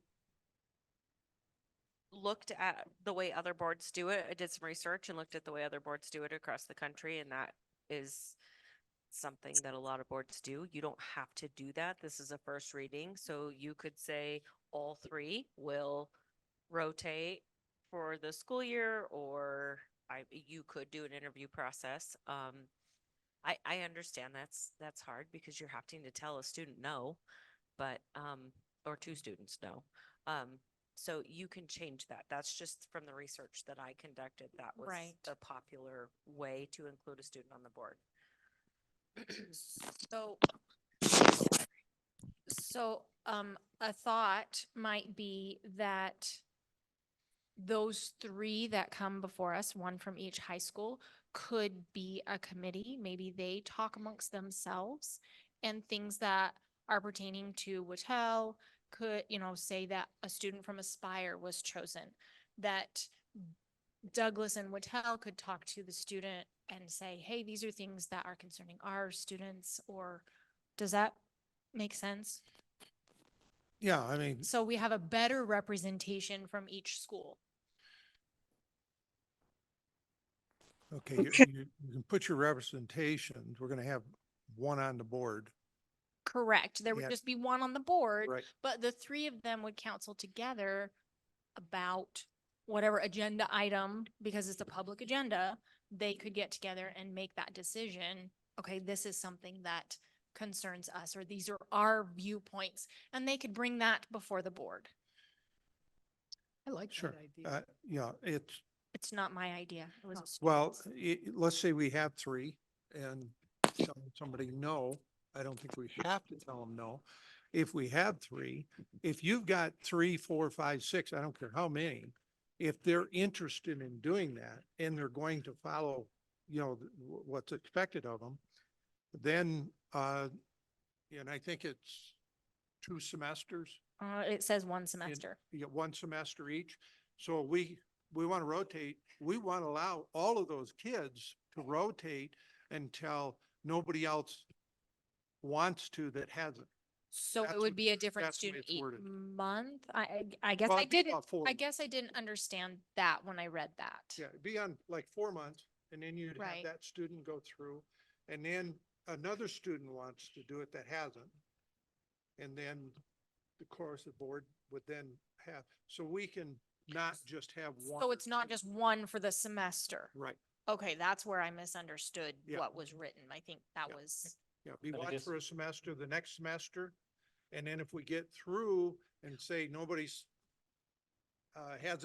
hasn't done it yet, and we're back to a half a dozen that've been through it, then start all over again with the same ones, if they're there. but if we're only choosing juniors and seniors.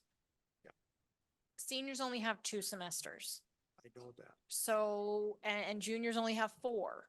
So rotating through a semester for one student does not work wanna to cut them- accommodate. you wanna cut No, them I'm not, no, short? I'm not saying, no, I'm saying, what if we say, it's every month, it's a different student? Well, that's why I say you want to cut it back. It gives us a different perspective. Lennon. I like the idea of getting at least one student from each high school. We have 3.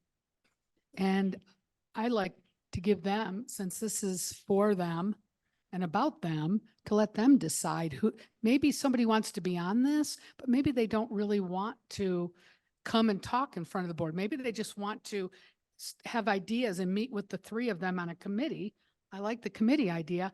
And that we don't tell them which one of them has to come each month. They get to decide who gets to come and present. And we might get the same person, but they're coming from ideas from from the 3 different high schools. They're collaborating and they're in a committee, and it could be 6 of them even getting together. Doesn't really matter. But the idea is that they're interested, they want to look at the agenda and talk about things, and then one person comes and represents the committee. And who decides that is really up to them. I don't think that's for us to decide. That's taking away their power again to say that you all each have to come and present. Because somebody might have great ideas, but maybe they don't want to be in public and speak. So, I mean, that's just my take on it. First, to really make this about a stupid, where'd that come from? A student representative is really giving them, empowering them to do this. That we continually do things for them, but we need to do things with them. And by giving them the authority to decide who comes and represents, we can interview them, whoever's interested. I don't know that we need to. I don't know that we but would really I need don't really to if think they're we a need to. committee. I don't know that we have to. I think we just trust them, that they'll come and be a good representative. We don't know the student going on there. We should at least be able, whoever they choose, then we at least should be able to ask them some questions. Well, maybe they come and introduce That's all I'm- themselves, that's all. Yeah. And we get to know them, or Carrie, the did- 6 people or whoever, but I'm sorry. I don't Carrie, think did you have it's for something? us to Can you use choose. your microphone, Susan? Yeah, well, I seen your light on, that's why. I see the light on, that's the reason why I asked. I just, a comment that or something I think about is you've got hundreds of students at Douglas High School, and you probably have less than 50 junior and senior in the other high schools. So it's not exactly, it seems to me you're going to have a lot more people interested at a Douglas High School than the other schools. So, yeah, but I'm just saying that, I don't know how we address that, but, yeah, I don't know. I don't know if it's a problem. Maybe it's not a big deal, but I'll Just something put I a was thinking of. thought out, just, something to consider. Would it be good to have other students tell us, a student, that they can't be there? You see what I'm saying? That, no, you're not gonna be on it. We're gonna have this one over here. And so you got the other students, basically, you see what I'm saying? It could, for lack of a better term, hurt somebody's feelings over it. I'm just throwing that out there. I'm just thinking, what could be the end results of something? Can I speak a little bit to this? President Burns, may I? President Burns, may I speak? Yes, go ahead. I was just waiting for her to turn your mic up. Oh, okay. I'm gonna just say right out the gate, I'm not for this, because I think that we can have multiple students have a 20-minute platform at the beginning of every meeting to talk about what they would like to talk about. I believe this is opening a can of worms. That's where I'm at. However, if this is going to happen, I'm not a fan, but if this is going to happen, I'm talking about, kids too. It doesn't matter about Ds. Kids that are on the fringe, not just the ones that everybody likes and this and that, and where they get to be a voice. I'd like to see, if this is going to happen, not a fan, but if it's going to happen, that even kids that are on the fringe get to speak as well. Thank you.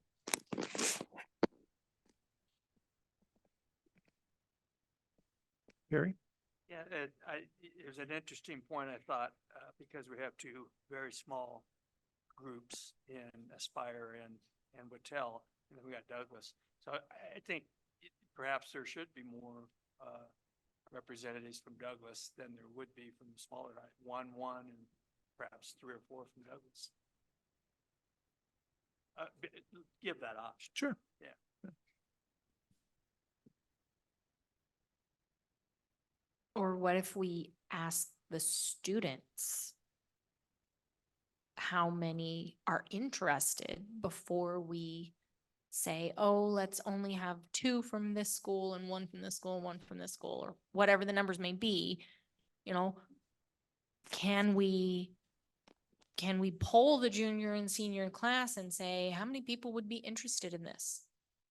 We can poll Wattel, Aspire, and Douglas. Is Yeah, that something that can be done? I think there's some different angles. Another angle is you could say, oh, I'll come up with 20. And then the board interviews them and so it cuts it down to so many that these are the ones that are going to rotate it. I'm just saying there's different thoughts, different ideas. Because we may only have, 5 students in the whole Douglas County that are interested in doing this, and Well, well, there that is some kind of answers. expectations of them. And there's a reason Absolutely. for that. The expectations Right. is if you're not willing to work for it, you shouldn't be there. Right, but that's the, All 5 should get a chance. yeah, they should all get a chance. If we have 5, then we take 5. But if we have 3, we take 3. If we have 20, then maybe we talk about narrowing it down. It's just a thought. Go ahead, Linda. Thank you. Jeannie, quick question. What, in your opinion, what would be the best way to solicit or, solicit interest in this, what we're trying to do at the high school? Aspire's a lot easy because there's just a lot easier, excuse me. And so's Wattel. You can go talk to a class or 2 and then you've hit everybody. But the high school, what's the best way? Do we make posters and put them up? Do we put it on a newsletter? How can we get this word out to the high school as a whole? What do you think? Do I you have any believe the thoughts? suggestion would be through the leadership class. Okay. And they could do posters, they could do Okay. morning announcements. Okay, They could great. put out the There applications, you they could have go. a table at lunch. There you go. When the clubs meet, they could have Okay. a table out for that. We could talk to Haley Sebahar, our marketing director. There you go. She could push it out on social media. Mhm. So there's lots of ways we could do that, but I believe that would be I think that would be a great thing for our leadership students in the high school to take on. And Okay. Karen Lamb has been here and spoke Mm-hmm. on several occasions about how she would be more than happy to facilitate this process. So should, But you don't have to determine that in your policy. no, that has In nothing your to do, yeah, policy, no, you just have to line out. I agree. I think if we want authentic student voice, that they get to decide if they want to be on it, and they get a little bit of control over their own committee of people. And that's just my opinion, of course, but I think that's how we get authentic kids that really want to be here. Thank you. Hold on, I'm going to do something that's probably a little out of the ordinary here. Maddie, can you come up here?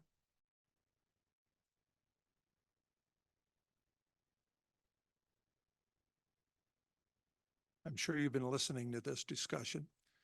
So as a student, what is your thoughts of how we would deal with getting these kids, the youth lined up, and do you have an idea?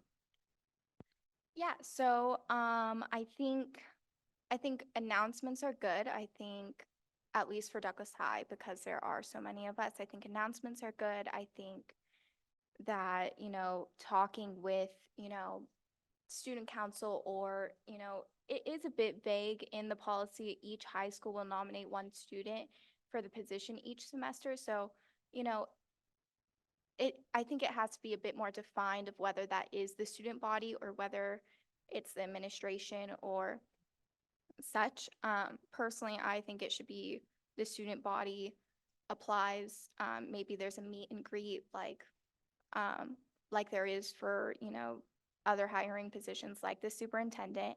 And, maybe in that committee of Aspire, Wattell, and Douglas students, and it can even be on like Zoom, or, you don't have to all like be in the same place, but, maybe there's an advisor so that, everyone has a chance to speak at the board meeting.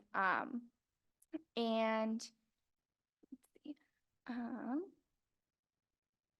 You will have guidelines pertaining to student input. That's what this policy lays out, to your involvement as a student would be we want to know what the student's point of view on certain things when it applies to you. Certain things, there won't be any discussion because, it's just school business. But there's one thing I personally wouldn't want to see, and that is a certain group. And you always hear that word click, and I wouldn't want to see that. I would want to see a well-rounded group that the youth knows and would organize that properly in that respect to the students. Because once you start putting that into that setting where a certain group is always there, I think wouldn't be advantage to the whole student body. So right. So, and that's why you kind of have that committee of Aspire, Wattell, and Douglas High students. Maybe there's one or two of them that are, representing the interests of, those schools. And then, if the student body is voting on, who they would like, obviously they would be, they put an application in, whether it's approved or denied. And again, like, for change to happen, like it does take time, but, as Trustee Wagstaff said, maybe there's only 5 students who are interested across the district. And we start there and then move up from that. If there's 20 students, then maybe 20 students are, on this committee with an advisor, and, then one of them speaks at the board meetings like every month. And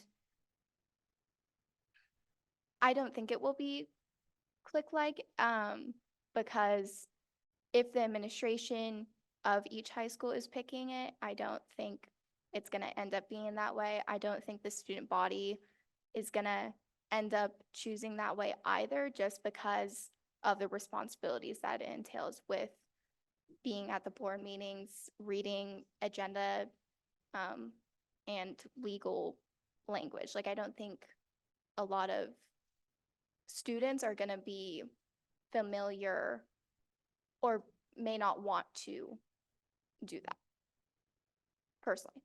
When they see the policy and see what it's going to involve, you may be right, because it's not just going to be something you're going to, whoever's going to be on it is going to have to make sure that they know the stuff in the policies, because there'll be training, I mean, you're going to learn. That's the point of this.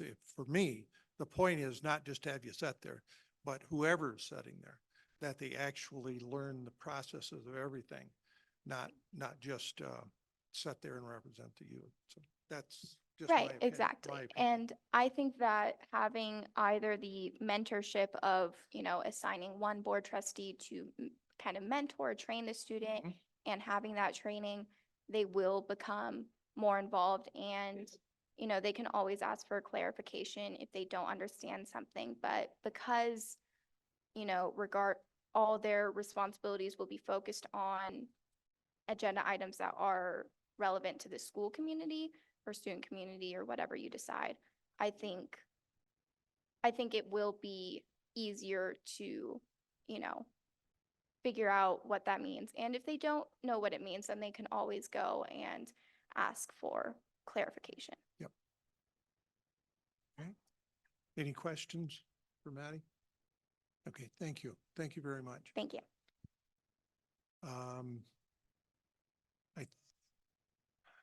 Anybody got any thoughts on this overall? So we need to change some of the wording if that we're going to have a committee of students. And that Well, from that that's gonna be up committee, to them. right, and what but they- from that committee, we need to maybe at that committee, those that are on the committee, select one individual to be the spokesperson for that month. I'm not sure how we would Yeah. word that. It wouldn't be on ours, I don't think. I think it needs to be up to them. We don't want to dictate to them how they Right, handle their their groups. committee. Yeah, So basically, we would need to authorize a committee of student representatives. Can I Is tell that you the correct? word committee scares me a little bit? Because it has to be agendized and posted, and you have to have certain members on that committee.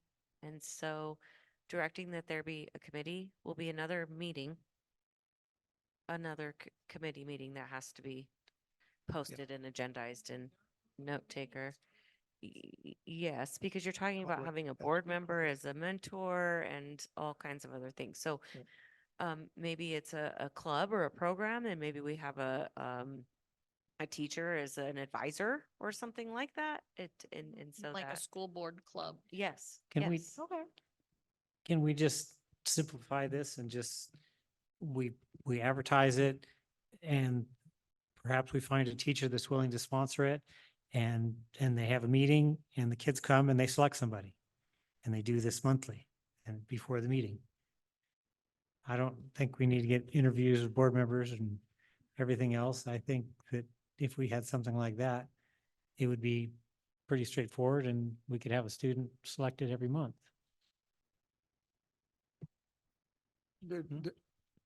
Well, yeah, There needs to be a board member, because if you're going to train them, teach them different things, a board member is the one, how to run meetings or how to be in a meeting.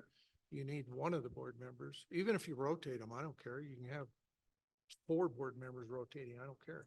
But in order to give them instructions as part of the policy, the requirements of the policy. they're just, Oh, they're gonna be that's sitting in the meeting, and They don't occasionally, have to be on a committee. They can just be available and actually do the training that they're gonna need to be on the board. I would have some concern with having, obviously, the diversity of this board is split quite widely. So us mentoring them and training them might not be the best approach to do it. The training can come through their leadership, could come through their teachers, through the government class, through the district. Just the basics of training so they can get their chops wet with this. And I would hate to have any bad influence on any side of any fence influencing a young student. I don't know why a teacher, sponsor couldn't do all that. They could have a meeting, they could select a student and give advice about how to handle themselves in the meeting. End of subject, student comes to the meeting. And the advisor could invite a board member in if they thought they needed one. Yeah, your focus has to be, in there, it says NRS, policies and bylaws. And you're not, what teacher really knows all that? And then you're We putting don't more know on all a that. teacher. Knows about that, and I certainly think that government teachers might have a pretty good idea of what's going on. That'd be in their great state. if you had a Yeah. government teacher that knew all that, but I don't know. It's just some things, I think what we need to do tonight, because I'm hearing that for the most part, we're setting with an agreement. And if we do that, then we need to work out the bugs of how we're going to handle it as far as teaching trainings or whatever. And we're almost at the end of a school year. So. So I'm that's just something we thinking can would start kinda that till like August anyway, so we have time to Work work on- that out. Right. That's just So my should thoughts. we, the selection process, talk about, each school will create a school club, a school board, school club, to meet, once a month to discuss and however they word that, but that's where our student representative will come from? Is that I- something that we can, That would, I would say that more in the to the, selection process, that they more, would? more to the staff to sort that out. We don't want to be dictating to the, Right. No, I agree. uh, Okay. we've got the guidelines set. Do we need to actually figure this out for the board? Or can this happen through the, all right. So if we take the policy, that's the question. I know there was a change, the school changed to student. Okay, Well, and then maybe we need to remove each high school nominate one student for the position of for I- each semester. what'd you say? Number 2, on the selection process, each high school will nominate one student for the position for each semester. So would we remove that completely? Because we're talking about wording, so I'm just. Yeah, because we don't making know, that we suggestion. don't know who's interested. Right. If we get Wattel here, So I nobody's think interested. we just mark that one through. I think we just have item 1 under selection process and get rid of the rest.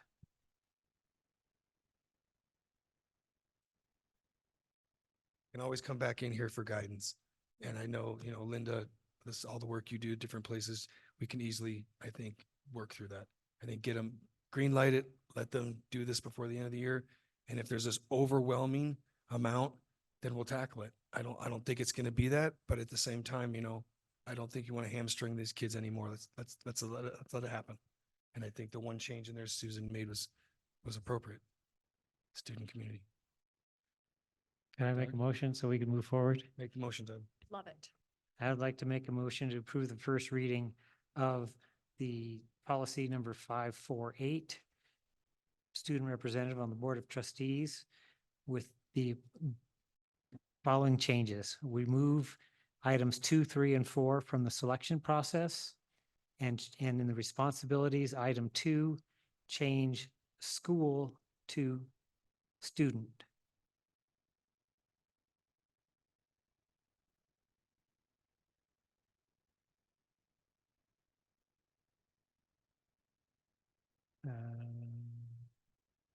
and remove the training and support category.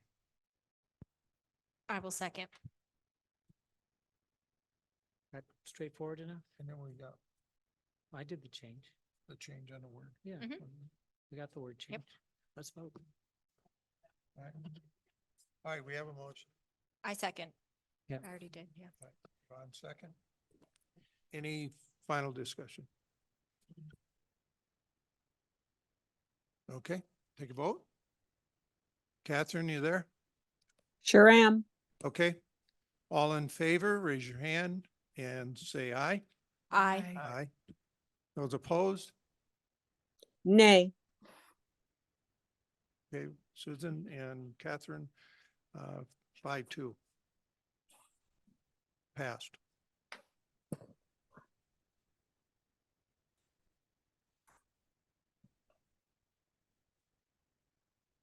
Okay, number 11, legal counsel presentation of its role as general counsel and contractual obligations. Information and discussion. Legal counsel will present to the board its role as general counsel and contractual obligations. Okay, thank you, guys.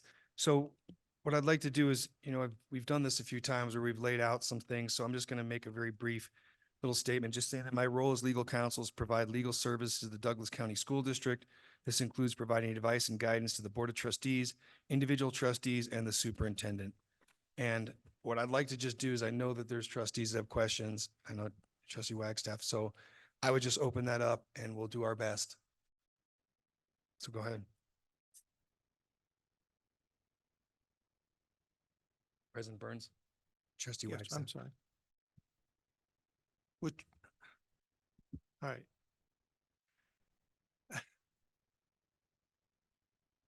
Ladies first. Thank you. Okay, a couple of different, okay, I actually have a list of questions, sorry. Go ahead. But I am grateful that you're willing to answer my questions. I noticed in the original contract, the first one that came before the board, there was an Exhibit A that is no longer in, but it's still cited as such. So, I think, is that something that we could clean up? Okay, It's okay. Go ahead.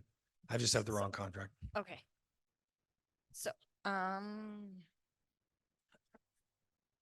Okay. anyway, if we could, yeah, that, I noticed in the original contract that, your work was quoted at $300 an hour, and then the second contract it was $325 an hour. Is there a reason for that change without? I don't recall what happened. I know that we had just said it was going to be, I know the next meeting I said it was going to be $325 an hour, and anybody that worked under me would bill at that same rate, including Mr. Anderson. That was a number we came up with. I'm not really sure. So it wasn't like approved or decided, or I mean, it was it was in the the number language that was picked out of signed. picked out of the sky. Right. So we talked last month about the fact that the board as a whole did not authorize that contract. And therein is a huge problem for transparency. I would love for the board to vote on the contract. Yeah, we would love to bring forward a contract. And what I was going to suggest was let us present for the next meeting something that, kind of clears up all this stuff, and then we can take a look at it and whatever, have a discussion and Okay. then make those changes. And I mean, anything that you have a concern with. And I think what we could do is talk offline, like you can contact me, no charge. It's administrative work, obviously, and say, hey, these are the things I see. I'd like them cleaned up. I'd like to be more transparent here, and we'll do it, and we'll bring it back to the next meeting for a first reading Okay. and vote on it. Right, because in, on number 18, it talks about the superintendent is supposed to sign it. You know But what, if again, that like, is, we've gone through this, and I agree. If you I guys feel know. comfortable and you want that in there, then we'll put it back in there. right. And Jeannie can sign it. So well, it has to be authorized by the board for the Sure. superintendent to sign it, Sure. or the board has to authorize it and sign it. And I understand how it works. I get it. Right. You're- No, so I we'll am bring it for you just- to authorize it, or whoever will vote for it, and who won't vote for it. and then it'll get signed and we'll go from there. And then you guys can all be on the record of not wanting to sign it and we can move forward. Cause I know that's, I mean, you've basically told me that's what you want to do. No, I'm not saying that. Well, I don't sign it. It's not something Well, I you- sign. yeah. It's something that would be, I got it's you. just, it's just that step by step, making sure we follow the No problem. process. I would and love being to redo it transparent. and make it so that no one is concerned anymore. Okay, No problem. so I noticed in the contract also that you talk about 14 days notice. Was there a particular reason why 14 days? I'm just curious. Which part was that? In the 14 days notice for termination. Well, because Mop and Cox had 90 days and what we felt about, you know, per the way the Nevada bar works, you can't, it's a contract, for legal services. You can't be bound to an attorney you don't want. So I just kind of shortened it to say like 2 weeks is usually enough time to wrap anything up. I Okay. don't think if you guys wanted to get rid of me, you'd have to be stuck with me for 90 days. I actually think it should be immediate, but just in fairness and how everything moves, I think the last changeover was so quick that we're kind of seeing what happened. There were things that were public records requests and stuff that were filed before I came on that, I mean, my first meeting I walked into and got served with a writ, and it was nothing that I had been asked to do beforehand. So I just tried to say, okay, 2 weeks I think would be good. But according to the Nevada bar, if you guys fire me, I'm fired. So you can pick and choose your attorney when you want. You're not stuck with legal counsel if you don't want it. It's at will. So All right, I wanted was to make just sure. curious why the 14 days. It was more easy for you because I didn't like the language. If you don't want me as the attorney or there's a vote that comes and says you don't want me, I should be gone that day. I shouldn't be able to hang around for 90 days. Okay. I'll let other people ask questions too. I just want to confirm something here. Are you saying, I'm always looking to try to be prepared before and get answers to questions before we come into these meetings. It's the way we're supposed to do it.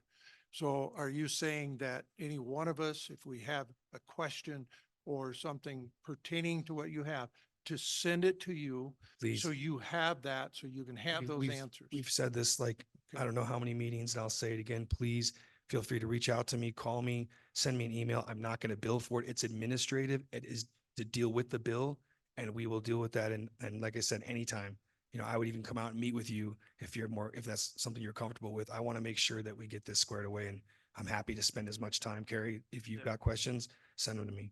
Right. Yeah, so, yeah, I know. Listen, you know how I feel about the contract. I know. I've done this before, and I've been waiting for this subject to come up again.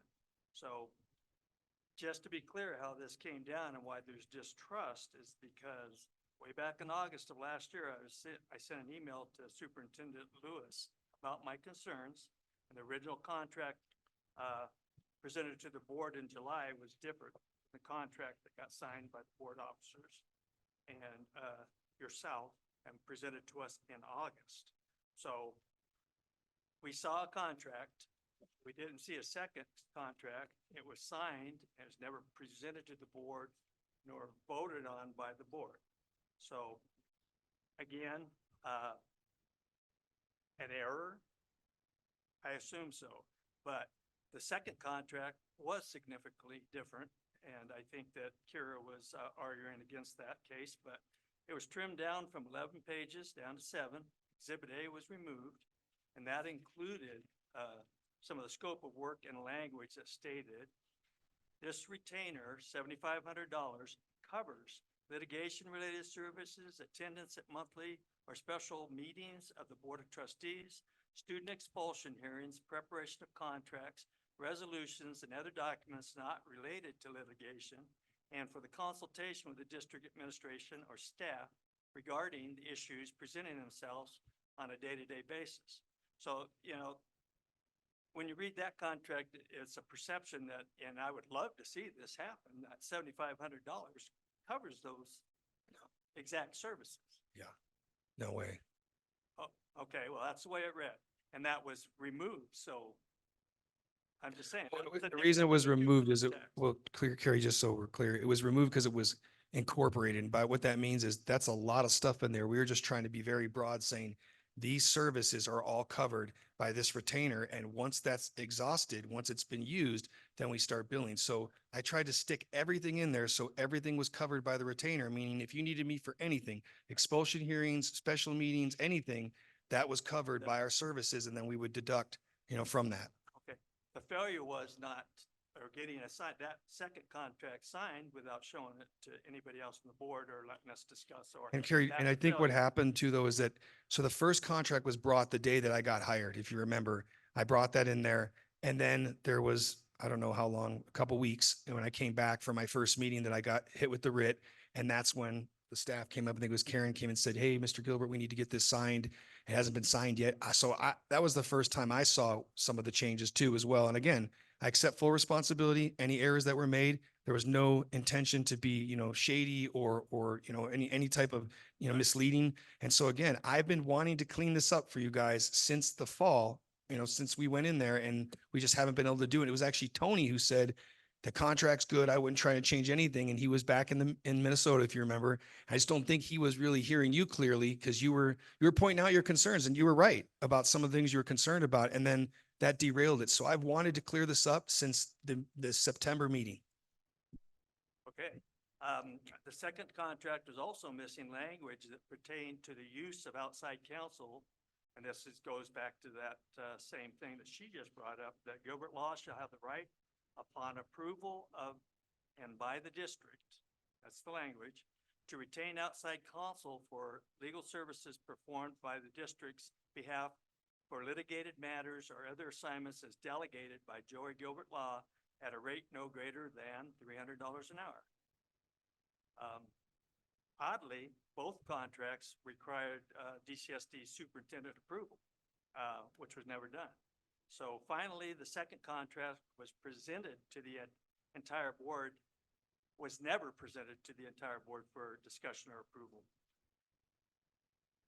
Again, since then, I don't think we've had a legal contract with your law firm. And that's, you told me, no, it was legal, but I don't agree. And Carrie, again, I believe every one of your concerns are legitimate. I would like to get them cleared up. I do think that, some of the stuff was just confusing, and you got to remember the times that we're going through there. I had not, been in the position before, not knowing who needed to sign what. I believe that Keith and I had a discussion over it. He said he's fine with it. When we talked on the phone, it was a conversation. He's the one that forwarded me an email and said, hey, this hasn't been signed yet. We got to get it signed. And then we had the markings for who needed to have it signed, and they signed it. So again, as I've said, I'm happy to bring it back in front of everybody and have a full debate and discussion and vote on it again. And then if it's approved, it can be signed by whoever you designate to have it signed. No problem. And I will definitely do that and work with you to get it done. I just wanted to bring the facts out again that of exactly what transpired, and that's appreciate the fact you're willing to redo it. But this has still been a hotbed issue for me, and I've never been able to get anywhere with it because we don't have a board majority that agrees with it. So. Well, Carrie, you will have a contract that is completely clear by the next meeting, and you can make any changes you want to it, and then we'll put it to a discussion and vote, and you'll have your opportunity to have it completely cleared up. Okay, thank you. Absolutely. Hi, Linda. Go ahead. Thank you. A lot of what they've already said, I'm not going to repeat, but I do agree with the things that they've said. One of the things that was changed, and again, this was the whole get rid of Keith changes that were happening. And that was with our last legal firm. It had that the legal will we'll first talk with the superintendent, and then we'll also discuss with the board. And it was changed that you will go to the board and then maybe talk to the superintendent. And I'd like it changed back the way it should be now. A lot of this stuff, and I don't know where Kira went to, but she's no longer working for you. Is that true? She's staying, she's going to continue to work in California, and she does help me with side projects, but not so much this anymore. All right. That a lot of this, when this came forth, she made a comment that, oh no, Keith accepted this. because he didn't reject it. She made that comment. I don't agree with that. She also stated that when she changed that to put you report to the board of the trustees first, and she would always cite NRS. She always say, oh, this is more in line with NRS. She was always throwing that at us. And I don't know about Carrie, but it was very hard because we didn't have that in front of us. I just felt like we were being, you know, snowballed into a lot of this stuff. You know, we had, like Carrie said, and then, and I want to go through it again, but, you know, saw the first contract and it was just a cut and paste job. That's all it was from MCL. And there were recitals in here, and she also stated, oh, I took those out. They didn't need to be there. And she was doing all this for you. And she was the one talking about it. And she was really a law clerk, right? And she was getting, at that time, getting paid $325 to be a law clerk, the same pay as you. Anyways, all of this, again, the big issue I have is who signed this, and Keith's name was taken off of here. And again, she cited NRS. Oh, superintendent's not going to okay it, but now you're saying you're going to put the superintendent back on. So what she said then really That wasn't that true. was actually at my request. I'm the one that didn't want Keith on there. I wanted Why? to make sure it was because I just didn't feel it was necessary. Why? I was brought in specifically, I don't know if you remember, to help, I guess the word would be remove Keith Lewis by the board. That was exactly why I was hired. I mean, we've had that discussion in this exact forum a while ago, and I was brought on, and I thought that I served, you know, at the pleasure of the board. The board hired me. You guys didn't agree, and that's what I came in to do. And I didn't believe Keith was necessary. Okay, that's the first time I've heard you say that you were brought on to get rid of Keith Lewis. Essentially. Okay. Okay, I'll leave it at that. So then in here, I asked you at another time, I'm going to bring this up because I don't see it in here. And I handed you the contract and said, Joey, there's nothing in here. Where does it, that in the contract, it says, and I read it to you, that in order to bring another council in, you have to get the approval of the board. And you said, oh, it's in there. And I handed it to you. And you said, well, I don't know where it is. You couldn't find it. So that's a concern. That's another big concern, that we have never once been brought forth anybody that you've brought in to represent the district. We've never voted on that maybe we don't have to. I don't know, but it was in the contract. Excuse me, I'm not talking to you, Ms. Jansen. I'm talking to Mr. Gilbert. I don't mean to be rude. But I was under the impression with the language that we were to approve as a board anyone that you bring in to assist you. And the reason I bring this up, and again, I don't mean to be disrespectful to Ms. Kendra, but I do recall in the interview, you told all of us that yes, you are not an educational lawyer, correct? Correct. I did not have a severe background in it, but there's yet to be Right. things so far that stumped me in education law. We haven't done Okay. a lot of education law. Okay. Fighting about other things. Okay. But that you would surround yourself with the best. And now we have 2 lawyers that attend our meetings.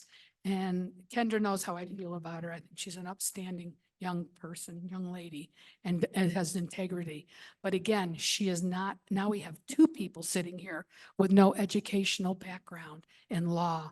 And you'll see through our charges that we're constantly being charged for research, and that's falling on the district.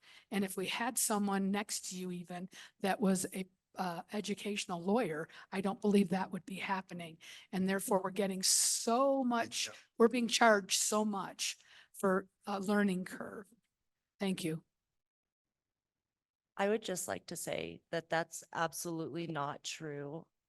Lawyers, regarding the legal research, lawyers conduct legal research in every case they have. And we research the cases. We make sure that the case law still stands, that it hasn't. So to state that legal research wouldn't exist whether or not I had experience is just simply not true. And thank you, Kendra. I disagree because we have had about abstentions that that have been researched but still didn't know, couldn't pull it out.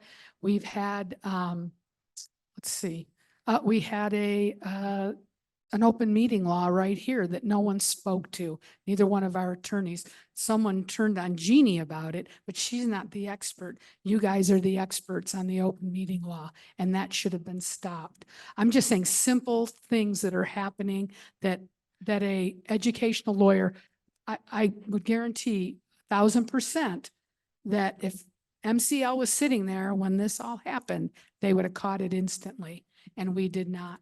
Anyways, and again, I'm not trying to disparage you because I just think that we need lawyers that are educational lawyers, and maybe the costs that we're incurring every month would go down. Thank you. That's all I have to say about that. Okay, we have number 11 is, we're on information discussion, and we've already settled that. Any more that you have, any concerns, anything, please contact them, email them, call them, and so they can mark it down, so they can deal with it. And so it's all prepared, and we're not trying to sort it out here at the meeting and taking up a lot of time. So, I know, I think trustee Wagstaff had one more question. Go ahead. Well, Mr. Burns, if you would rather, I would be happy to email Mr. Gilbert and we can talk. I have a question. Go ahead. Well, I do have a question. I know that the invoices are a hot topic. Sure. And I know that it would be very forthcoming of you if we could publish those, obviously redacted. The trustees should not be redacted because, we talk to you guys. That is, but that, when someone from outside emails you or litigation, whatever, those should be obviously redacted. Do you disagree? I Do you disagree have a in some problem? parts, and again, it's Okay. more of a case by case basis, but we will definitely work on making stuff more available and be more transparent. And I will personally make sure that we go through and look at any of the bills that trustee Gilkerson has brought up. And if there's credits that need to be made, we'll make the credits. There's lots of entries. There's lots of stuff done, but in no way, shape or form am I trying to be compensated for work I didn't do. And if I said it was, going to be billed or not billed, it shouldn't have been billed, and we'll handle that. And one thing I want to clear up when I say about Keith Lewis thing, I meant that Keith was not happy. I went to Keith and said, Keith, how do we fix this? And he said, Joey, I can't work with this board. I'm going to get a lawyer, and we need to figure this out. So I just want you guys to know, I'm not saying like someone was needed to deal with that situation. That's what we did. And Keith was excellent to work with and his attorney. And we did something that I thought was in the best interest of the district and the best interest of Keith. So a question that I have, sorry, it sparked another Sure. question. So are you the legal counsel for the board or for the district? So And is I'm there for a, the district and the board. They're the same thing. And Okay. that's something we can talk about when we go into the next agenda item. Well, I'll bring that up.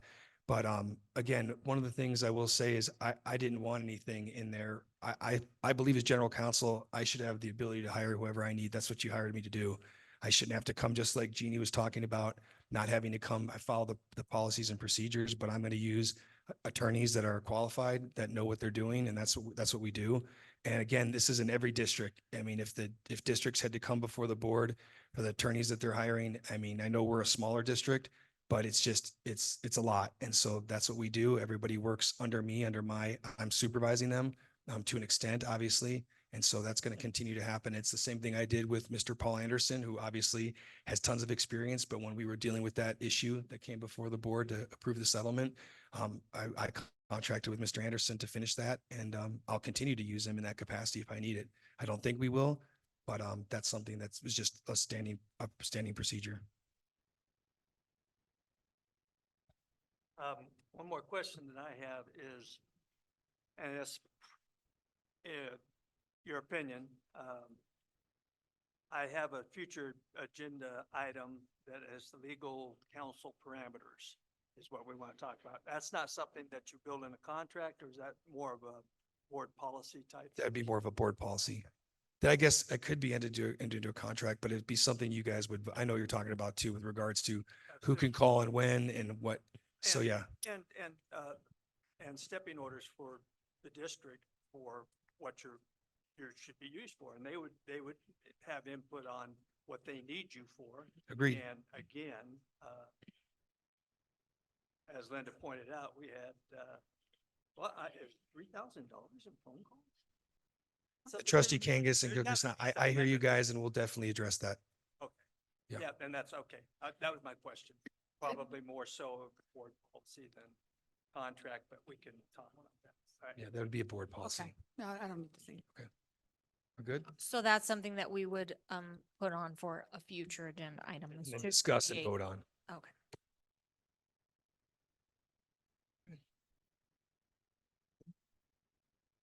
I'm done. Do you want to go to the next topic? I'm out of this one. Okay. So moving on to the writ of mandamus. Now,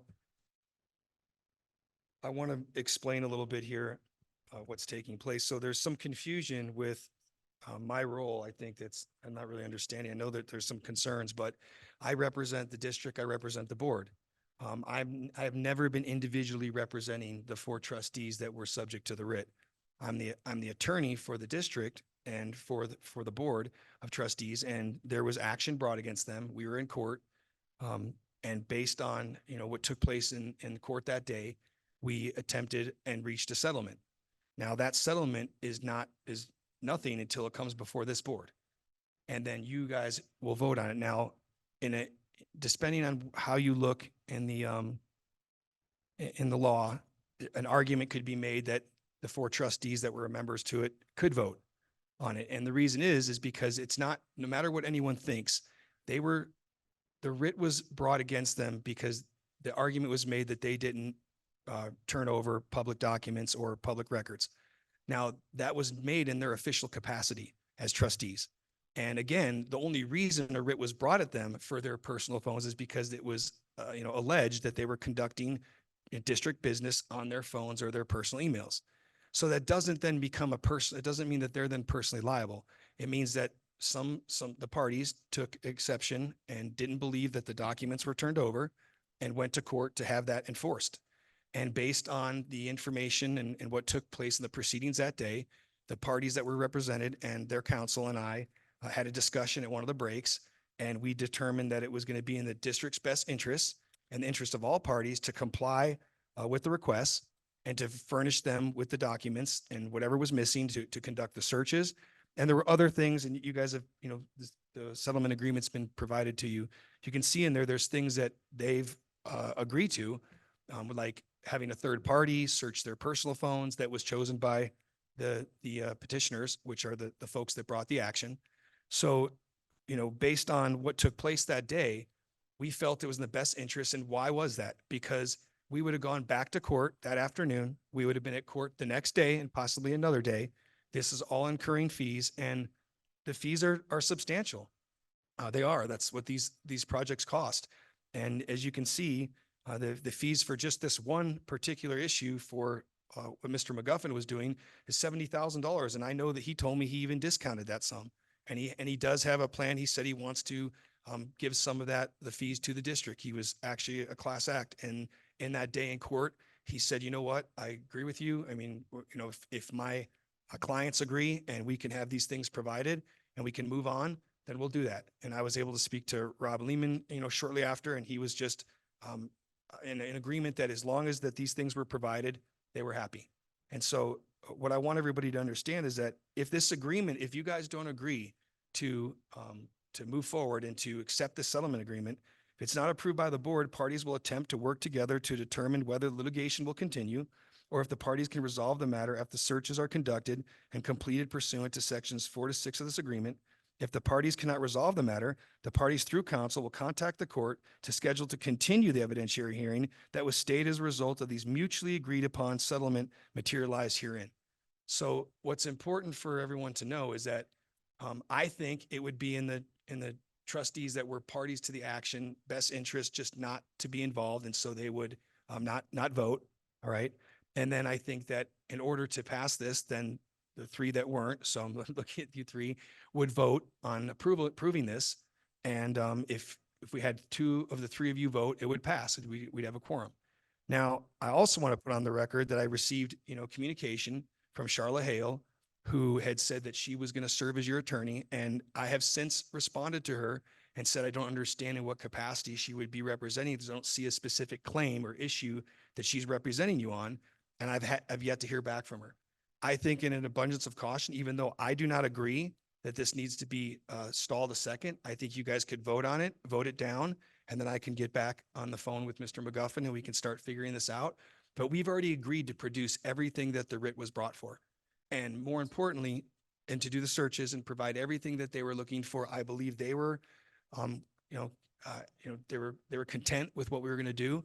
And I just think it's important. And I understand there's contention here that folks wanted the trustees that may or may not have produced. Again, in this settlement, there's no, admissions of any bad conduct. It just says, look, we're going to get this done. And I just want you to know that in no circumstance are these trustees going to be held liable personally. Why?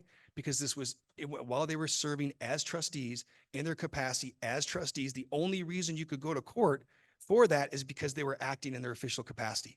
So in no circumstance, and what would happen is based on what's going on now, if we don't approve this settlement, and if it doesn't happen today, we go back to the drawing board. Mr. McGuffin starts incurring fees. I'm incurring fees.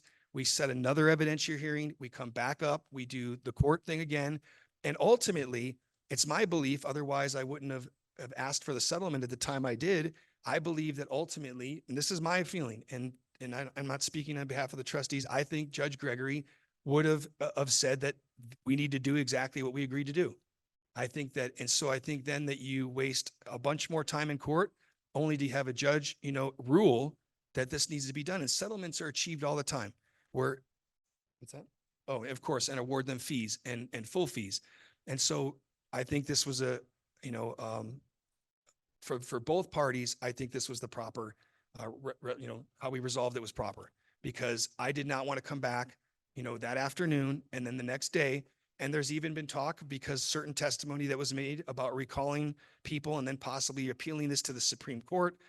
I just think that, look, in the best interest of all parties, the district specifically, this is going to give everything that was asked for, provided, have an independent third-party search conducted, and then no matter what, there's still going to be the fees.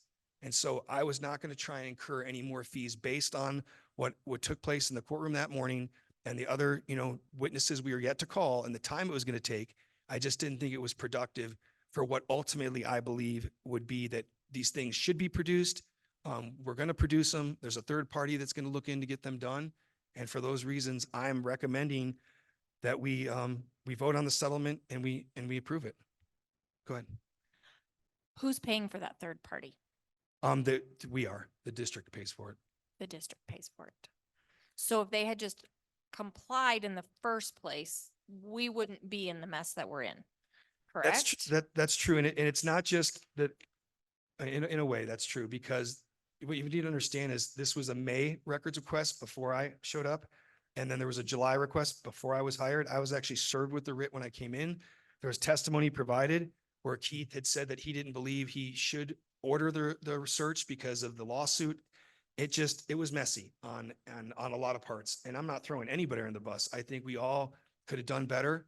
And it's unfortunate, but I don't think dragging this on any further is going to help anyone. And I remember I only spoke to a few of the petitioners. They were happy to move on. Mr. McGuffin said, as long as we get, what we were looking for, we're good. And he was going to reduce his fees, and we submitted this, and all parties were happy in court.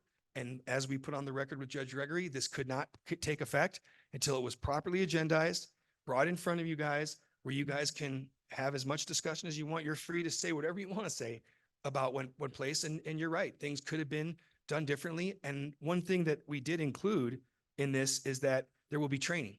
Because one of the things that Mr. McGuffin wanted that we all talked about is it's a condition to the settlement agreement that training will be conducted so that this doesn't happen again. And there were errors on both sides. Look, I'm happy to take, blame for it. But at the same time, there were things that were submitted as far back as May and then July respectively that we just weren't aware of. And I had no, contact or control over what took place until I was served with that writ the day I walked in there, the day that this was put in my hands. So we've been working, from behind the 8 ball since then. And I think that this was a mindful negotiation, a mindful resolution that is keeping costs low. And again, as I've said, in no way, shape or form is this ever going to be considered personally, liable to the trustees. And so based on that afternoon, you got to understand, I'm sitting there going, okay, if we go through this for another day and a half, these are more fees. Ultimately, I believe we're going to produce these documents. We're going to, do what we need to do here. And I don't want to drag this on for more costs. A lot of people would have just said, the heck with it. Let's stay in court for the next few days and run up the bill. Even McGuffin could have said that. He could have said, no, I'm going to put all these people on the stand. And to his credit, and the guy was a class act that day. He could have made this much rougher for everybody. And he said, you know what, Joe, you're right. Let's put this behind us. It's in the interest of both parties that we settle this right now. And we settled it. Well, my comment would be, this was an incredible waste of time to bring this thing. I was given instructions on how to search my phone and my computer. I did the search just like they say. I came up with everything. I didn't have anything. I make it a point not to communicate with other board members. And the fact that this has happened is, to me, a travesty. And the fact that this was brought as a lawsuit against the district is ridiculous. And I'm sorry it happened, and I'm upset it happened. And, I want to say one thing is that, up until, this writ, anytime, and I had only been involved for a little bit, but a lot of public records requests came in after my initial day that I appeared before the board to be hired. That's when a bunch came in. And I remember Rick Shue had said, well, you'll have to deal with these. I've got a bunch are still going. And, at the end of the day, it was like Keith in the following corresponding emails with me never asked me to do, he just did it. If it was something the district had access to, it was on district servers, they just did it. They didn't go to legal counsel and say, can we do it? Quite frankly, if I told him no, he still has to do it. So there was confusion, and it had to do with, like Keith said on the stand, there was a lawsuit. I didn't know if I could still do it.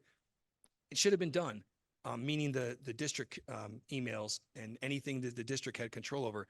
That was an oversight on many people's parts. Some of the trustees searched their phones and didn't find anything. Some also did, and less was turned in. I do think that we're going to get to the bottom of it, and that some things might not have been provided as requested. We're going to get to that, and that's not right. But we're not going to, nothing's going to be accomplished by not resolving this and settling it. And again, happy to put it out, but all we're doing is Mr. McGuffin is not being paid, and eventually the district's going to pay. But now I'm going back to him, and we're starting part of this process up again. Not all of it, but I'm going to have to get on the phone with him, and we're going to have to sit down and talk about how we can work through this. And if we can't, then we have to reset the evidentiary hearing, which I don't want to do, and I don't think is going to be productive, because everything the petitioners wanted is listed in the settlement agreement, and we're going to get it done. Can I speak, Mr. Burns, President Burns? President Burns, may I speak? You got to tell her she can speak. Catherine's asking if she can speak. Yes. Okay. Go ahead. All right. So I just, for the record, want to state that I turned over everything that they asked for on my phone. And when I saw in court that they were showing district emails that didn't get turned over, I fully thought that was done by the district. I thought it meant our personal phone, iPad, whatever, which I turned over everything. So I want that very clear. Thank you.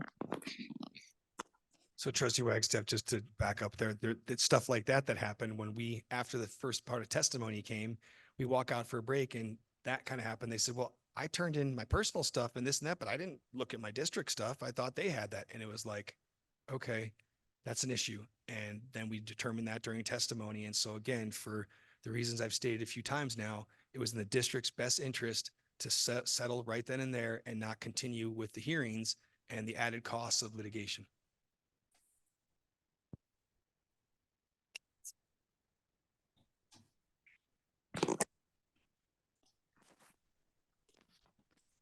Oh, okay. I don't know. So yes, the three of us did get legal counsel pro bono. Charlotte is representing us, and it is because you're representing the district, but you're representing the four of them. And so to me, it felt like a conflict of interest. So I would like to take 5 to 10 minute recess, and I would like to talk to Charlotte before we move forward. You're more than welcome, but I'd just say, like I said to her in an email, she's not your attorney. There's no issue or claim that's a specific issue. She is But- our but I- attorney. We have a I contract. understand that, but I'm just telling you, if you needed an independent counsel or an outside counsel, that's something that would come before the board and we'd vote on it. It'd be agendized and we'd vote on it. That's just my response to her. She didn't respond yet. You're more than welcome to call her, but as I already said, because I don't want to put anybody in a position, I was happy to just not move forward tonight.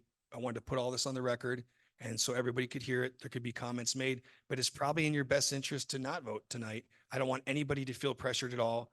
We won't incur any fees between now and the next time we go in there. Exactly. Again, Right.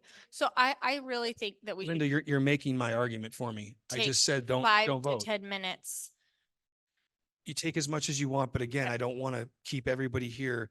I Right. don't think you should vote on it considering the circumstances. I think we should get it done, but because of what's transpired and the fact that you're stating these things, I don't want anyone to feel bullied or pressured. And if you're more comfortable, then we should vote it at the next meeting. So Did it let's, take that long to get this to us for a reason? When were you given it? Today? Oh, Tonight, yeah, before we came? it took, yeah, what was that? Sorry, microphone. We haven't, this was in our red folder.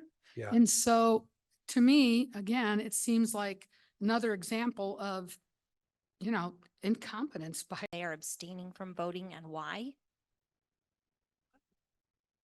So NRS dictates that if you're abstaining from voting because you have a pecuniary interest, that you need to There's no pecuniary. you need to go on record as to why that you are abstaining and why you're abstaining. What I would just recommend again is just simply just saying there's you believe there's a perceived conflict of interest, even though there's no personal liability. It could be perceived by the public that there's a conflict of interest, and for those reasons you're abstaining. That's what I would recommend you say.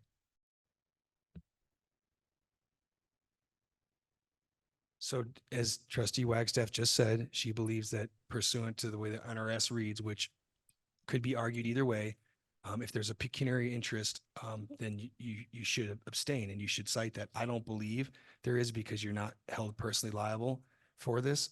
That's a discussion some people think differently about. However, I still think it's easy to say based on what would be perceived as a conflict of interest, I'm abstaining. That's what I would recommend for trustees to say. It's just because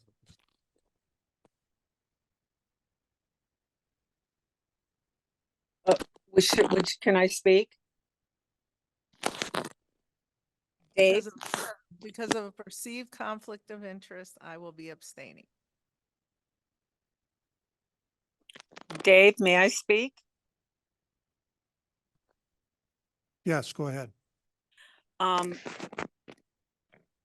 Because of a perceived conflict of interest, I'm abstaining, but I thought I was supposed to anyway. I didn't know that I was able to vote, but I'm going to abstain because of really a perceived conflict. Thank you.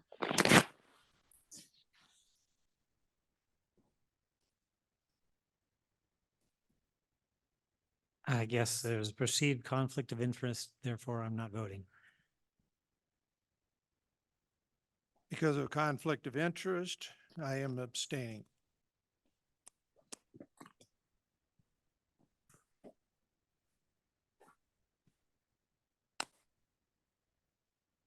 From voting.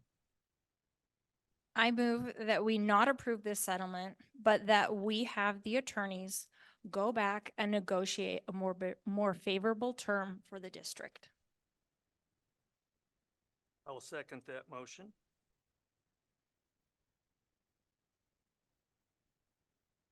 There's no comment. All in favor, say aye. Aye. Aye. Motion passes 3-0.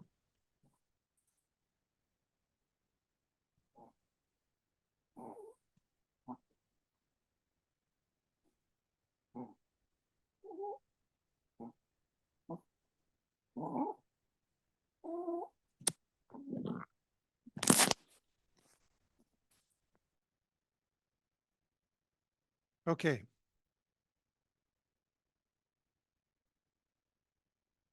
We're on to number 13, board reports, number 14, superintendent report, 15, closed session, and 16, prioritizing agenda placement and removal of possible items for future board meetings. We are going to not take them at this time. We're going to be open to public comment at this time. Comments from the public are invited at this time on topics not specifically addressed elsewhere in the agenda. Sign-up sheet is provided, and individuals who wish to address the board are asked to indicate their desire to speak and the topic about which they will speak. Individuals wishing to address the board at this time will be limited to 1.5 minutes. The board is precluded from acting on items raised during public comment that are not already on the agenda.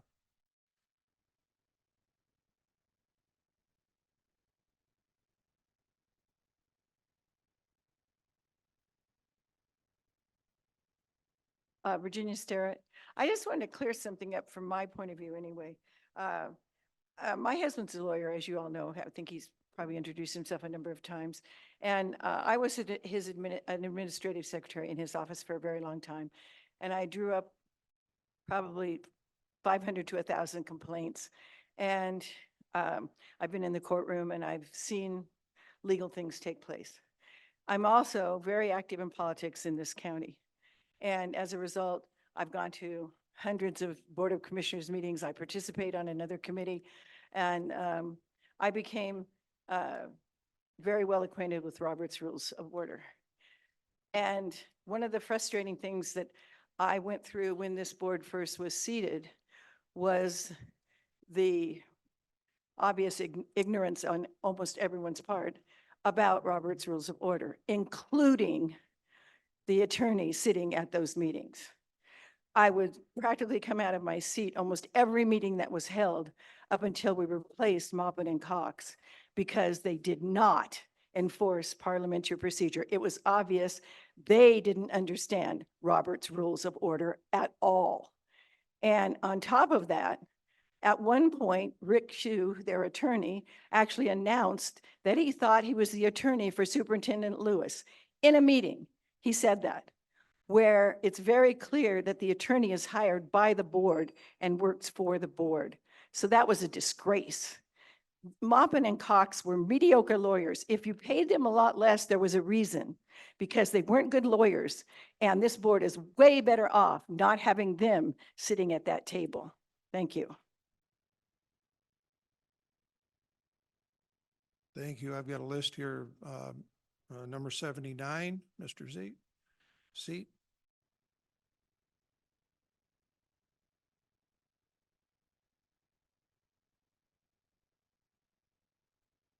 David Seat. I'm dumbfounded by the vote that was just taken here to cost more money when these people constantly Mr. Burns, squeal he can't about speak the to things extra that are money. on the agenda. So it seems, judging by recent record I'm courier sorry, letters. Mr. Seat. Yes, Is this on an agenda item? no, this is not. Okay, It Wait a- seems, wait a minute. What was that?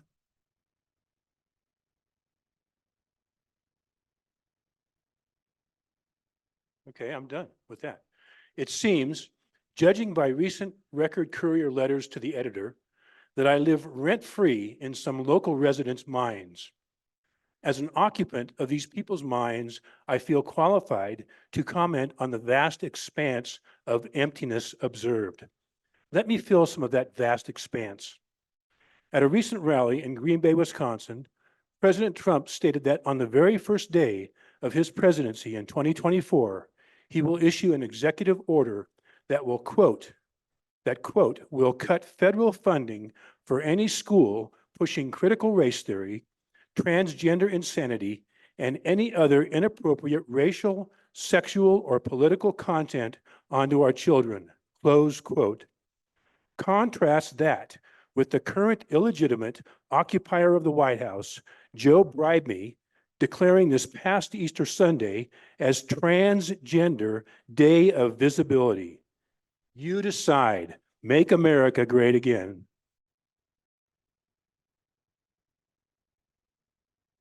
Number 80.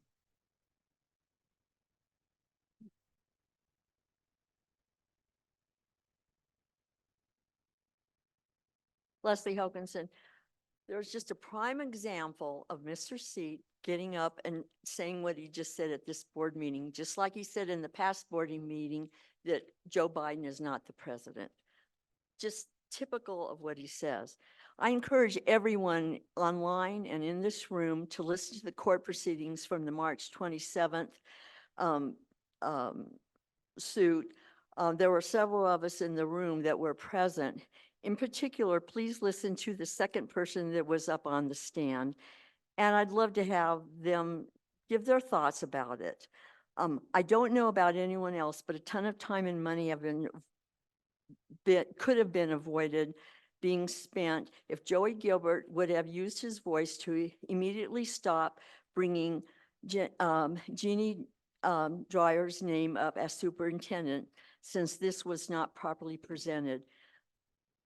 It was discussed for 8 minutes and neither Gilbert nor his assistant said a word. Of course, Gilbert admitted he doesn't know education law and that's very apparent at all these meetings.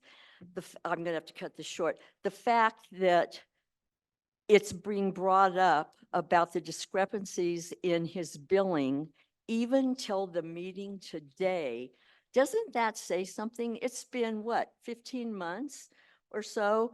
Well, no, you haven't been in for that long, but this is continue.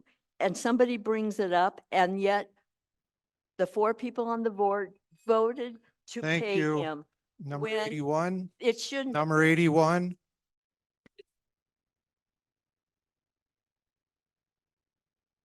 Casey Rogers for the record. Thomas Sowell once said, community organizers always sought out the most radical people.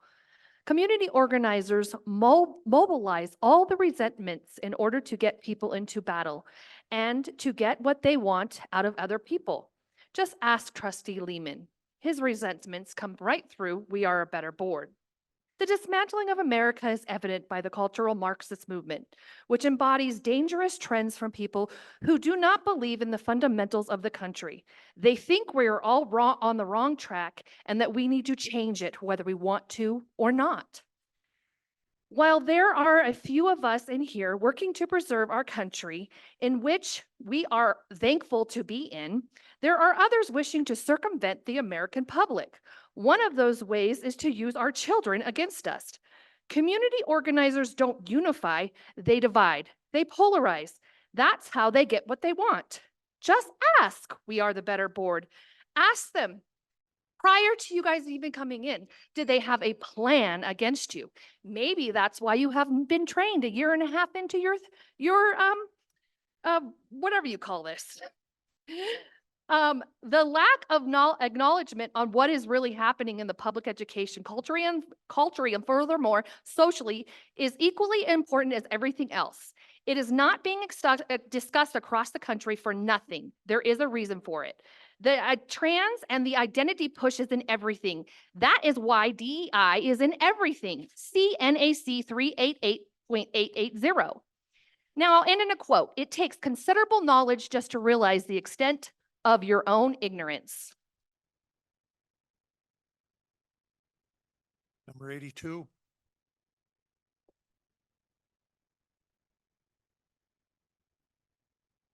Laura Cadeau for the record. I would like to give gratitude and thanks to Ms. Dwyer. I observed her throughout this meeting. I know it must have been very difficult for her, and yet she did not skip a beat, particularly during item number 5, the screening process. They asked questions of you, they piled work on you. You fielded the questions beautifully. You were on top of everything. You didn't show any emotion. You were composed. I am just so impressed. They had excellence staring them right in the face and they turned it down. And I just want you to know that many of us see you and we appreciate you. I would also like to bring up the fact about your lack of training.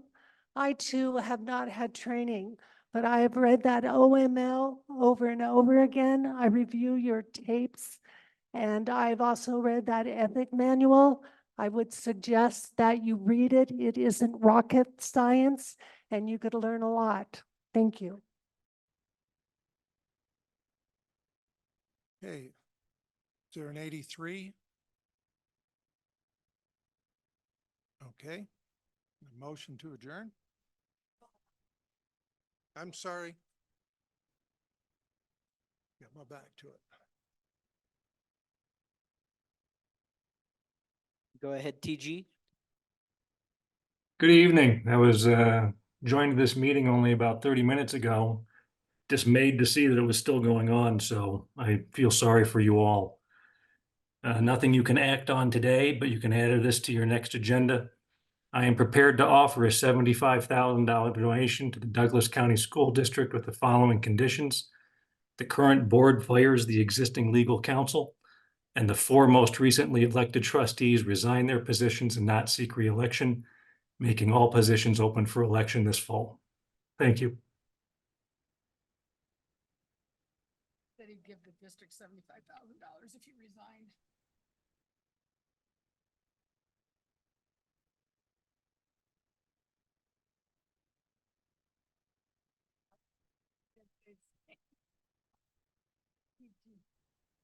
Go ahead, ME. Amy Kowchek for the record. Since January 2023, there have been concerns raised about inadequate training for new board members.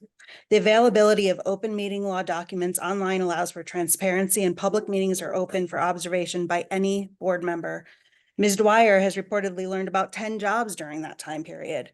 However, blaming a settlement for motivating trustees to address this issue is concerning. Accusations of collusion among the certain board members, such as Mr. Gilbert's statement regarding the superintendent's contract, raise questions about transparency and integrity.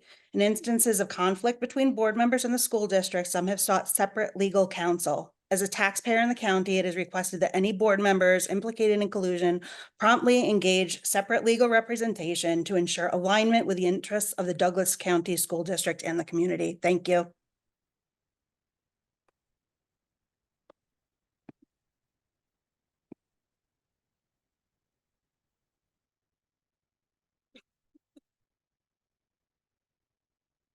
Go ahead, Rob.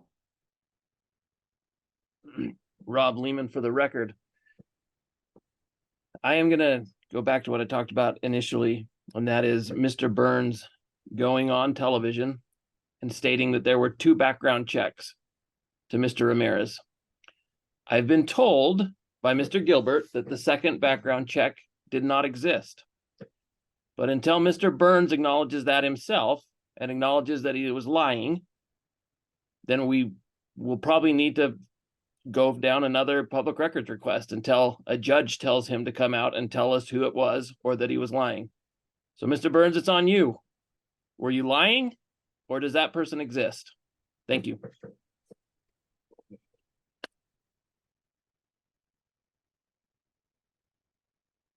Virginia, go ahead.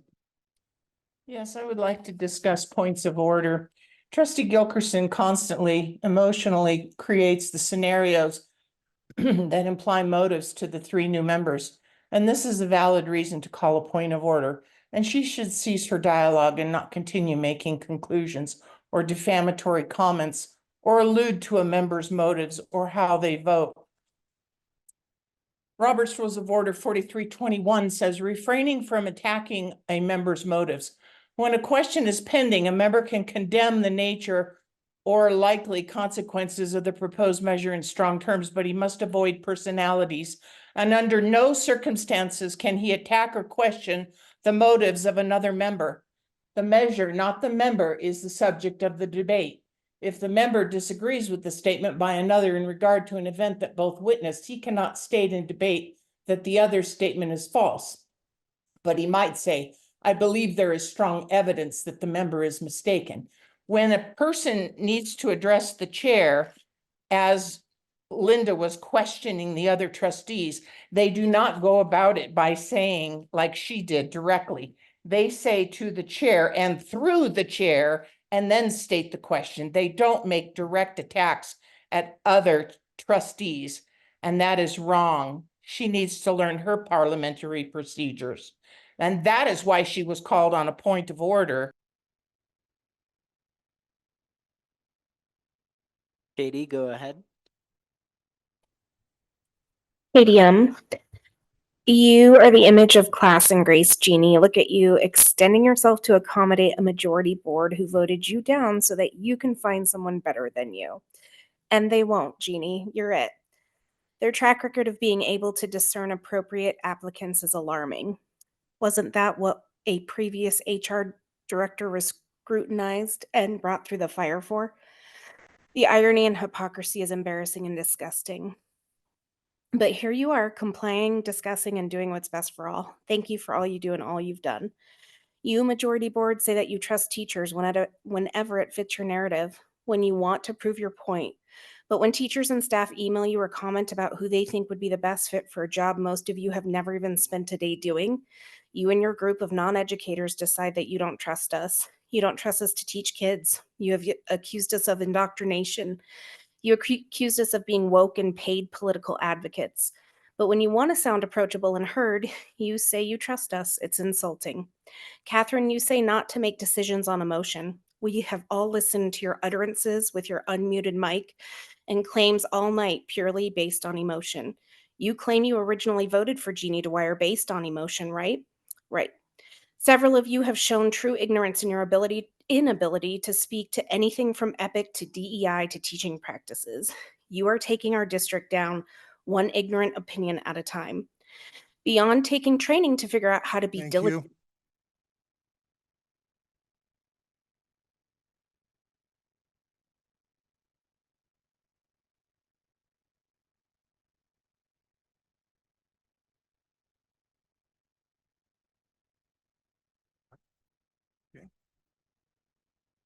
Okay, motion to adjourn? Adjourn.